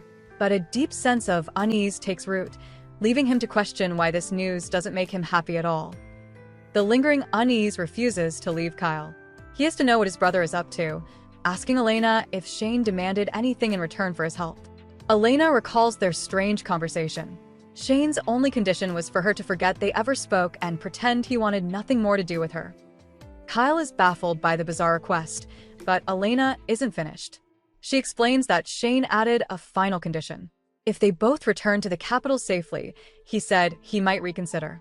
With a genuinely hopeful smile, she adds that he even suggested they might become good friends. That one word, friends, is the final straw.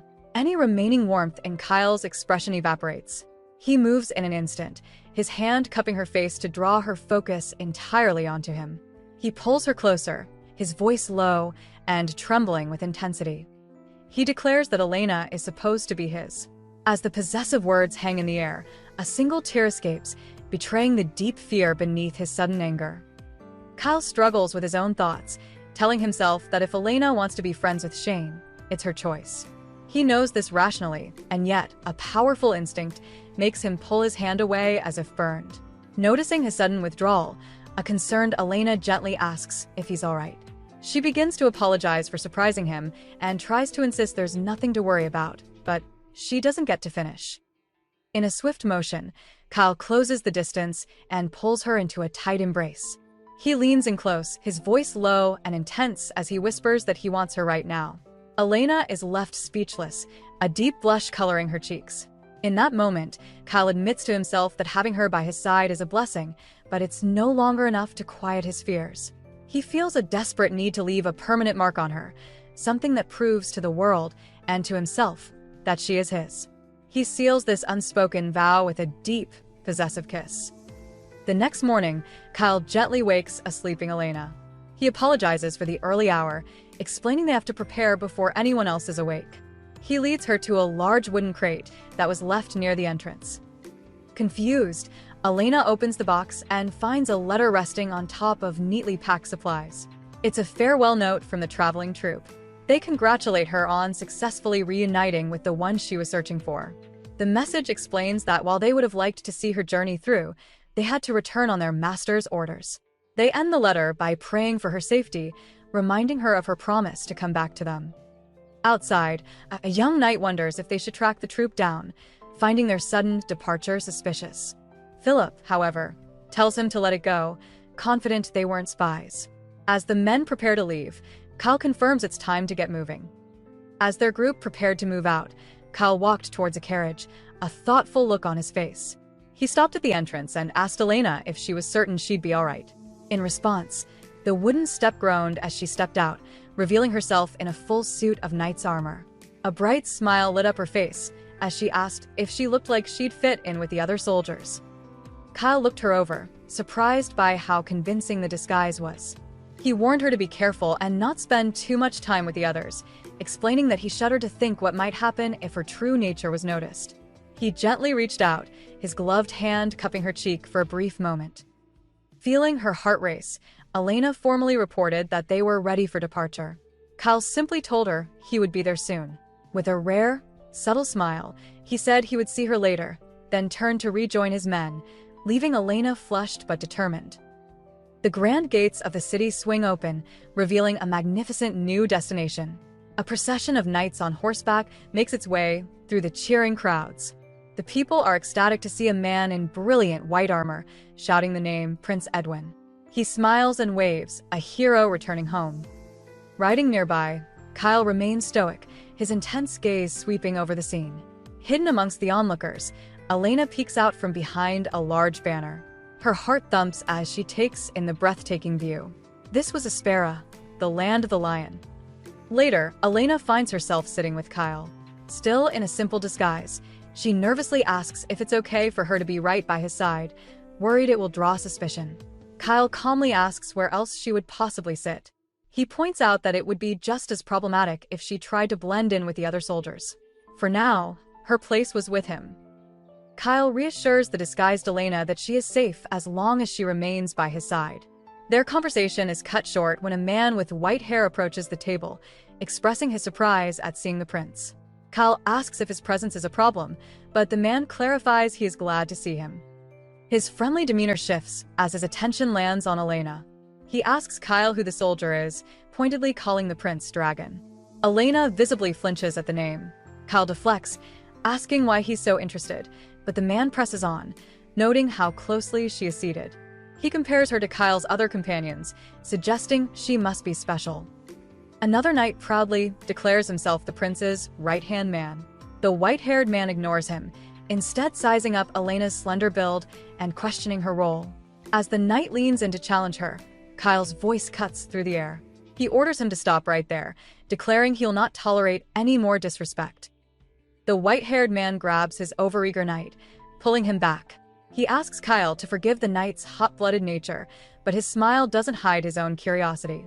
He admits he also finds it strange that Kyle is so partial to this one particular soldier.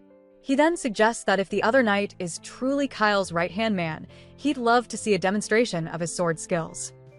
Kyle's expression hardens. He sees the man is just itching for a fight. Stepping up, Kyle offers to spar with him personally, since he was escorted back without any trouble. The man suddenly laughs, claiming he took his joke too far. Just then, servants arrive with platters of food, and he suggests they all eat and drink. As the food is served, Elena, still in disguise, can't help but blush at the women's revealing outfits. She finds one of them particularly beautiful and can't look away. After a moment, she steals a glance at Kyle, wondering what he thinks of the stunning server. The man with white hair presents a beautiful woman, introducing her as his younger sister who recently came of age. Looking directly at Kyle, he boldly asks if the prince has any plans to take a concubine. Disguised as a soldier, Elena's heart begins to race. She now understands the real reason their host insisted they stay the night, realizing that as the crown prince, Kyle must constantly receive these kinds of political offers. Gripping the fabric of her tunic, she is overwhelmed by a powerful feeling of rejection, absolutely hating the idea. Kyle's sharp gaze catches her subtle reaction. He cuts through the conversation, turning to the host and asking if he saw his wife back in the capital. The man is clearly caught off guard. Kyle then declares with unwavering certainty that he has no need for any other woman.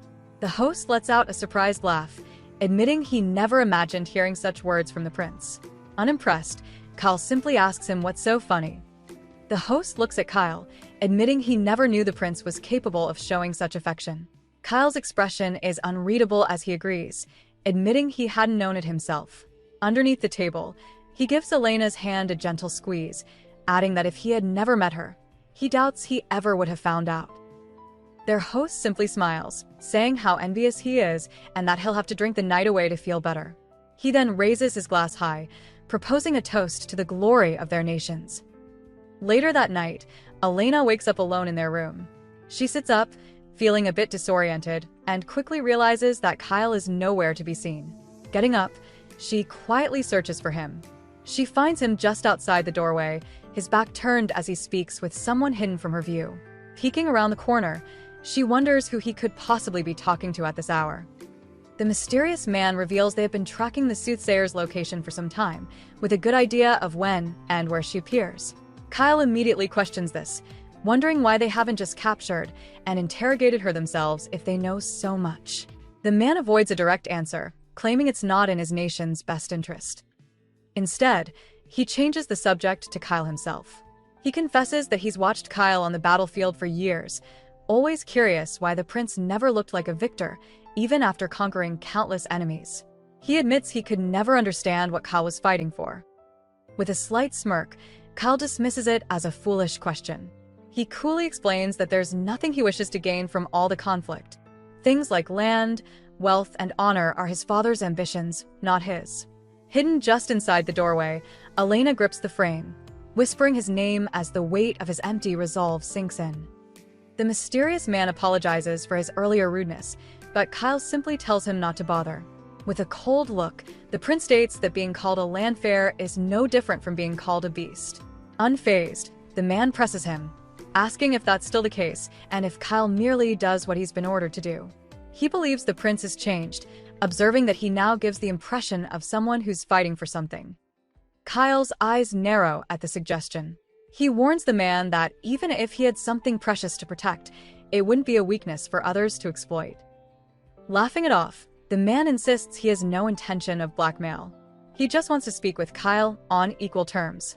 He explains that his entire life has been dedicated to his country, Espera. Everything that makes up his nation is why he fights, drawing a stark contrast to the prince who claimed to have no ambitions of his own. The visitor from Espera tells Kyle that regardless of orders, he is the very reason the Landfair Empire is so feared. The prince flinches, the weight of that truth hitting him hard. The man explains that people with troubled hearts are easily swayed by prophecy. His own citizens in Espera, constantly fearing invasion, clung to a soothsayer's promise of victory.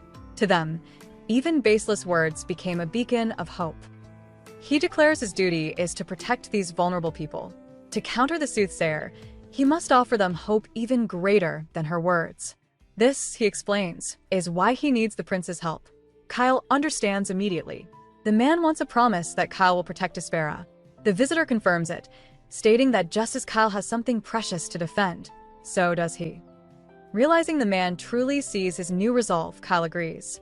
He promises to help uncover the truth about the soothsayer, asking if his answer is enough.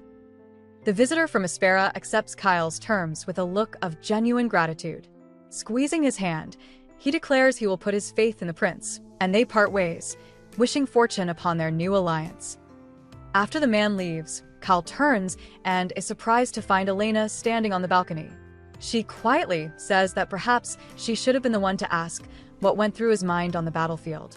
Realizing she overheard their talk, Kyle gives her a brutally honest answer. He explains that his mind was empty during battle. He was simply tired of watching the same sun rise and fall every single day.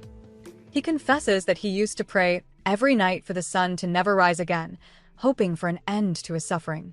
Elena is stunned by his bleak admission, but then Kyle's expression softens. He tells her that now, he finds himself looking forward to the sun rising in the morning. Kyle gently touches her face, confessing that he now looks forward to the dawn simply because it means he gets to hear her say his name. But this new hope is terrifying. He admits that the idea of a life where he actually wants to see another day is a frightening concept he's not used to. His thoughts drift to the battlefield, and he wonders if he even deserves this happiness. The path he's walked is forever marked by the conflicts his father forced him into. Feeling the immense weight of his past dragging him down, Kyle begins to spiral. But Elena refuses to let him. She reaches out and pulls him into a firm embrace, making a solemn promise. If his life is too much to bear alone, she will be there to carry the burden with him. This is a life they will now walk together. The two stand united as the sun rises over the empire. As Elena and Kyle stand united, their quiet moment is violently interrupted. An arrow slices through the air, barely missing Kyle and nicking his ear. Elena cries out his name, panicked when she sees he's bleeding. Kyle, however, remains completely calm. He reassures her that it's all right, shielding her as he steps forward. The arrow, now embedded in the balcony floor, has a letter tied to it. He plucks the message free, remarking that the sender must have something to say. He unrolls the paper, revealing a strange, coded message about following a flock of birds on a moonlit night. Kyle frowns, puzzled by the cryptic note. Suddenly, Elena stumbles against him, her eyes wide with shock. She looks from the letter to Kyle, her voice filled with a new tension. She tells him that she recognizes the handwriting.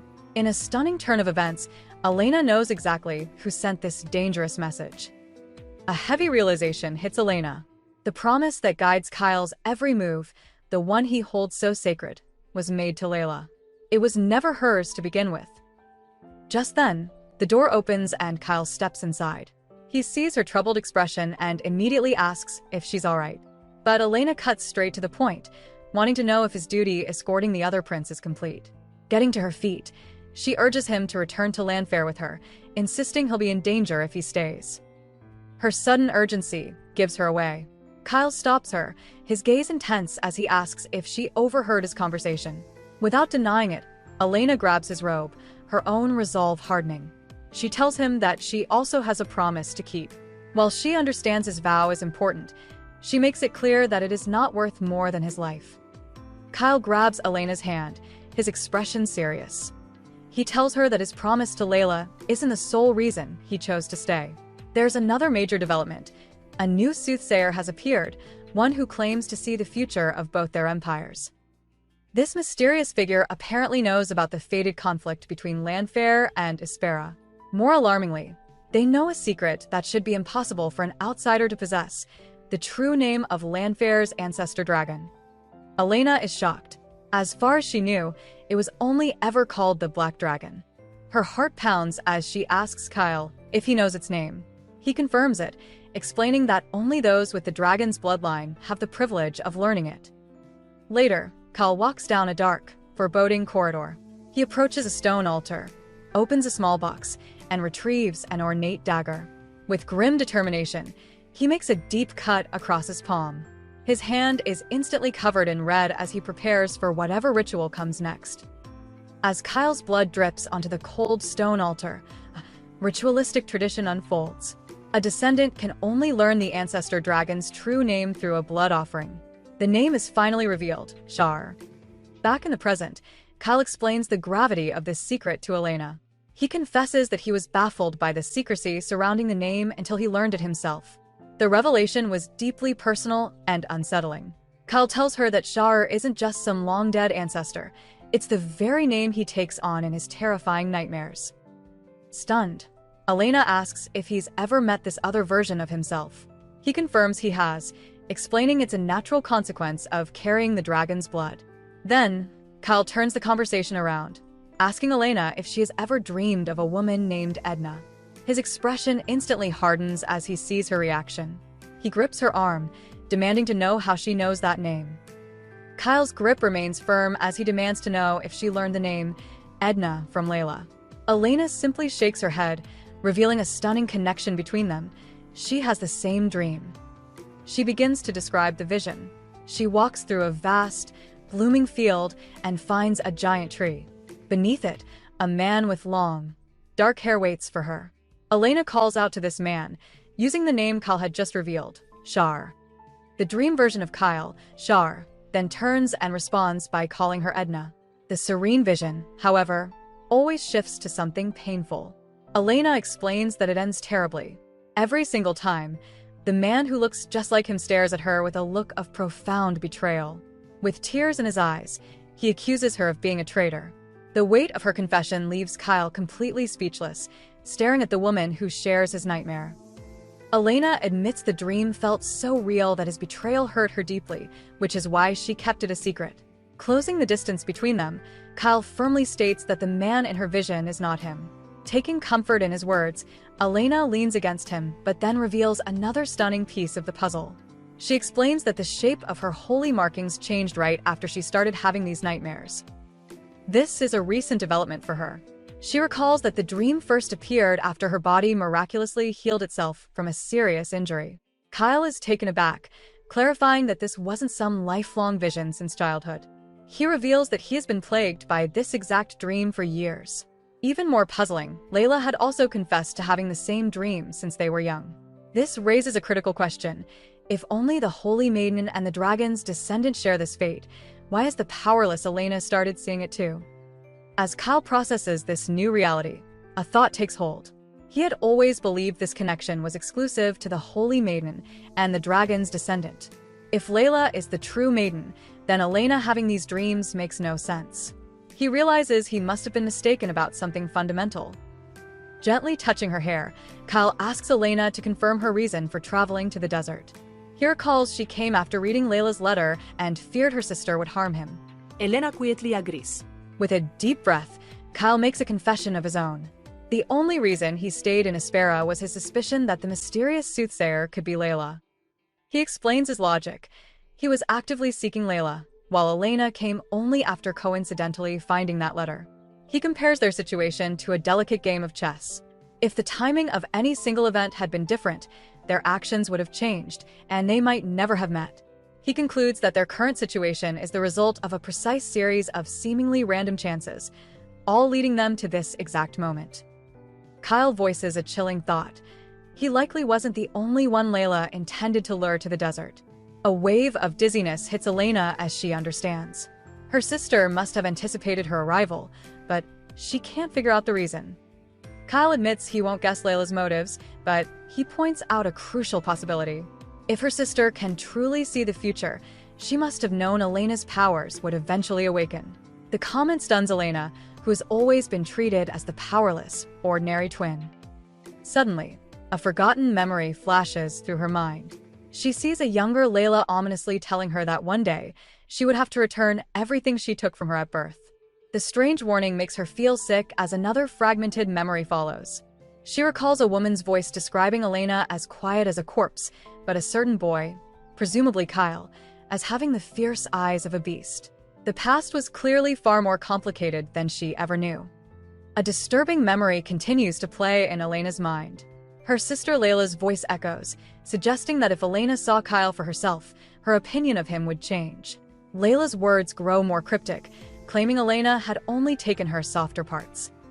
Tapping Elena's chest, the younger Layla pointed out that they were the first twin holy maidens in history, questioning if it was pure coincidence. She then proposed a disturbing theory, that they only shared half of the blood and breath between them, as if they were two parts of a whole. The memory grows dark as a voice frantically commands Elena to forget everything. The vision is too much, and Elena stumbles back into the present. Kyle is there, holding her steady with a worried expression. He offers to call for a physician, but she quickly refuses, knowing they can't risk it. Leaning against him for support, Elena voices the question now haunting her. Does he really think Layla can see the future? Kyle considers Elena's question about Layla's ability to see the future. He admits he can't say for sure, as she never hinted at it directly. However, he does remember one strange detail. Layla once told him about a dream where she, as the Holy Maiden, had to face a dragon. She explained that she believed this dream was a sign from a higher power, telling them they needed to find a new path for themselves. Elena is still processing the cryptic message when a sharp knock interrupts them. An aide enters, announcing that Prince Edwin has something to discuss with Kyle. Clearly annoyed by the interruption and his brother's lack of courtesy, Kyle dismisses the messenger, telling him to return at noon. The aide grumbles under his breath before leaving them alone once more. Meanwhile, the memory shifts, showing young Edwin frantically running through the city streets. He moves with incredible speed, determined not to lose sight of the person he's following. Bursting through a doorway, he finds himself alone in an empty room. The realization hits him hard. She disappeared, and he has no idea where she went. He slides to the floor, defeated and overwhelmed by his failure. Looking out at the unfamiliar buildings, Edwin understands he's completely lost. He was so preoccupied with the chase that he never considered he might lose his way. A wave of guilt washes over him as he thinks about his friend, certain that Kyle must be worried about his sudden absence. Just as he's about to lose hope, a dark figure approaches from behind. A hand reaches down and grabs him, pulling him back. Before Edwin can shout, another hand covers his mouth. He looks up in shock to see Kyle, who sternly tells him to be quiet.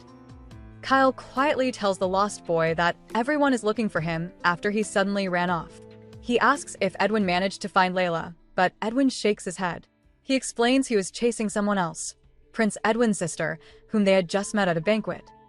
Confused, Kyle asks for a reason. Edwin reveals that the girl had a wing-shaped tattoo on her, leading him to believe she might be one of Layla's followers. This could be a huge lead. As Kyle carries him through the city, Edwin speculates that her royal status might grant her access to information that could lead them straight to Layla. The memory fast-forwards to the present day, where an adult Kyle lies awake, reflecting on his friend.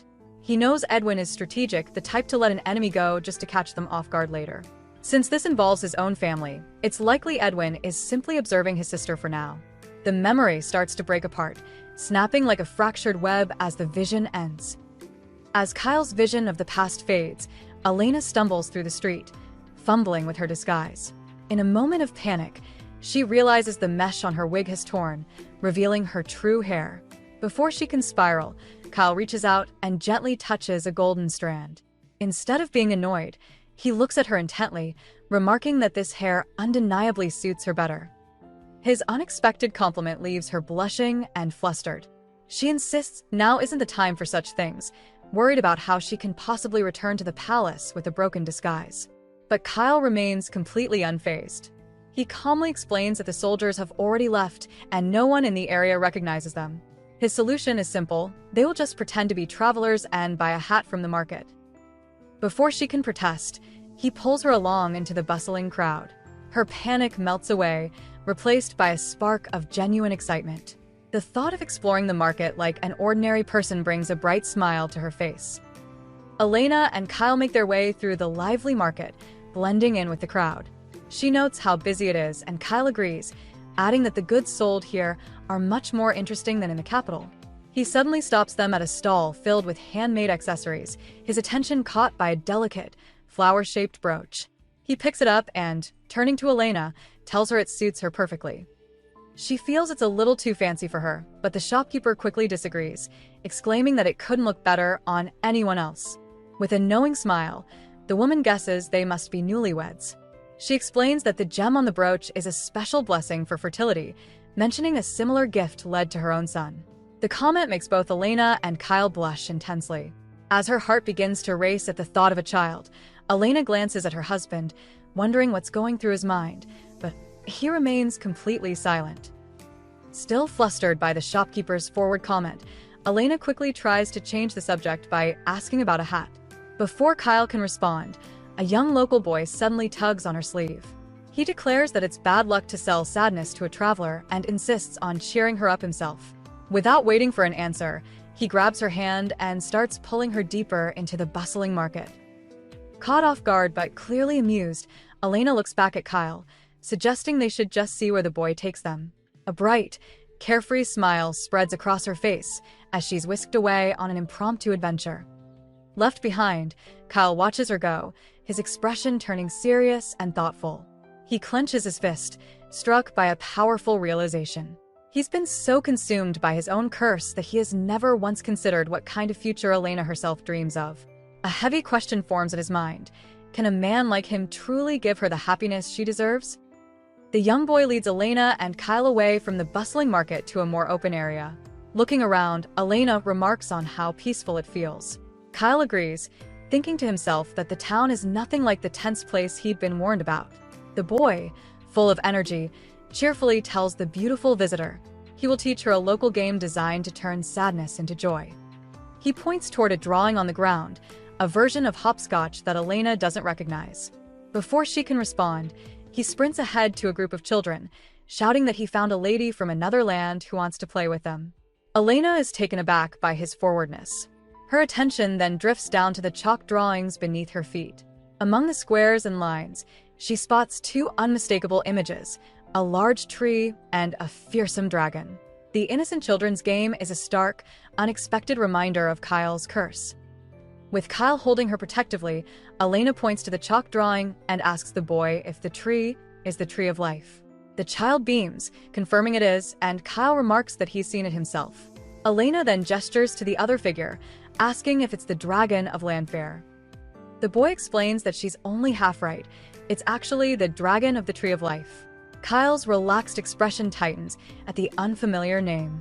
Another child adds that a soothsayer's messenger told them it was wrong to call it the dragon of Landfair. As the children begin to explain the game, their voices fade into a solemn chant. They speak of a prophecy for wanderers seeking rest. They must find the tree of life with the heart of the black dragon. The game, they say, represents this journey. It begins on a blank square, because a wanderer never knows where their path truly starts or how to get where they need to go, a sentiment that hits a little too close to home for the prince. The children continue explaining their strange, prophetic game. They reveal that if a player lands on the dragon square, it's a major setback, forcing them 2 spaces back. However, there's an important exception. If a player was on the branch square during their last turn, the dragon can't harm them. The lion and snake squares also force a retreat, while the bird allows a player to advance. The first one to reach the tree of life is declared the winner. Once they have a moment alone, Elena asks Kyle for his interpretation of the game. His expression is grim as he connects the symbols to his own life. He concludes that the black dragon is him, and the lion represents his political rivals for the throne. The bird likely symbolizes his followers. He admits he isn't sure what the snake or the branch could mean. It is then that Elena connects the final piece of the puzzle. She calmly declares that the branch is her. It represents the one person capable of holding the dragon back. Elena calmly explains her conclusion. The branch isn't just a game piece. It represents the Holy Maiden, who is essentially the dragon's other half. Hearing this, Kyle processes the information and realizes the true protagonist of this prophetic game must be the Wanderer. Elena confirms it seems to be about Layla, which is why the prophecy's mention of the dragon's heart is so deeply unsettling. Leaning down to the children's level, she asks if the person who taught them the game shared any other details. One of the boys pipes up, remembering something important. He explains that the game story is ending soon, adding that when the glowing flowers on the Tree of Life are in full bloom, everyone will find true peace. The cryptic message hangs in the air, leaving Elena looking profoundly disturbed by its implications. Just then, an older woman calls the children home for the evening. As they run off, she turns her attention to the royal couple, observing that they must be visitors from another land. Kyle senses Elena's unease and pulls her closer. The old woman gives them a knowing look, stating they are all just wanderers in the dark. She advises them if they truly feel lost, they should return to this square tomorrow, under the light of the full moon. The birds, she explains, will then show them the way forward. Before Elena can ask if the woman is connected to a soothsayer, a frantic voice shouts from across the square. It's Philip Baldwin, their guard, rushing towards them. He's exasperated, telling them he was moments away from posting a wanted notice. His scolding stops when he gets a better look at Kyle, and his concern shifts. Philip asks what happened and reaches out to check if the prince is hurt. In a protective reflex, Kyle steps back, shielding Elena from view. But in his haste, his hand brushes against her cloak. The hood falls back, revealing her face to their loyal guard. A shared moment of panic freezes them in place. With his initial annoyance replaced by worry, Philip rushes to Kyle's side, asking what happened. He reaches out to check for injuries, but the prince instinctively recoils, pulling Elena behind him. The sudden movement causes her hood to fall back, and in that instant, her face is revealed to their loyal guard. The three of them freeze, a shared moment of panic hanging in the air. Elena quickly recovers, stepping forward to explain that Kyle sustained a minor injury chasing a pickpocket, but insists it's nothing serious. Just then, an older man approaches, expressing his relief that the prince is unharmed. He suggests it's late and they should head back to the palace. Kyle curtly dismisses any further questions, stating they are done for the day. Philip relays the order, sending the other guards away. As they prepare to leave, the older man places a hand on Kyle's shoulder, quietly informing him that they have something important to discuss after the full moon tomorrow. The older man grips Kyle's collar, informing him that after the full moon tomorrow, they might finally locate the soothsayer. Kyle demands to know the significance of waiting, but the man dismisses his question, saying it's too early to share the details. His tone turns serious as he delivers a strict order. Kyle and his men are absolutely forbidden from leaving the palace on the night of a full moon.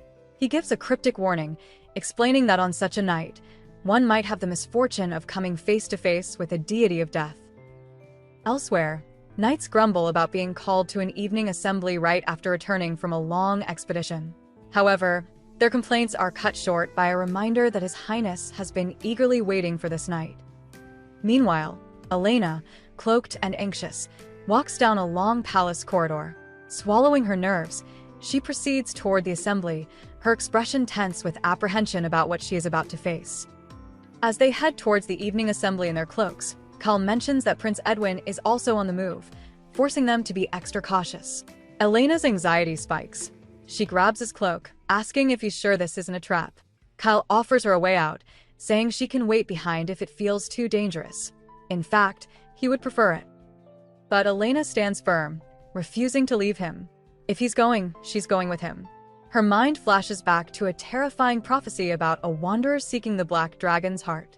That warning has troubled her ever since, solidifying her sole mission: to keep Kyle safe. Sensing her unwavering resolve, Kyle pulls her into a close embrace. He admits she has a habit of saying exactly what's on his mind. He then quietly tells her to never forget that he is always thinking of her. 2. His heartfelt words bring a warm, genuine smile to Elena's face. As Kyle and Elena make their way to the assembly, the palace grounds are eerily silent. Kyle notes the stark contrast from the day before, observing that not a soul is in sight. Elena reasons that the civilians must have received a similar warning to stay indoors. Suddenly, her instincts flare up. She grabs Kyle's cloak, telling him to wait just as something flies through the air above them. From the shadows, a long procession of robed figures holding lanterns emerges, walking in unison. Elena wonders who they could possibly be. Kyle recognizes them as Layla's followers. He eyes the scene with suspicion, finding it strange that so many are gathered in the square without a single soldier present.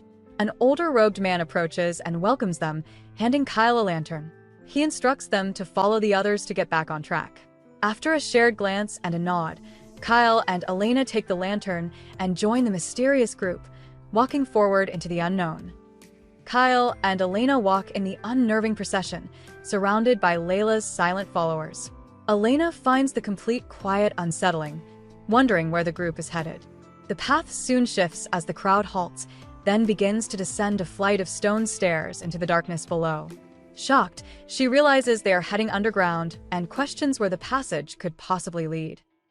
Suddenly, Kyle gets her attention, calling out her real name, Elena. He suggests they should break away from the group to investigate. She flinches, surprised that he knows her true identity. As he says her name again, a bright, ethereal figure materializes directly behind her. The glowing apparition looks exactly like her missing twin sister and also calls out to Elena. Stunned, Kyle turns his gaze past Elena to the ghostly figure. His eyes widen in disbelief as he asks if it's really her, Layla. As they walk with the silent followers, Elena suddenly grabs Kyle's arm, forcing him to a halt. She urgently asks if he heard a voice just now, but he simply looks back at her, confused. He tells her he didn't hear anything and asks what she means. With conviction in her eyes, Elena insists that her sister, Layla, is here. Before Kyle can question her further, a young follower approaches them with a lantern, welcoming them to the gathering. The boy explains they need to hurry if they want a chance to see the soothsayer. Kyle seems unimpressed, asking if seeing this person is truly such a special event. The young follower beams, confirming that it is. He excitedly reveals that no one has ever seen the soothsayer's face. This news clearly bothers Kyle. He realizes far more people have gathered than usual, knowing that in this entire crowd, only a select few can actually tell the difference between Elena and her identical twin sister. Kyle understands the grave danger of their situation. If anyone in this crowd were to see the real Layla, it could spell disaster for Elena's charade. He suddenly tightens his grip on her hand, asking her for one simple promise, that she won't leave his side, no matter what happens. Without hesitation, Elena gives him a firm nod of reassurance. As they approach the stairs, a guide instructs the crowd to be careful, descending one by one and holding their lamps tight. Elena follows the procession down into the unsettling darkness. With each step deeper underground, a strange, sweet scent grows stronger in the air. It's a disturbing aroma, like overripe fruit that has just begun to rot. A feeling of dread creeps over her as she questions what could possibly await them in the depths below. Elena whispers to Kyle, commenting on the strange, sweet scent filling the tunnels. She asks if he's feeling its effects, but he quickly insists he's fine, dismissing it as incense. In reality, he's lying through his teeth. A wave of nausea hits him hard, and his heart begins to pound erratically. His vision blurs at the edges as a tremor runs through his body. Since Elena and the others seem unaffected, he resolves to push through it, knowing he must stay composed to protect her. They emerge from the staircase into a massive, torchlit cavern where the followers have gathered before a lone figure on a stone platform. Realization dawns on Elena. She leans close to Kyle and asks if this is his first time seeing Layla in 8 long years. Kyle quietly confirms that it is. He finally understands the cause of his sudden sickness. It wasn't the incense, but the overwhelming prospect of facing the girl who has been his sole source of hope for so long. The figure on the platform addresses the crowd, calling them her birds of Aspera. Declaring herself a messenger sent by a higher power, she pulls back her hood, revealing none other than Layla, Elena's identical twin sister. The followers gasp, hailing her as the great soothsayer. Kyle observes the scene, his suspicions confirmed. He recalls how he always got a headache whenever he met Layla in the past. It's crystal clear to him now. There is no comparing the two sisters. Even after 8 years, he can tell them apart perfectly. Sensing Elena's distress, Kyle turns to her and makes a quiet promise that Layla can't hurt her now. He then speaks her true name, Elena, causing her to look up in shock. As the crowd continues their worship, he gives her hand a firm squeeze, a silent vow that he will keep her safe no matter what comes next. An old follower incites the crowd, warning them that the Landfair army grows stronger every day. He claims they intend to use their dreadful dragon to conquer the entire continent. If their rampage continues, he cries, the whole land will be dragged into war, and even their grandchildren will be forced onto the battlefield. The followers clamor in agreement, questioning why the Almighty would permit such a terrible fate. Cutting through the noise, a soft voice asks her, birds of Aspera, if they are lost. Layla gently reassures an elderly woman, telling her not to fear, as victory has been promised to them. She understands their faith wavers because they see no end to the darkness. For this reason, she declares her intention to reveal the end of that darkness here and now. Layla tells her followers they can be at ease, for their fears will not be realized. With a serene smile, she makes a chilling promise. The Landfair Empire will not last to see another year. Layla continues her address, stating that the world fears the Landfair Empire for one reason, the dragon's descendant. She describes a man with superhuman strength, a warrior nearly impossible to defeat. While his own people might call him a divine blessing, Layla skillfully plants a seed of doubt, questioning if this is truly the case. Watching stoically from the crowd, Kyle observes Layla challenge the listeners, asking why only Lanfair would receive such a blessing. If it is a gift, she wonders, why has every descendant before Kyle died a premature death? She urges them to consider that everything they believe might be a lie. As the crowd's uncertainty grows into hushed whispers, Kyle observes his former betrothed. He thinks she hasn't changed at all, noting Layla has always possessed an uncanny talent for finding a person's innermost fears and using them for her own purposes. Kyle watches Layla, recognizing her talent for manipulation. She weaves a sweet-sounding illusion, a poison that keeps people from moving on, trapping them once they taste it. As the scent of incense thickens in the air, Kyle suddenly stumbles, overcome by a wave of sickness. Elena, disguised by his side, steadies him and calls his name in alarm. Clutching his head, Kyle struggles against an intense, splitting pain. An unbearable pressure builds inside his skull, and his red eyes narrow in agony. He glares at Layla on the stage, silently questioning what new scheme she is plotting. He grimly realizes that everyone gathered here is about to learn the truth. Just then, Layla's voice rings out with her final, shocking revelation. She declares to the stunned crowd that the dragon's descendant is not a divine blessing at all, but a terrible curse from the Almighty himself. The world's history begins not with a bang, but with a simple seed.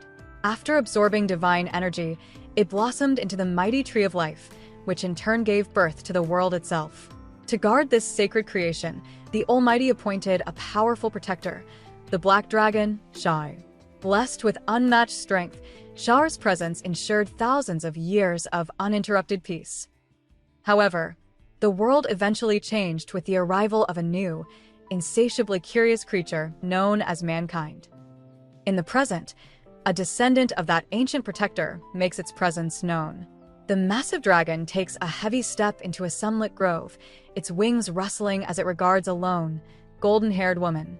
A deep growl rumbles from its chest, warning the fragile wanderer that she is trespassing on holy ground.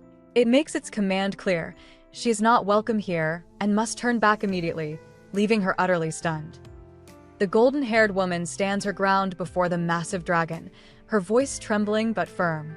She insists she didn't come for the tree. She came for him. The creature's eye twitches, its deep voice questioning her motive. Swallowing her fear, she steps forward, explaining that she has always been curious about him.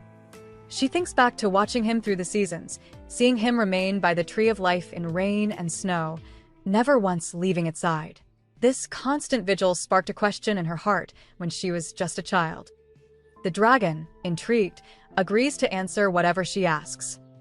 Looking at the beautiful but empty grove, she finally voices her question, wondering if he ever feels lonely being there all by himself. The simple inquiry sends a tremor through the dragon's powerful frame. Until that moment, the concept of loneliness had never occurred to him. But now, thanks to her words, the feeling had taken root in his heart, destined to remain forever. The question about loneliness had already shaken the ancient dragon, but the golden-haired woman wasn't finished. Reaching out a hand, she made an even bolder request, asking if he would be her friend. The massive guardian, Shar, visibly hesitated, caught completely off guard by her forwardness. Before he could respond, she closed the distance, leaning in to gently embrace his colossal head. She then introduced herself, telling him her name was Edna. The dragon softly repeated the name, a new and unfamiliar sound. As she waved goodbye, promising to return, it became clear that Edna was the first and last human name he would ever truly remember. The Almighty had created the Black Dragon to be an unmatched protector, free from emotions like sadness or loneliness. He was supposed to be stronger than any other being in existence. Unfortunately for the world's perfect guardian, this great dragon had just fallen in love. The wind rustled through a golden field of wheat. A red-haired man named Deborah looked out at the bountiful harvest, satisfied that they would have another winter of plenty. He turned as someone dashed up the path, calling out her name in surprise. It was Edna, who happily greeted him back. Deborah asked where she was off to in such a rush. With a bright smile, she held up a basket of freshly picked fruit, explaining that the apples were so good this year, she just had to share them with someone. He offered to carry the basket for her, casually asking who it was for. Edna became slightly bashful, promising to introduce them when they were a little closer. Before he could ask more, she wished him goodbye and hurried on her way. Deborah called out her name one last time, but she was already gone. He stood alone in the field, clenching his fists tightly. His mind raced, wondering who in the world she was going to see. Edna sits with the great dragon Char, taking a bite of a crisp apple. He notes that many couples get married during the harvest season. Edna agrees, admitting that she has been extremely busy with preparations. This explains her recent absence, Char realizes. With a playful smile, she asks if he missed her. He seems hesitant, so she asks if it would be wrong for him to. Relieved, she laughs when he quietly admits that he did. She then lets out a sigh, wishing she could invite him to her wedding when the day arrives. This piques the dragon's interest, and he asks if she has someone she wishes to marry. Reaching out, she gently touches his scales and confesses that she doesn't. In truth, she enjoys her time with him the most, but their fundamental differences are an undeniable barrier. He is a dragon, and she is a human. Char then asks a profound question. If he looked like her, would anything change? Before Edna can even begin to answer, a brilliant golden light starts to radiate from his massive body. The brilliant golden light completely engulfs the clearing before fading, revealing a startling sight. The great dragon is gone, and in his place stands a man with long black hair, holding Edna from behind. He whispers it is still him, in a different form.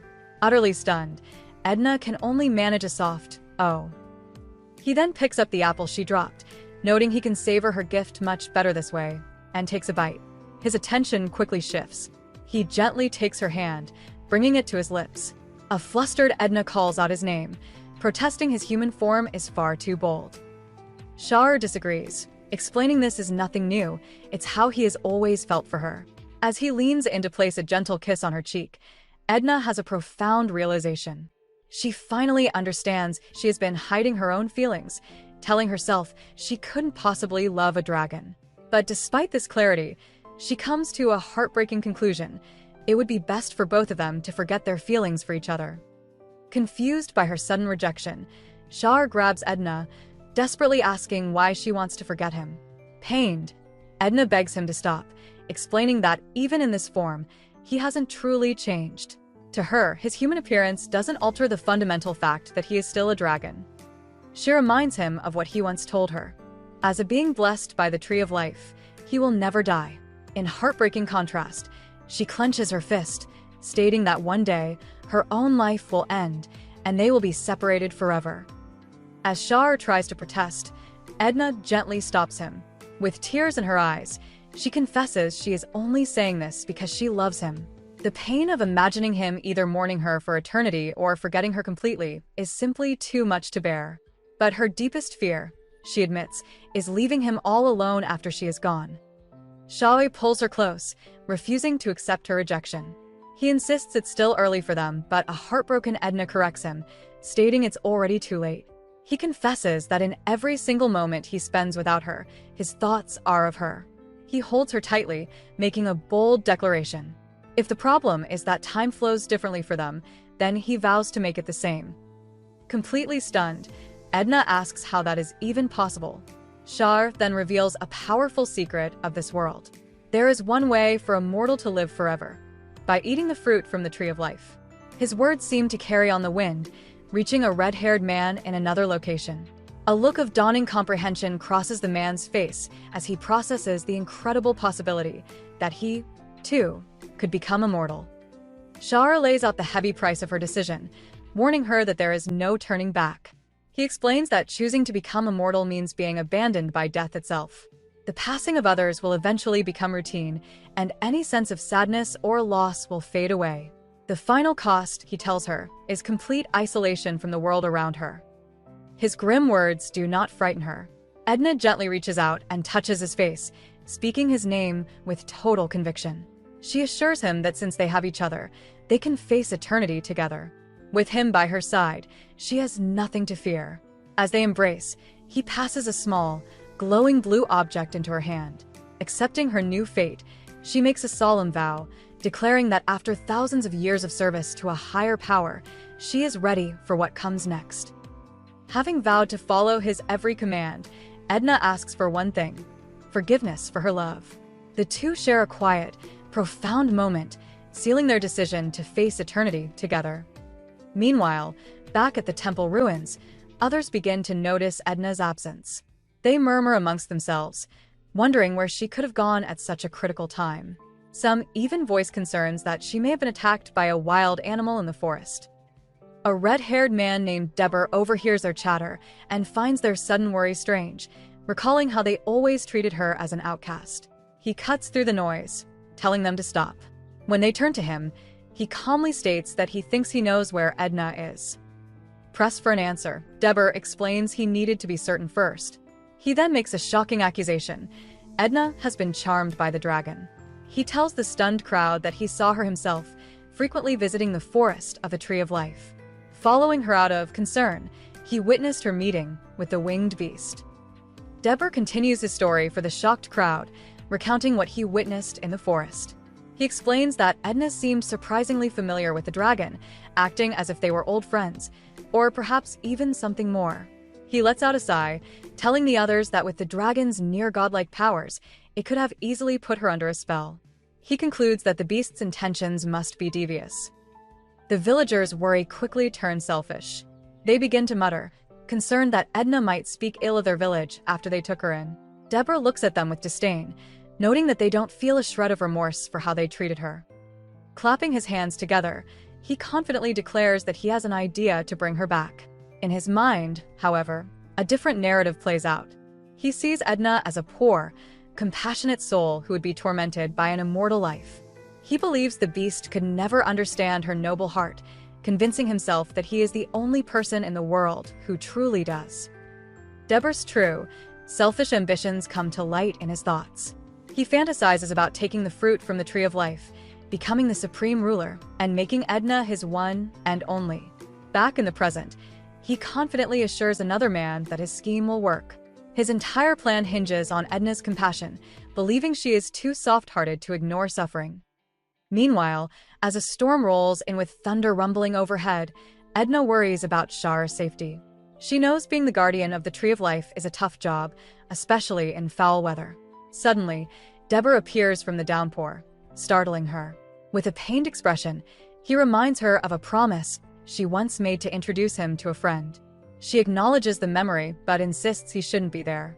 He presses for a reason, then asks a chilling question: is she worried the dragon might harm him? Edna shudders, realizing her secret is out. In the middle of the storm, Deber grabs Edna's hand, his face a mask of desperation.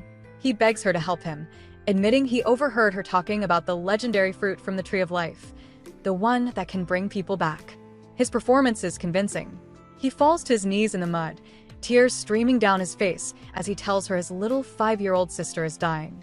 He pleads with her to get the fruit to save the child. Edna is clearly conflicted. She clenches her fist, insisting that the fruit isn't hers to give away. But Deber's act preys on her compassion. Believing that Char is a kind soul who might know what to do, she relents. She tells Deber to just hold on a little longer, promising to try. A subtle, triumphant smile touches Deber's lips as he agrees to wait. Suddenly, a cold voice cuts through the rain. Char emerges from the shadows, demanding to know what she just said. Char emerges from the shadows, his voice cutting through the rain as he demands to know what Edna just promised. He overheard everything. As Deber watches, Edna fidgets, her mind consumed with the thought of the dying child Deber described. If they don't use the fruit, she wonders what else they can do. Suddenly, Char grabs her arm.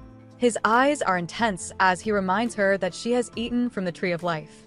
He tells her she isn't one of them anymore, and their personal affairs are none of her concern. Edna is stunned by his coldness. She challenges him, asking how he can be so dismissive and if a child's life means nothing to him. His silence is all the answer she needs. Frustrated, she pulls back. Just because she wants to live with him, does that mean she has to ignore everyone else's suffering?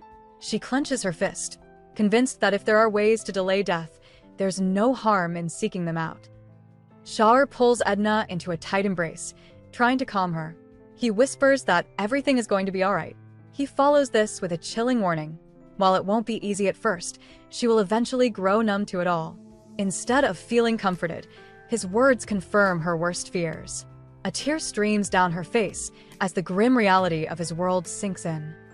Suddenly, she shoves him away. Staggering back, Edna is overwhelmed by a painful thought. All she ever wanted was to be special to him, but she never imagined his affection would feel so terrible. Stunned by her reaction, Char can only watch as she turns and bolts into the pouring rain. He calls out for her to come back, but she's sprinting away, lost in her own despair. She realizes she had taken his warnings too lightly, and as her foot slips in the mud, she feels utterly alone and unsure of how to go on. As Edna flees through the downpour, her foot slips in the wet mud, sending her collapsing to the ground. Before she can react, a figure approaches. It's Deber, and he kneels beside her, brushing a hand against her face. Edna instinctively flinches away from his touch. Looking down at her, Deber confirms that the fruit's effects are real. He offers a reassuring smile, telling her not to worry. He promises that if Char won't be by her side, he will. Later, Edna's eyes blink open. She finds herself in a warm, unfamiliar room and wonders where she is. Just then, Deber enters, calmly asking how she's feeling. Startled, she recognizes him and realizes she must be in his room. He confirms her suspicion with an unsettling comment. This isn't the first time he's had her there. He then steps closer, placing a hand on her forehead and noting with satisfaction that she doesn't have a fever. Shane finds Elena and tells her she gave him a scare after he discovered her passed out in a field. He then smoothly pivots, asking if her sister's condition has improved. Overcome with guilt, Elena apologizes to Shane, feeling powerless to help the situation. His demeanor shifts. He cryptically warns her that consuming the fruit of the tree of life isn't as wonderful as people believe. Grabbing her shoulder, Shane's voice becomes urgent as he admits he desperately needs the fruit. He tries to manipulate her, calling her the dragon's special friend, and suggesting Kyle would surely forgive her for taking just a couple of fruits for him. He begs her for help. Elena pulls away, her resolve hardening. She states firmly that she cannot betray Kyle.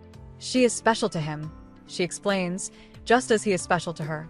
Turning her back on Shane, she declares that her place is by Kyle's side, even if the entire world were to turn against them. Deber grabs Edna's wrist, his voice filled with desperation. He tells her he understands she has to leave, but pleads with her not to let this be their final farewell. Leaning closer, he asks when he can see her again, wondering aloud if she is just another temptation he's not allowed to have. Edna hesitates, remembering that Deber was the only person who ever showed her kindness in the village. Feeling she can't completely ignore his wish, she agrees to a brief, secret meeting. She suggests they meet at dusk, just before dawn, hoping another man named Char won't notice. With that, she turns to go. She offers a final, quiet apology for not being able to help him anymore and slips out the door. The moment the door clicks shut, Deber's heartbroken expression vanishes. His face twists into a possessive glare as he stares at the closed door. He makes a silent, chilling vow. Edna can't leave him, and he will make sure she never sees that dragon ever again. As rain pours from the sky, Elena hurries through the darkness. She notes how late it's gotten, only hoping that Char isn't worried about her. Suddenly, a sharp command to halt cuts through the night, and she flinches. A group of village guards blocks her path, demanding to know where she's going so late. Their leader steps forward, warning her of the dangers in the dark. Elena tries to wave them off, insisting she'll be fine, but he refuses to let her pass. He declares she must wait until morning. Sensing that something is deeply wrong, Elena makes a run for it. The guards shout and give chase as a terrible realization dawns on her, and she cries out Char's name. Miles away, Kyle awakens with a jolt, clutching his head as a powerful throb of pain hits him. He sees a vision of her in distress and collapses, whispering for her to wait for him. In a searing vision of the past, Kyle feels his body ignite with an unbearable heat. He's forced to watch a horrifying memory unfold. The sacred tree of life, the very symbol of his kingdom, is engulfed in a raging inferno. Standing before the blaze is his half-brother, Shane, holding a torch with a disturbingly calm smile. Overcome with pure rage, Kyle's power surges uncontrollably. He screams, demanding to know what Shane has done as his entire being glows with intense energy. The light erupts, revealing his colossal dragon form. He roars at his brother, questioning if he really thought he could burn the sacred tree and escape unharmed. But as he prepares to unleash his fury, his strength suddenly evaporates. The mighty dragon stumbles back and then crashes heavily to the ground, completely helpless. Shane calmly walks forward, a triumphant smirk on his face. He remarks that it's just as he suspected, admitting he was curious if the fruit had truly made his brother immortal. As Kyle lies helpless in his dragon form, Shane calmly steps forward. He reveals his discovery. Kyle's power was directly connected to the Tree of Life.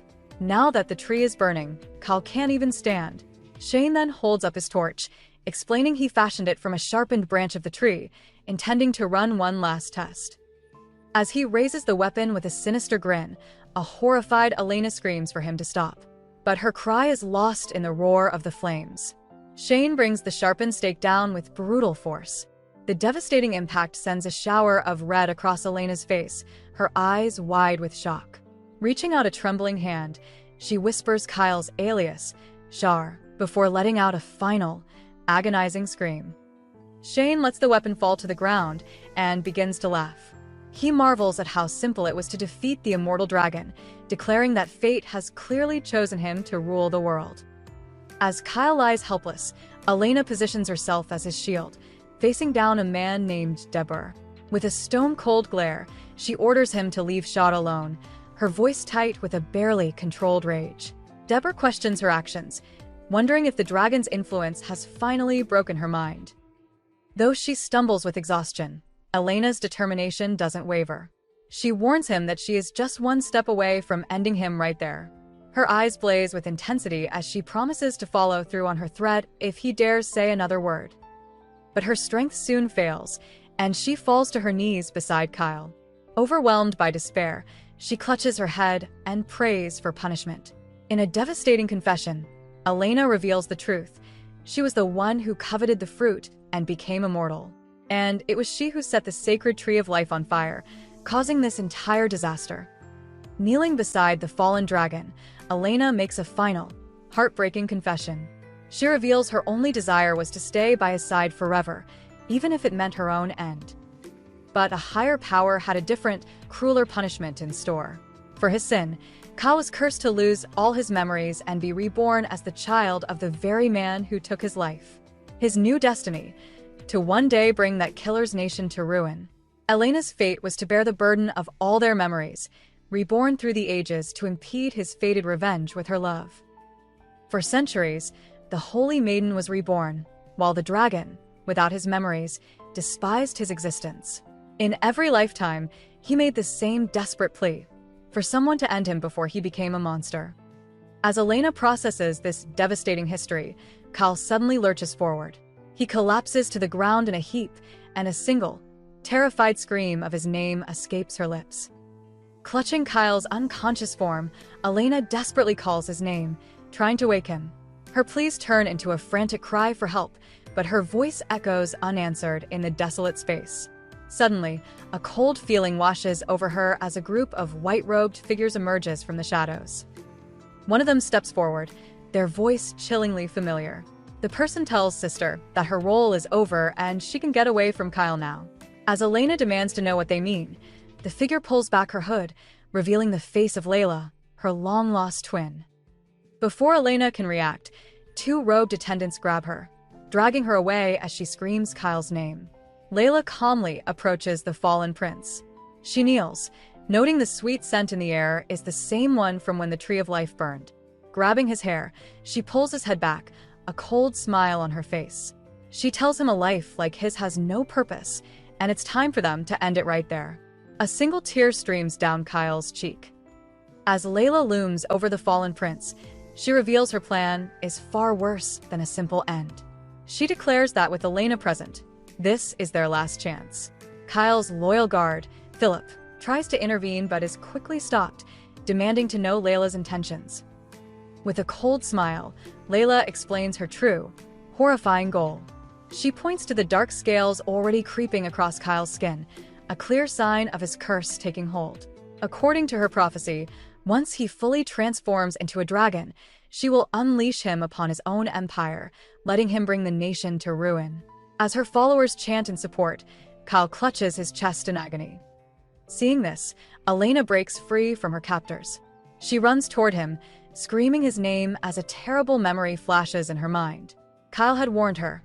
Once the flowers on the tree of life bloom, his transformation into a monster would be irreversible. That moment had finally arrived. As Kyle suffers, his own words haunt Elena's memory. He had once warned her that he would eventually lose his humanity and become a complete monster. But she also remembers her promise.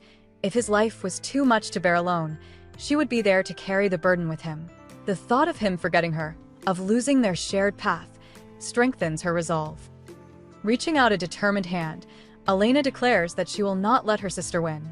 As Layla's followers murmur about her resemblance to a soothsayer, Elena makes a solemn vow to make Kyle wholly human again. Layla approaches, unfazed. She questions why Elena is even there, wondering aloud if Shane failed to deliver her message to have Elena wait at the palace. With a cold smirk, Layla tells her twin that she has clearly forgotten everything she was told. She adds that perhaps seeing Kyle in his current state will finally make Elena understand things differently. Layla reveals a chilling truth, stating that Elena is nothing more than her own softer parts given form. She urges her twin to think about why no holy maiden in history has ever been born a twin, suggesting they were once a single being. Layla confesses she despised her naive side before they were separated, finding it pathetic to repeat the same life for the sake of love. She places a strange kiss on Elena's forehead, predicting that she will inevitably fall for Kyle again like a fool. Layla then advises her to forget everything, just as she always does. Through tears, Elena asks if their shared birth was Layla's will. Layla confirms it with a smile, explaining that Elena's existence fulfilled a specific purpose, to play the dreadful part of falling for the dragon. Now that her role is over, Layla can finally let Kyle meet his end as a monster. As she turns her back, Kyle collapses further, his body racked with pain.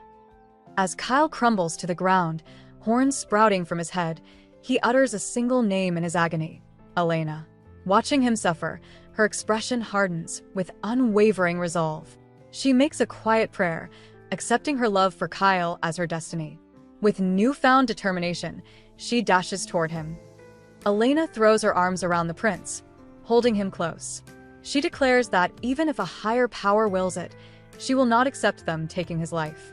The moment she embraces him, a brilliant burst of golden energy erupts from her body, pulsing outwards. The ground beneath them cracks and violently shakes from the sheer force of this unknown power. Layla and her followers watch in absolute shock. This was never part of her plan. She hadn't foreseen her powerless twin wielding such incredible strength. As the blinding light and chaotic energy consume the area, Layla can only scream her sister's name in disbelief and rage. Elena groans, slowly regaining consciousness in a dark, collapsed chamber. She immediately turns to Kyle, who is still unconscious beside her, small horns protruding from his head. Panicked, she shakes him gently, calling his name and urging him to wake up. His intense red eyes flutter open. At first, he's disoriented, but then his gaze locks onto hers, and he whispers her name. Relief washes over Elena. He recognizes her and hasn't fully transformed into a monster. Kyle admits he doesn't understand what's happening to him and starts to warn her to stay away for her own safety.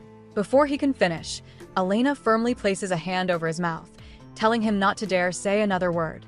Stunned by her resolve, Kyle quietly apologizes. He then leans forward, placing a soft kiss on her cheek and asking her not to cry. The dust settles around them.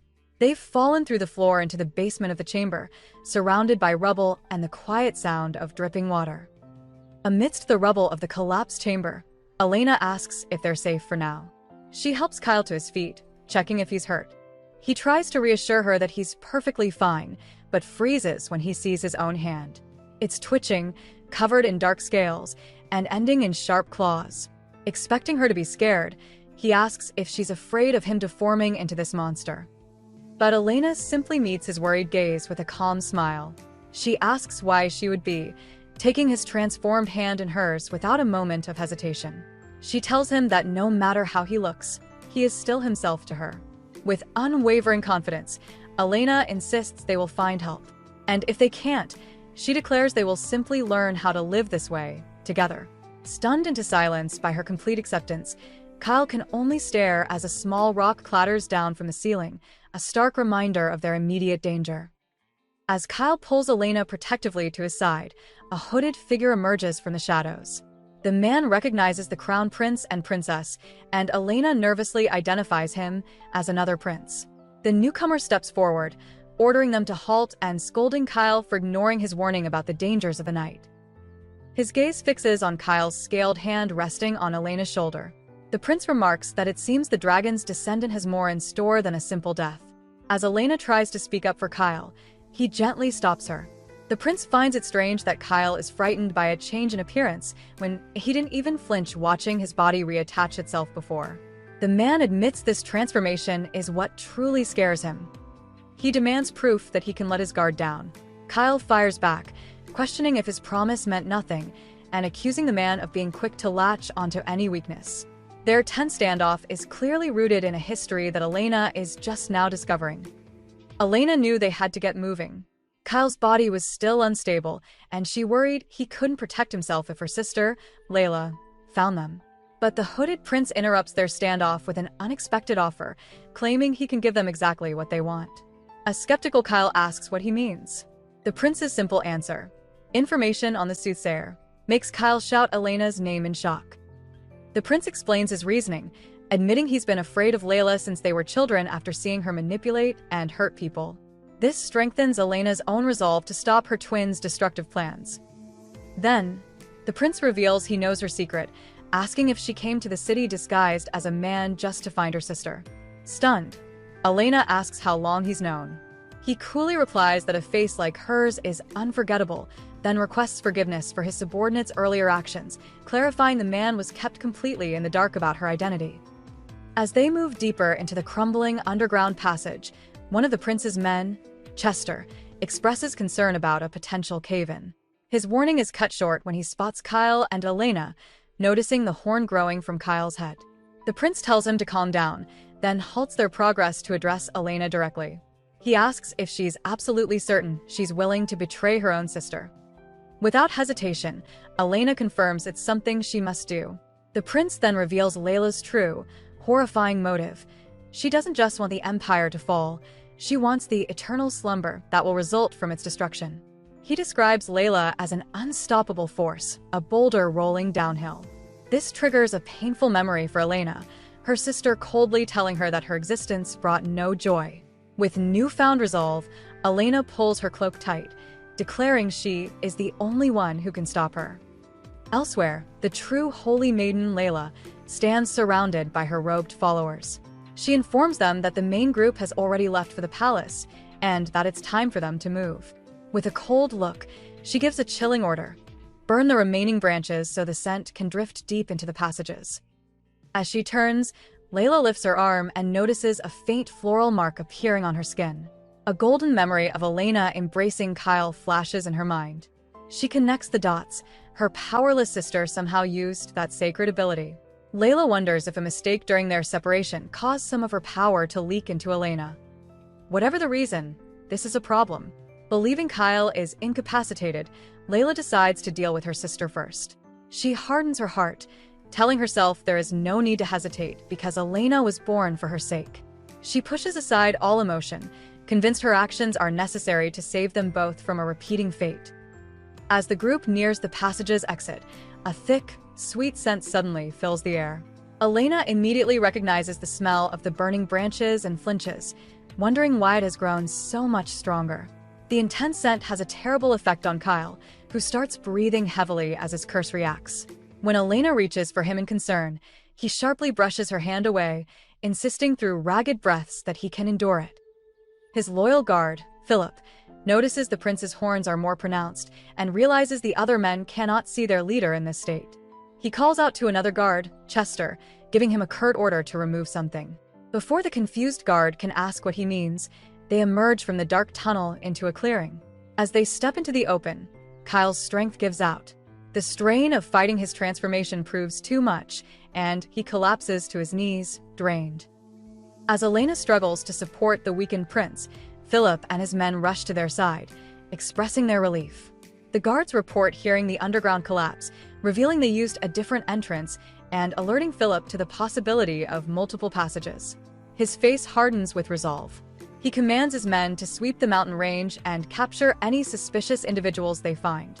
The soldiers immediately move out to follow his orders. Philip then approaches the Crown Prince, asking about his condition. Elena, cradling Kyle's head, explains that he has a high fever and is no longer responding to her. Concerned, Philip steps in to check on him directly. He gently holds Kyle's shoulder, trying to see if the prince is still lucid. He asks Kyle if he knows who he is, warning him that losing control now would be a disaster for them both. Kyle, however, remains completely dazed, his eyes vacant as his consciousness fades away. Just as Philip warns the prince to hold on, Kyle's golden, reptilian eyes flicker with a dim light. He suddenly lurches forward, and Elena cries out his name as she moves to catch him. In a brief, lucid moment, Kyle grabs her arm, managing to whisper her name through the haze of his fever. Elena quickly confirms it's her, trying to ground him in reality. The effort proves too much, and Kyle loses consciousness, slumping heavily against her. One of the other guards lets out a relieved sigh that the prince didn't fully transform, immediately earning him a sharp, silencing glare from Philip. The loyal knight then looks at the unconscious Kyle and states that there must be a way to reverse the curse. He seeks Elena's agreement, and she nods with renewed determination. Just as Philip offers to support the prince, a massive explosion rips through the air. Everyone freezes, staring in horror at the source of the sound. Below them, the entire palace is engulfed in a raging inferno. Standing on a hill overlooking the chaos, Elena watches in horror as the palace is engulfed in flames. She wonders what could be happening, her mind reeling from the sudden disaster. As she tries to process the scene, a mysterious white-haired man calmly approaches her. He tells her that it seems they now have a sufficient reason to be on the same side. With an intense gaze, he says he will trust her word that she is willing to betray her sister. Elena is silent, stunned that he knows her secret. Looking at the burning capital, she reaffirms that she has no intention of reneging on her promise. The man then asks her not to betray Kyle, or him, extending a hand to seal the deal. She agrees without hesitation. He firmly grasps her hand, vowing that as long as circumstances allow, he will fight alongside her. A new, uneasy alliance is forged in the fire. Inside a quiet room, the white-haired man watches Elena sitting by Kyle's bedside. He considers calling a physician but quickly decides it would only complicate matters. Stepping up, Elena declares that she will tend to the prince herself. She gives him a condition. If Kyle isn't awake by sunrise the next day, they'll have to find another solution. The man agrees. He explains that he must leave to interrogate the captured attackers and assess the extensive damage from the palace fire. Elena understands completely, telling him to go do what he must. She reminds him of their promise to protect what they hold dear. Her steady resolve impresses him, and he admits he may have misjudged her. Trusting her completely, he leaves Kyle in her care. As the door closes behind him, Elena sits up straight, her unwavering gaze fixed on the unconscious prince. As the hours passed, Elena sat faithfully by Kyle's bedside. Leaning over his still form, she gently brushed a lock of hair from his face. She confessed that while she didn't believe everything her sister Layla had said, she knew one thing for certain. With unwavering resolve, Elena promised that she would love him just the same, whether he turned into a dragon or not. As she pleaded for him to wake up and come back to her, a single tear fell from her eye, landing on his scaled glove. In response, his fingers twitched, then squeezed her hand with surprising strength. Elena's eyes widened as Kyle stirred, finally awake. He softly told her he had always thought the last time he saw her cry would be the final one. Before she could process his words, he pulled her into a firm embrace, holding her close and whispering how much he had missed her. Then, he called her by a name she didn't recognize, Edna. Awake, he seemed to be remembering someone else entirely. Elsewhere, a knight commander delivered his report. He explained that the recent fire was merely a distraction, a way for a soothsayer to escape during the chaos. He confessed with a heavy heart that his own sister was among the group responsible. The white-haired official sighed, blaming himself for not intervening sooner, but he quickly reassured the commander not to take responsibility. Despite his own exhaustion, the official decided he had to see Kyle and Elena himself. He waved off his subordinates' offer to go for him and walked toward the prince's chambers. As he got closer, his determined steps slowed when he heard quiet sobs coming from behind the door. Worried, he pushed the door open, asking what had happened. He found Prince Kyle sitting up in bed, fully awake. But across from him, Elena was crying. The official froze, utterly confused by the scene. Kyle was conscious, so why was the princess so distressed? He looked closer at the prince, noticing a strange, unfocused look in his eyes that made it clear something was very wrong. The official stared, completely lost. Kyle was awake, yet Elena was covering her face in tears, insisting that the man before her wasn't him. Kyle tried to get her attention, calling her Edna. The name struck a chord with the official. It belonged to the soothsayer who had just escaped. Elena trembled, noticing the prince's eyes were no longer red, but a piercing gold. She realized that while the body was Kyle's, another consciousness was in control. She identified him as Shar, the ancient dragon of legend, something she had only heard about from her sister, Layla. The being in Kyle's body confirmed it true. He was Shar, guardian of the Tree of Life. Panicked, Elena asked where Kyle had gone. Shar explained Kyle was not gone, but merely asleep. Normally, their minds would have merged, but Elena's presence had forced Shar to awaken while Kyle's consciousness retreated. Desperate for answers, Elena shot to her feet, demanding to know what she had to do to wake him up. With a chillingly familiar face, the ancient dragon Shar reaches for Elena. His hand, now covered in dark scales, gently brushes her cheek as he asks her to love him just as she always has. But Elena is not fooled. She pulls away, her voice firm as she declares that the one she loves is Kyle, not this imposter. Interrupting the tense standoff, the white-haired official steps in.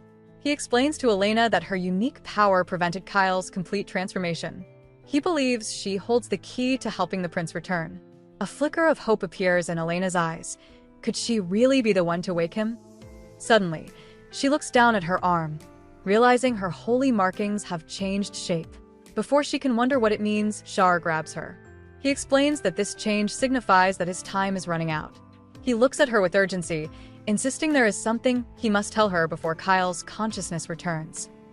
Shar, still in control of Kyle's body, insists he has an urgent message for Elena.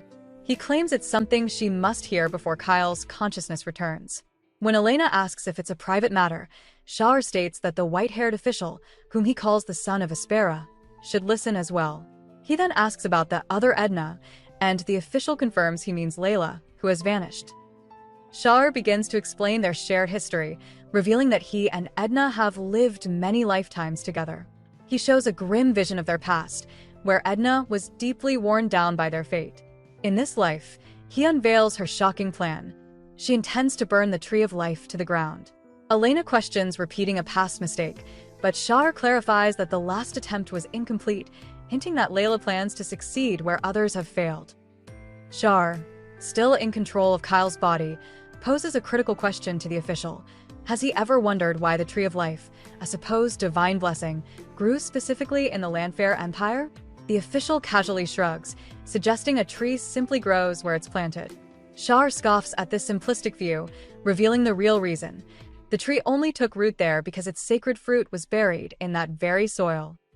In a vision of the past, Deborah is shown planting the fruit and naming the land Landfair.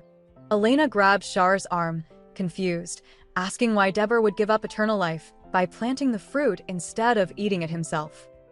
Shar explains that Deborah saw the horrifying truth with his own eyes. The fruit didn't grant immortality. A grim memory unfolds, showing Edna lifeless on the ground after being struck down by a divine hand for eating it. Witnessing this, a terrified Deborah chose to bury the fruit, fearing the Almighty's wrath more than he desired eternal life. Shar scoffs at his past self, calling Deborah a weak and pathetic man who couldn't bear the weight of his sin. Elena presses him, asking what will happen if Layla actually succeeds in setting the Tree of Life on fire. Looking out towards the horizon, Shar explains the dire difference between them. Unlike Deborah, this version of Edna has no interest in glory or the future. Her only goal is her own demise and the end of the world. He paints a grim picture. Once the tree's leaves, roots, and fruits turn to ash, the life force sustaining the world will be extinguished. Only death will remain. Alarmed, Elena asks if he intends to return to Landfair to prevent this. Char confirms that he cannot stand by and watch the world fall to ruin, confident that Kyle would feel the same. However, the official from Espera raises a critical issue. If his nation were to raise an army to help, a war with Lanfair would be inevitable. Char calmly states that a good ruler must be prudent, then turns back with a sharp, intimidating gaze, suggesting the official make his decision before it's too late. With Char's ultimatum hanging in the air, the official from Espera makes his decision. He announces that he will order Lanfair's soldiers to prepare for their return, and that his own men will follow his lead. Before departing, he gives Elena a final look, telling her he hopes she also chooses wisely. Once the door closes, Char tells Elena they must prepare for their journey back, warning that it will be all over if they are late. However, Elena stops him in his tracks. Looking at him with fierce determination, she declares that he mustn't go. She insists that she must be the only one who returns to Lanfair. Her mind flashes back to her true purpose. She came all this way to save Kyle, the man whose body Char now controls. She remembers him fighting impossible battles and risking everything. Elena made a promise to protect him, and she refuses to stand by and watch anyone force him to put his life on the line again. Elena's conviction is rooted in a promise she made to Kyle. She had vowed to share his burdens and face any punishment alongside him. With this memory fresh in her mind, she declares that she absolutely cannot send him into danger while she waits safely behind. Char, taken aback by her defiance, grabs her arm and questions her plan. He insists that she must hide here while he confronts Layla alone. Elena pushes back, asking if his determination is because he loves her. Char immediately shuts down the notion, telling her she is mistaken. He explains that love isn't her only motivation. He compares her guilt to something festering inside a sealed container, destined to rot over time.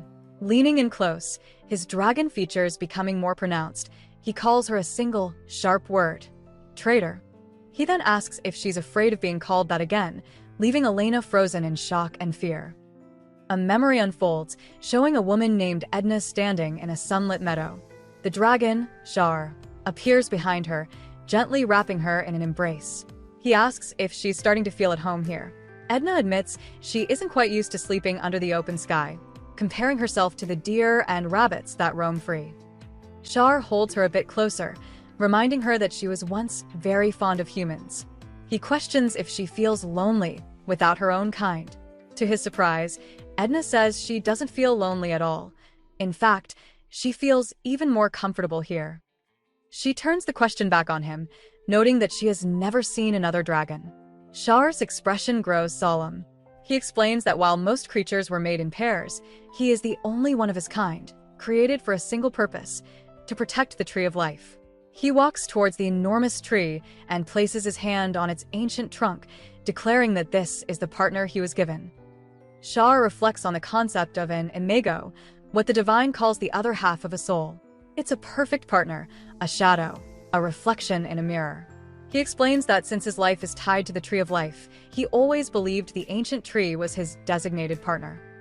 But a memory surfaces, showing the woman Edna gently grabbing his sleeve. With determination in her eyes, she asks if he would let her become his imago. The unexpected offer breaks through his solemn demeanor, bringing a rare, genuine smile to his face. However, the memory quickly darkens, flashing to a scene where he covers her eyes as chaos unfolds around them. Back in the present, Char stands behind a crying Elena. He reminds her that she made that same promise in this life. He asks if that vow doesn't shackle her now, making her a traitor for choosing someone else. Trapped by a past she can't remember, Elena's tears fall freely. Char's voice presses her, asking if she would truly protect Kyle, even at the cost of her own life. After a tense pause, Elena firmly agrees. She knows this is the right path. Her mind races, recalling how her sister Layla had already broken her promise and how Shane's misperceptions only made things worse. This is exactly why Elena felt she had to be the one to restore Kyle's hope. Calling her feelings simple pity would be a lie. The world around her dissolves into a black void. Confused, she takes a few steps through the darkness, wondering where Char went. A glowing trail of light then appears at her feet, cutting through the emptiness. Believing it might lead to Kyle, she follows the path and calls out his name. The light suddenly intensifies, erupting into a swirling storm of golden butterflies that forces Elena to shield her eyes from the overwhelming brightness. The overwhelming light finally subsides, revealing Kyle lying motionless in a field of golden butterflies. Disoriented but determined, Elena sprints towards him, calling his name. She gently cradles his head, urging him to wake up and see that it's her, Elena. As his eyes flutter open, he looks at her with a dazed expression, asking why she appears so much younger. His question sends Elena back to a forgotten memory of their childhood. She remembers him as a young boy on a horse, riding away without looking back. Yet, he had left her with a promise that gave her hope and made her feel less alone. Clutching him tightly in the present, Elena clarifies her intentions. Her drive to protect him isn't born from guilt or a need for self-sacrifice. She explains that saving him is also a way to save herself. With this profound realization, she leans in close, pleading for Kyle to open his eyes and return to her. Elena's plea dissolves into a silent, heartfelt wish. She admits to herself that she no longer wants to be alone, but to dream of a tomorrow with the man she has come to love. The golden light swirls and then settles, bringing them back to reality. Kyle's eyes slowly open. As a tear escapes, he gazes up at the woman holding him and gently touches her cheek. For the first time, he sees her not as an image of the past, but as herself, whispering her true name, Elena. With tears in his own eyes, Kyle confesses that he loves her and wants them to be together forever. Elena pulls him into a deep embrace, her resolve now unbreakable. She promises him that no matter what awaits them, whether in light or in darkness, she will always walk by his side. It's a vow that seals their future, finally uniting them as one. A noble from Espera stands on a grand balcony, letting out a heavy sigh. He had always known that a conflict between Lanfair and Espera was just a matter of time. He considers the vast difference between fending off an invasion and launching one. Running a hand through his white hair, he wishes Kyle were already emperor, believing it might simplify the difficult path ahead. His thoughts are interrupted by an aide, who reports that the Lanfair soldiers are preparing for departure as ordered. Seeing the worry on his master's face, the aide asks if something is the matter. The noble deflects, prompting the aide to ask if he should be blunt or gentle with his opinion. The noble tells him to be straight. The aide astutely points out that he seems like a man who has made a decision but is conflicted about the consequences that will follow.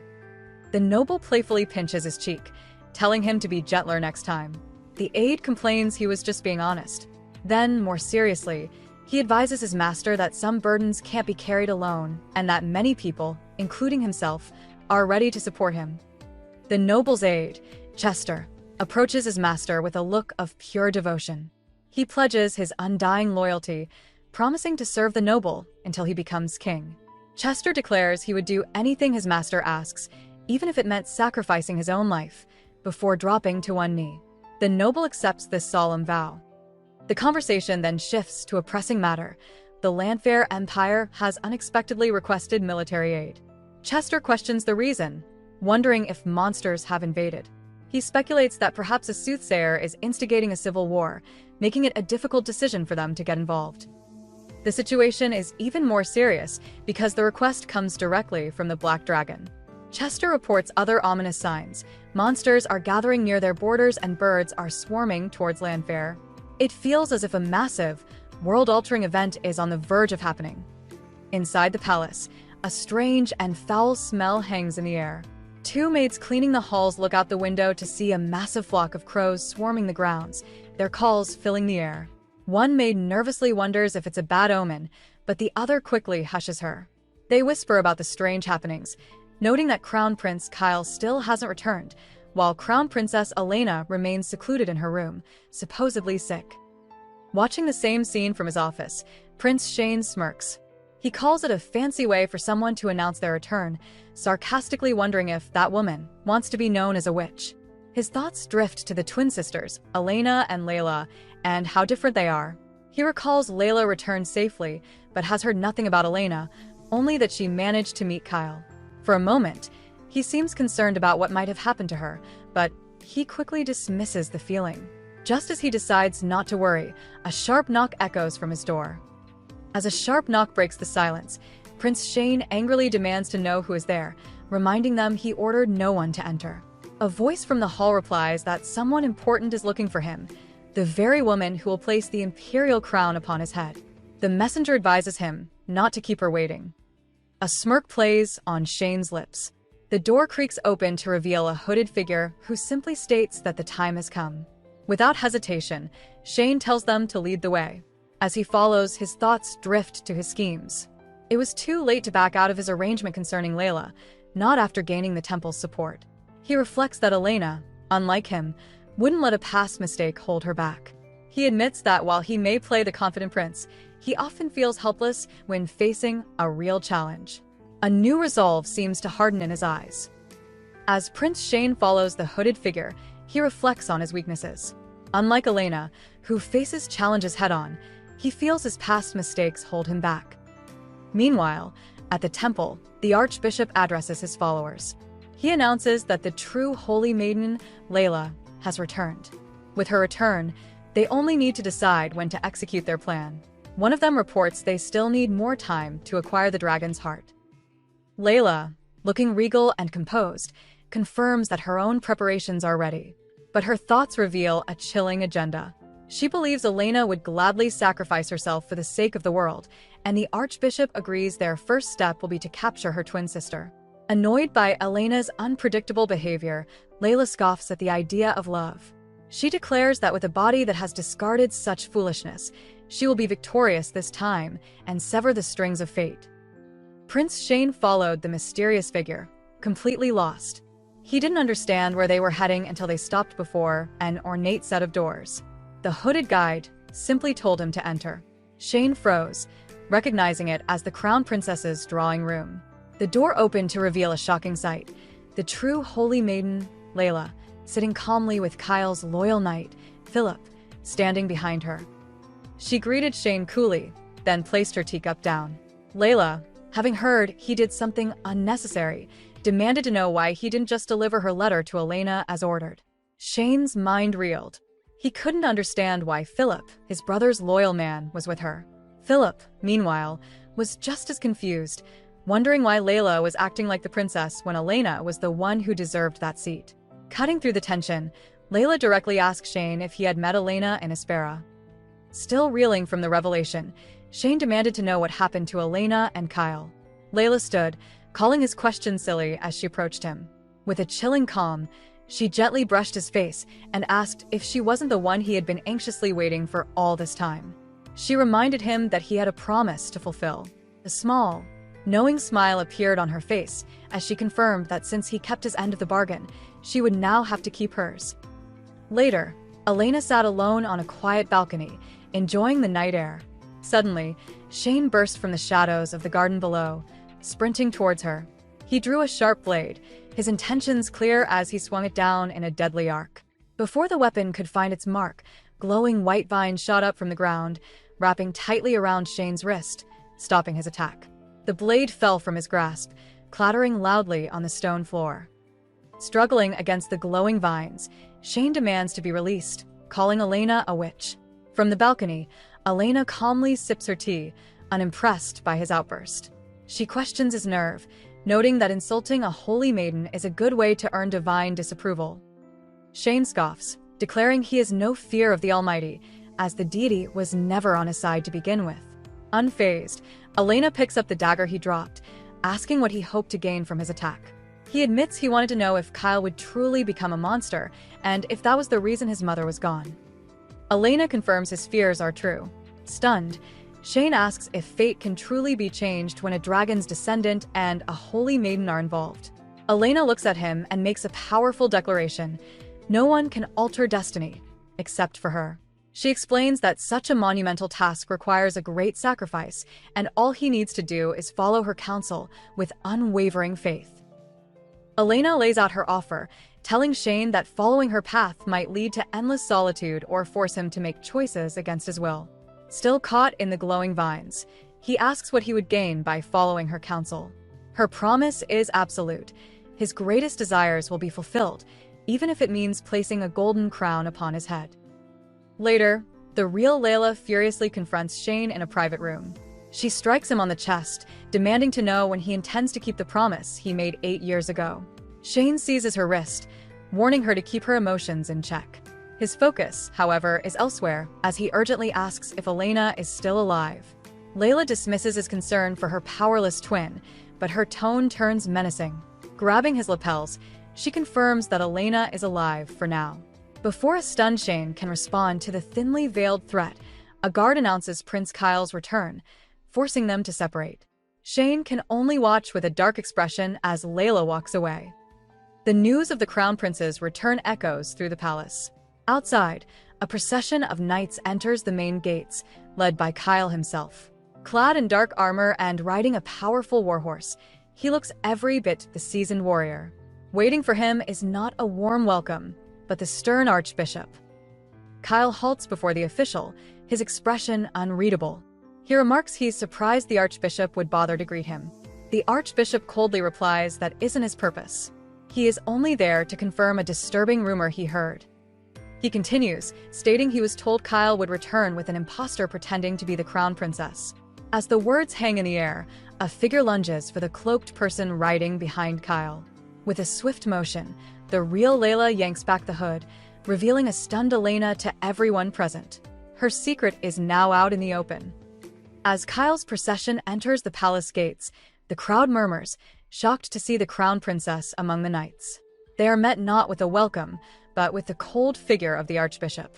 He announces he's heard a rumor that Kyle would return with an imposter. At that moment, the real Layla lunges forward, yanking the hood from Elena's head and revealing her to everyone. Kyle's voice cuts through the sudden silence. He demands to know on what evidence the archbishop is making such a claim, explaining he snuck his wife out of the palace himself. The archbishop isn't convinced.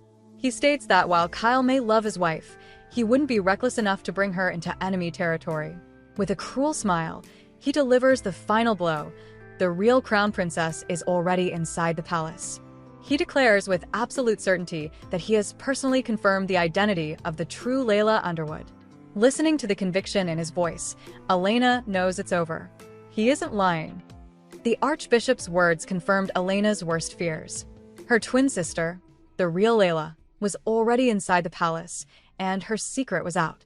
As the crowd descended into chaos, Prince Shane pushed through the royal guards, telling them to get out of his way. Upon seeing Elena arrive safely beside Kyle, a satisfied smile touched his lips. She had returned, just as she had promised him. This public spectacle was no surprise to the Empire's rulers. Just moments before, Shane had informed his father of the situation. The Emperor coldly asked if he was there to welcome Kyle home from a military victory. Shane replied that he wished it were that simple, then delivered the damning news. His brother had returned with an imposter. Unfazed, the Emperor merely noted that this fake was the spitting image of Princess Layla. From the crowd, Shane watched Elena, confirming his father's observation as his own plans began to click into place.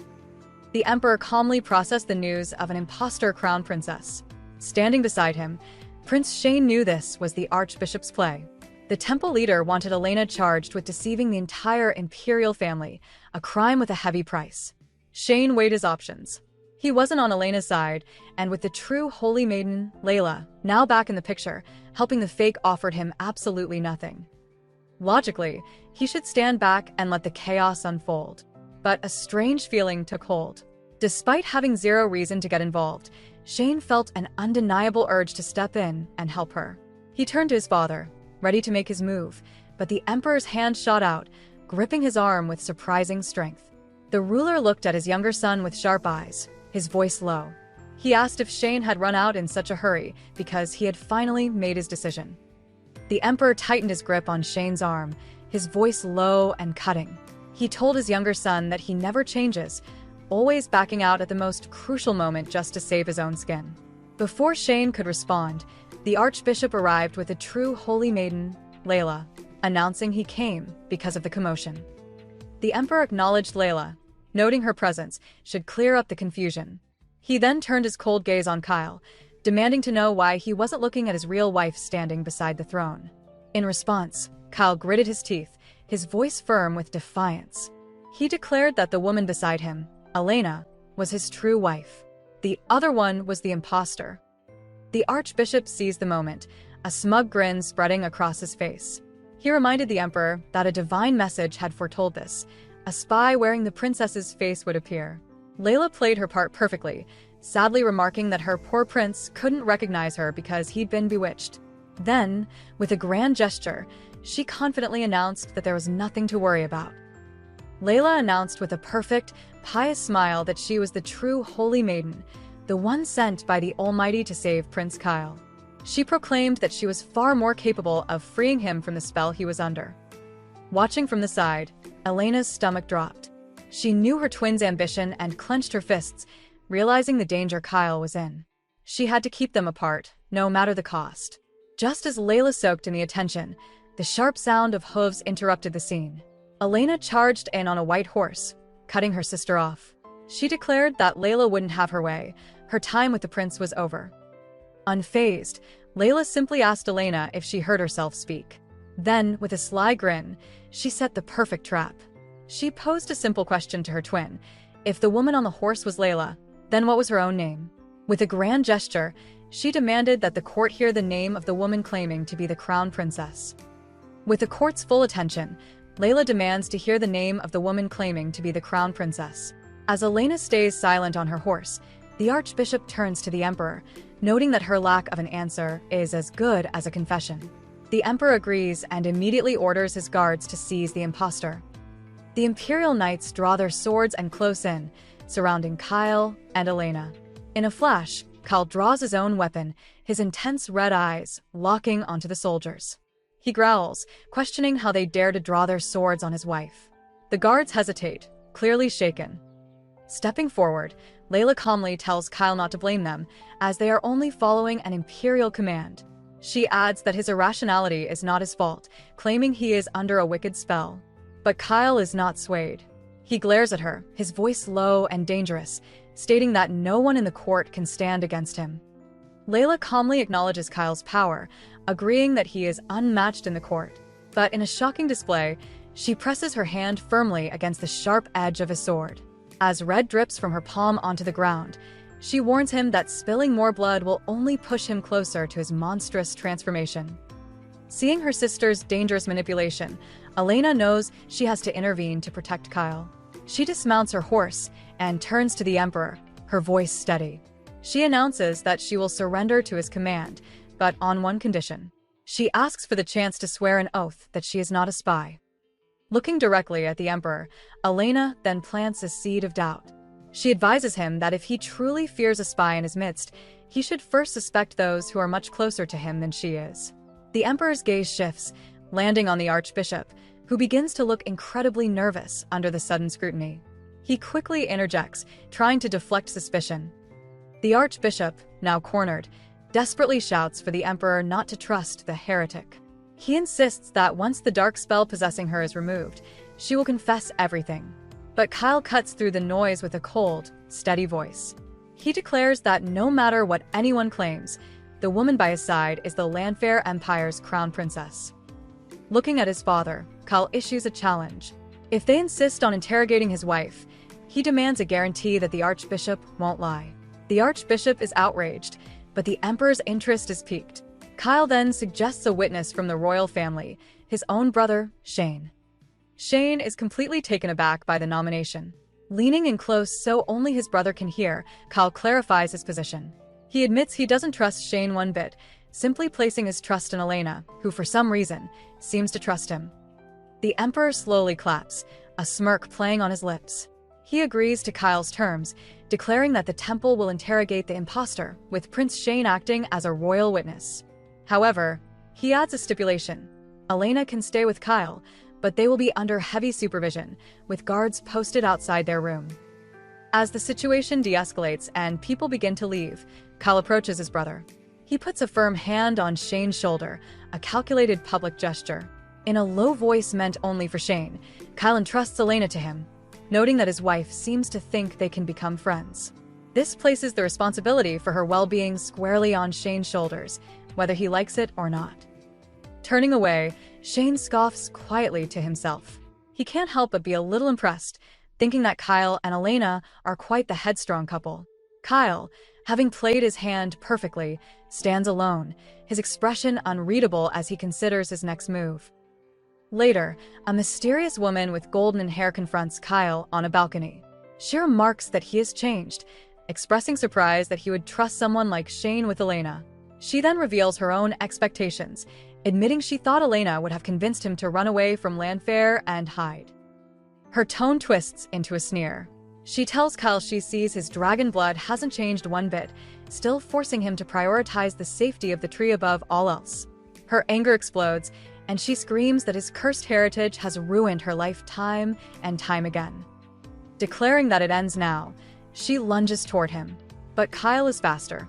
He catches her wrist in a firm grip, stopping her completely. With his eyes glowing red, he looks down and tells her that her plan is not going to work. He calls her by her true name, Layla. The Archbishop leads Elena and Shane up a long flight of stairs, his intentions a complete mystery. Shane follows, deeply suspicious. He realizes that neither the cunning old man nor Layla ever intended to share their real plans with him. Suddenly, the Archbishop halts. As the stone floor shifts and cracks beneath them, Shane warns Elena to mind her step. She asks where these stairs lead, and he explains they go to a small room at the very top of the temple dome. As a door creaks open, he quietly admits it's a place he knows well. They used to lock him in there as punishment when he was a child. Later, Elena stands alone on a balcony, looking out over the world. The temple used to be everything she knew, but now things are different. Her face hardens with resolve. Just then, a figure approaches from behind. It's Kyle, and he gently places a hand on her shoulder, softly calling her by her true name. Kyle stands firm, telling Elena he won't let her go to the temple alone. To keep her safe, he's sending Shane with her. Elena, however, is more concerned about him, reminding him that being alone with Layla is a huge risk. He reassures her, explaining that ever since she found him in his darkest moments, he feels something inside him has changed. As long as she trusts him, he knows he can stay in control and remain himself. Taking a deep breath, Elena resolves to place her faith in both Kyle and her own judgment. Later, she thanks Shane for coming with her, but their conversation is cut short by the Archbishop. The old man scoffs, telling Elena she is terribly mistaken. He then mockingly reveals a secret he believes she doesn't know, that not even the Emperor or Kyle realize whose side Shane is truly on. Suddenly, Elena grabs Shane's arm. She looks the Archbishop dead in the eye and declares that he is the one who's mistaken. She claims she knows exactly what kind of person Prince Shane is, leaving the clergyman completely stunned. The Archbishop freezes, thrown off by Elena's unwavering confidence. Her defiant gaze triggers a memory of a time before her spirit was broken. He questions the dread he feels. He knows Elena is the powerless twin, unlike Layla, yet this girl unnerves him. Pushing the feeling aside, he lets out a harsh laugh. He tells Elena that she is completely ignorant of the real situation. With a smug look, he announces that he will reveal the terrible fate that awaits her. Elsewhere, Kyle confronts the woman he knows as Layla, demanding to know what she hoped to achieve by sending Elena to the temple. He grabs her arm, commenting on how convenient it must be to have no memory of their shared past. The scene then cuts to a vision of the Tree of Life engulfed in flames, an act only ever accomplished by a person named Debur. A question echoes through time, wondering why this one memory has persisted through countless rebirths. A memory flashes, revealing a grim truth from a past life. To set fire to the sacred Tree of Life, it was necessary to sacrifice the dragon's other half. However, deep feelings of love and guilt had always made that task impossible. Back in the present, the Archbishop interrupts Layla's silence by grabbing her arm. He reveals his twisted plan, calling Elena a living sacrifice. He explains that for a dragon's descendant to complete the transformation, a great deal of bloodshed is required. He paints a horrifying picture for Kyle, Elena, facing a fiery end at the stake while the public brands her an imposter. The Archbishop taunts the prince, sneering that after taking the life of everyone in the Empire, Kyle would finally become a true dragon. He then turns back to Elena, triumphantly declaring her fate. She is to be burned to ashes, all to pave the way for his new world. Prince Shane scoffs at the Archbishop's grand illusion.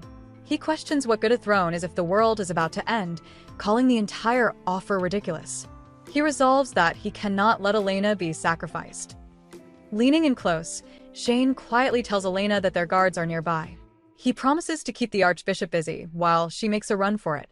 But their planning is cut short. The Archbishop appears behind them, grabbing Elena's arm and declaring he was right to keep an eye on them. In a flash of movement, the Archbishop draws a weapon. He lunges directly at Elena, shouting that she will not defy Layla's will. Shane yells Elena's name and shoves her out of the way, shielding her with his own body. The blade, intended for Elena, finds its mark in Shane's back. Blood pools on the ground as he crumples into Elena's arms. Stunned and horrified, Elena screams his name as he collapses. As the blade is pulled away, Shane stumbles into Elena's arms with a grave injury. Horrified, Elena screams his name and demands to know what the Archbishop has done. The Archbishop calmly replies that it was punishment for defiance, tossing the weapon aside. He adds a chilling justification, claiming that the real Layla gave him permission to do whatever he pleased with the prince. Despite the pain, Shane pushes Elena, telling her to get away and insisting the wound isn't fatal. He promises to stop the Archbishop, but his strength quickly fails and he collapses onto the cold floor. Elena rushes to his side, pleading for him to wake up and refusing to leave him behind. As he loses consciousness, Shane faintly murmurs that she never listens. Looming over the desperate scene, the Archbishop coldly calls out to Elena. He tells her to come to him, reminding her there is nowhere left to run. Holding the fading prince, Elena refuses to let him perish. She whispers for him not to give up, vowing that she will save him. In that moment, a brilliant golden light erupts from her, enveloping them both in a divine glow. The Archbishop stares in utter disbelief. This girl was supposed to be a powerless fake. This display is impossible. He watches in horror as Elena's holy energy flows into Shane, completely mending his life-threatening injury in seconds. She looks down at the astonished prince, calmly telling him he'll be fine now, just before he loses consciousness again. This revelation shatters the Archbishop's reality. He stumbles back, frantically denying the existence of a second holy maiden and calling it a trick. His panic quickly turns to rage. He screams for the guards to come, pointing a trembling finger at the composed princess and ordering them to seize the witch immediately. A mysterious woman taunts Kyle, surprised he hasn't stormed off in anger. The prince coolly refuses to take the bait, stating that Elena is not as weak as she believes. She acknowledges she's aware of Elena's awakened powers, but dismisses them as being too insignificant to change fate. She then urges Kyle to stop fighting the pain and simply submit to the voice inside of him. Firmly rejecting her, Kyle grabs her hand to stop her advance. He declares that her plans have already been thwarted because the entity she's trying to reach, Shar, has left him. Her shock quickly turns to rage. She grabs him, screaming that he can't deny his destiny. She reveals her horrifying endgame. At dawn, Elena will be executed at the stake. This act, she insists, will be the trigger that finally awakens Kyle's full power, transforming him into a dragon destined to raze the entire country to the ground. The mysterious woman refuses to accept Kyle's words. She grabs him, frantically insisting that he cannot escape his destiny, that he is nothing more than a shell for the dragon inside. But Kyle has had enough of her games. He strikes her hand away, his own resolve hardening. As dark scales creep across his skin and his red eyes glow with power, he makes a chilling declaration. He is not losing control. He is turning into the dragon by his own free will. A devastating shockwave of energy erupts from the prince, shattering the palace windows and shaking the entire capital to its core. From her position on the execution platform, Elena watches in disbelief as the palace begins to crumble. Inside, terrified servants scramble for cover. Then someone points toward the sky. Soaring above the destruction is a massive, winged silhouette. The dragon has finally appeared. As Kyle's transformation completes, the palace shatters under the sheer force of his power. Panicked servants scramble through the debris, shouting in terror about the legendary black dragon now dominating the sky. Even in his new form, Kyle has only one thought: he must get to Elena. Meanwhile, the mysterious woman who orchestrated this chaos walks through the destruction, completely bewildered. She cannot understand what's happened. Kyle has become the dragon, yet she cannot sense the presence of the entity known as Shar. She wonders if the man and the beast have finally become one. The possibility sends a chill down her spine. If she fails now, she might lose him forever, even after reincarnation. Refusing to accept this fate, her despair hardens into a fierce resolve. After being punished for 100 years just for loving him, she will not let him go. Spurring a horse into a gallop, she vows that he will not escape this destiny alone. They must be together forever. As dawn breaks, the Archbishop stands before Elena on the execution platform. He coldly informs her that once the sun has fully risen, the public will witness her end. He gives her one final, hollow offer of mercy: confess the source of her supposed dark arts, and he might reconsider. Suddenly, the guards behind him cause a disturbance. One of them cries out, pointing at the sky in terror.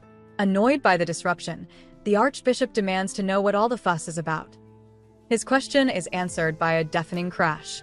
A massive black dragon, Kyle, smashes through the palace archway, its sheer size casting a shadow over the entire platform. The force of its landing sends guards tumbling. Ignoring the chaos, the dragon's intense red eyes find Elena. Realizing it's him, she calls out Kyle's name and immediately runs toward the beast. The Archbishop is horrified, yelling at his men to stop her from approaching the monster at all costs. As the Archbishop reaches out to stop her, the great black dragon lets out a deafening roar. A torrent of destructive fire erupts from its mouth, shooting directly past Elena and engulfing the execution platform. The Archbishop and his men are caught in the blast, their panicked cries silenced by the intense heat. Elena ignores the chaos behind her, her gaze fixed on the creature. She softly asks if it's really him, whether Kyle is still in there. The dragon's red eyes simply stare back. Suddenly, a brilliant golden light envelopes the beast. When the glow subsides, Kyle stands in its place, back in his human form. He looks down at her with relief, quietly saying her name. He closes the distance between them and pulls her into a deep embrace, whispering how glad he is that she's here. Before Elena can respond, Kyle's strength fails, and he collapses unconscious against her. As Kyle recovers, his brother Shane approaches, expressing his disbelief. He recalls their past conversations, where Kyle made it sound like the transformation would erase him completely. Yet here he was still himself. Kyle cuts the reunion short, focusing on their next move. He tells Elena they must find the real Layla, certain she has fled to the Tree of Life now that her plans have failed. But before leaving, Elena turns to Shane with a surprising offer of friendship, asking him to stay safe. A bit thrown off, Shane scoffs at her concern, telling her to just go handle her business. With that, Kyle transforms once more, soaring into the sky as a massive dragon. Shane is left behind on the balcony, watching them disappear into the distance as murmurs rise from the destroyed courtyard below. From the ruined courtyard, the Emperor glares at the sky, where the dragon vanished. He is furious, questioning how Layla could possibly let Kyle escape after he transformed.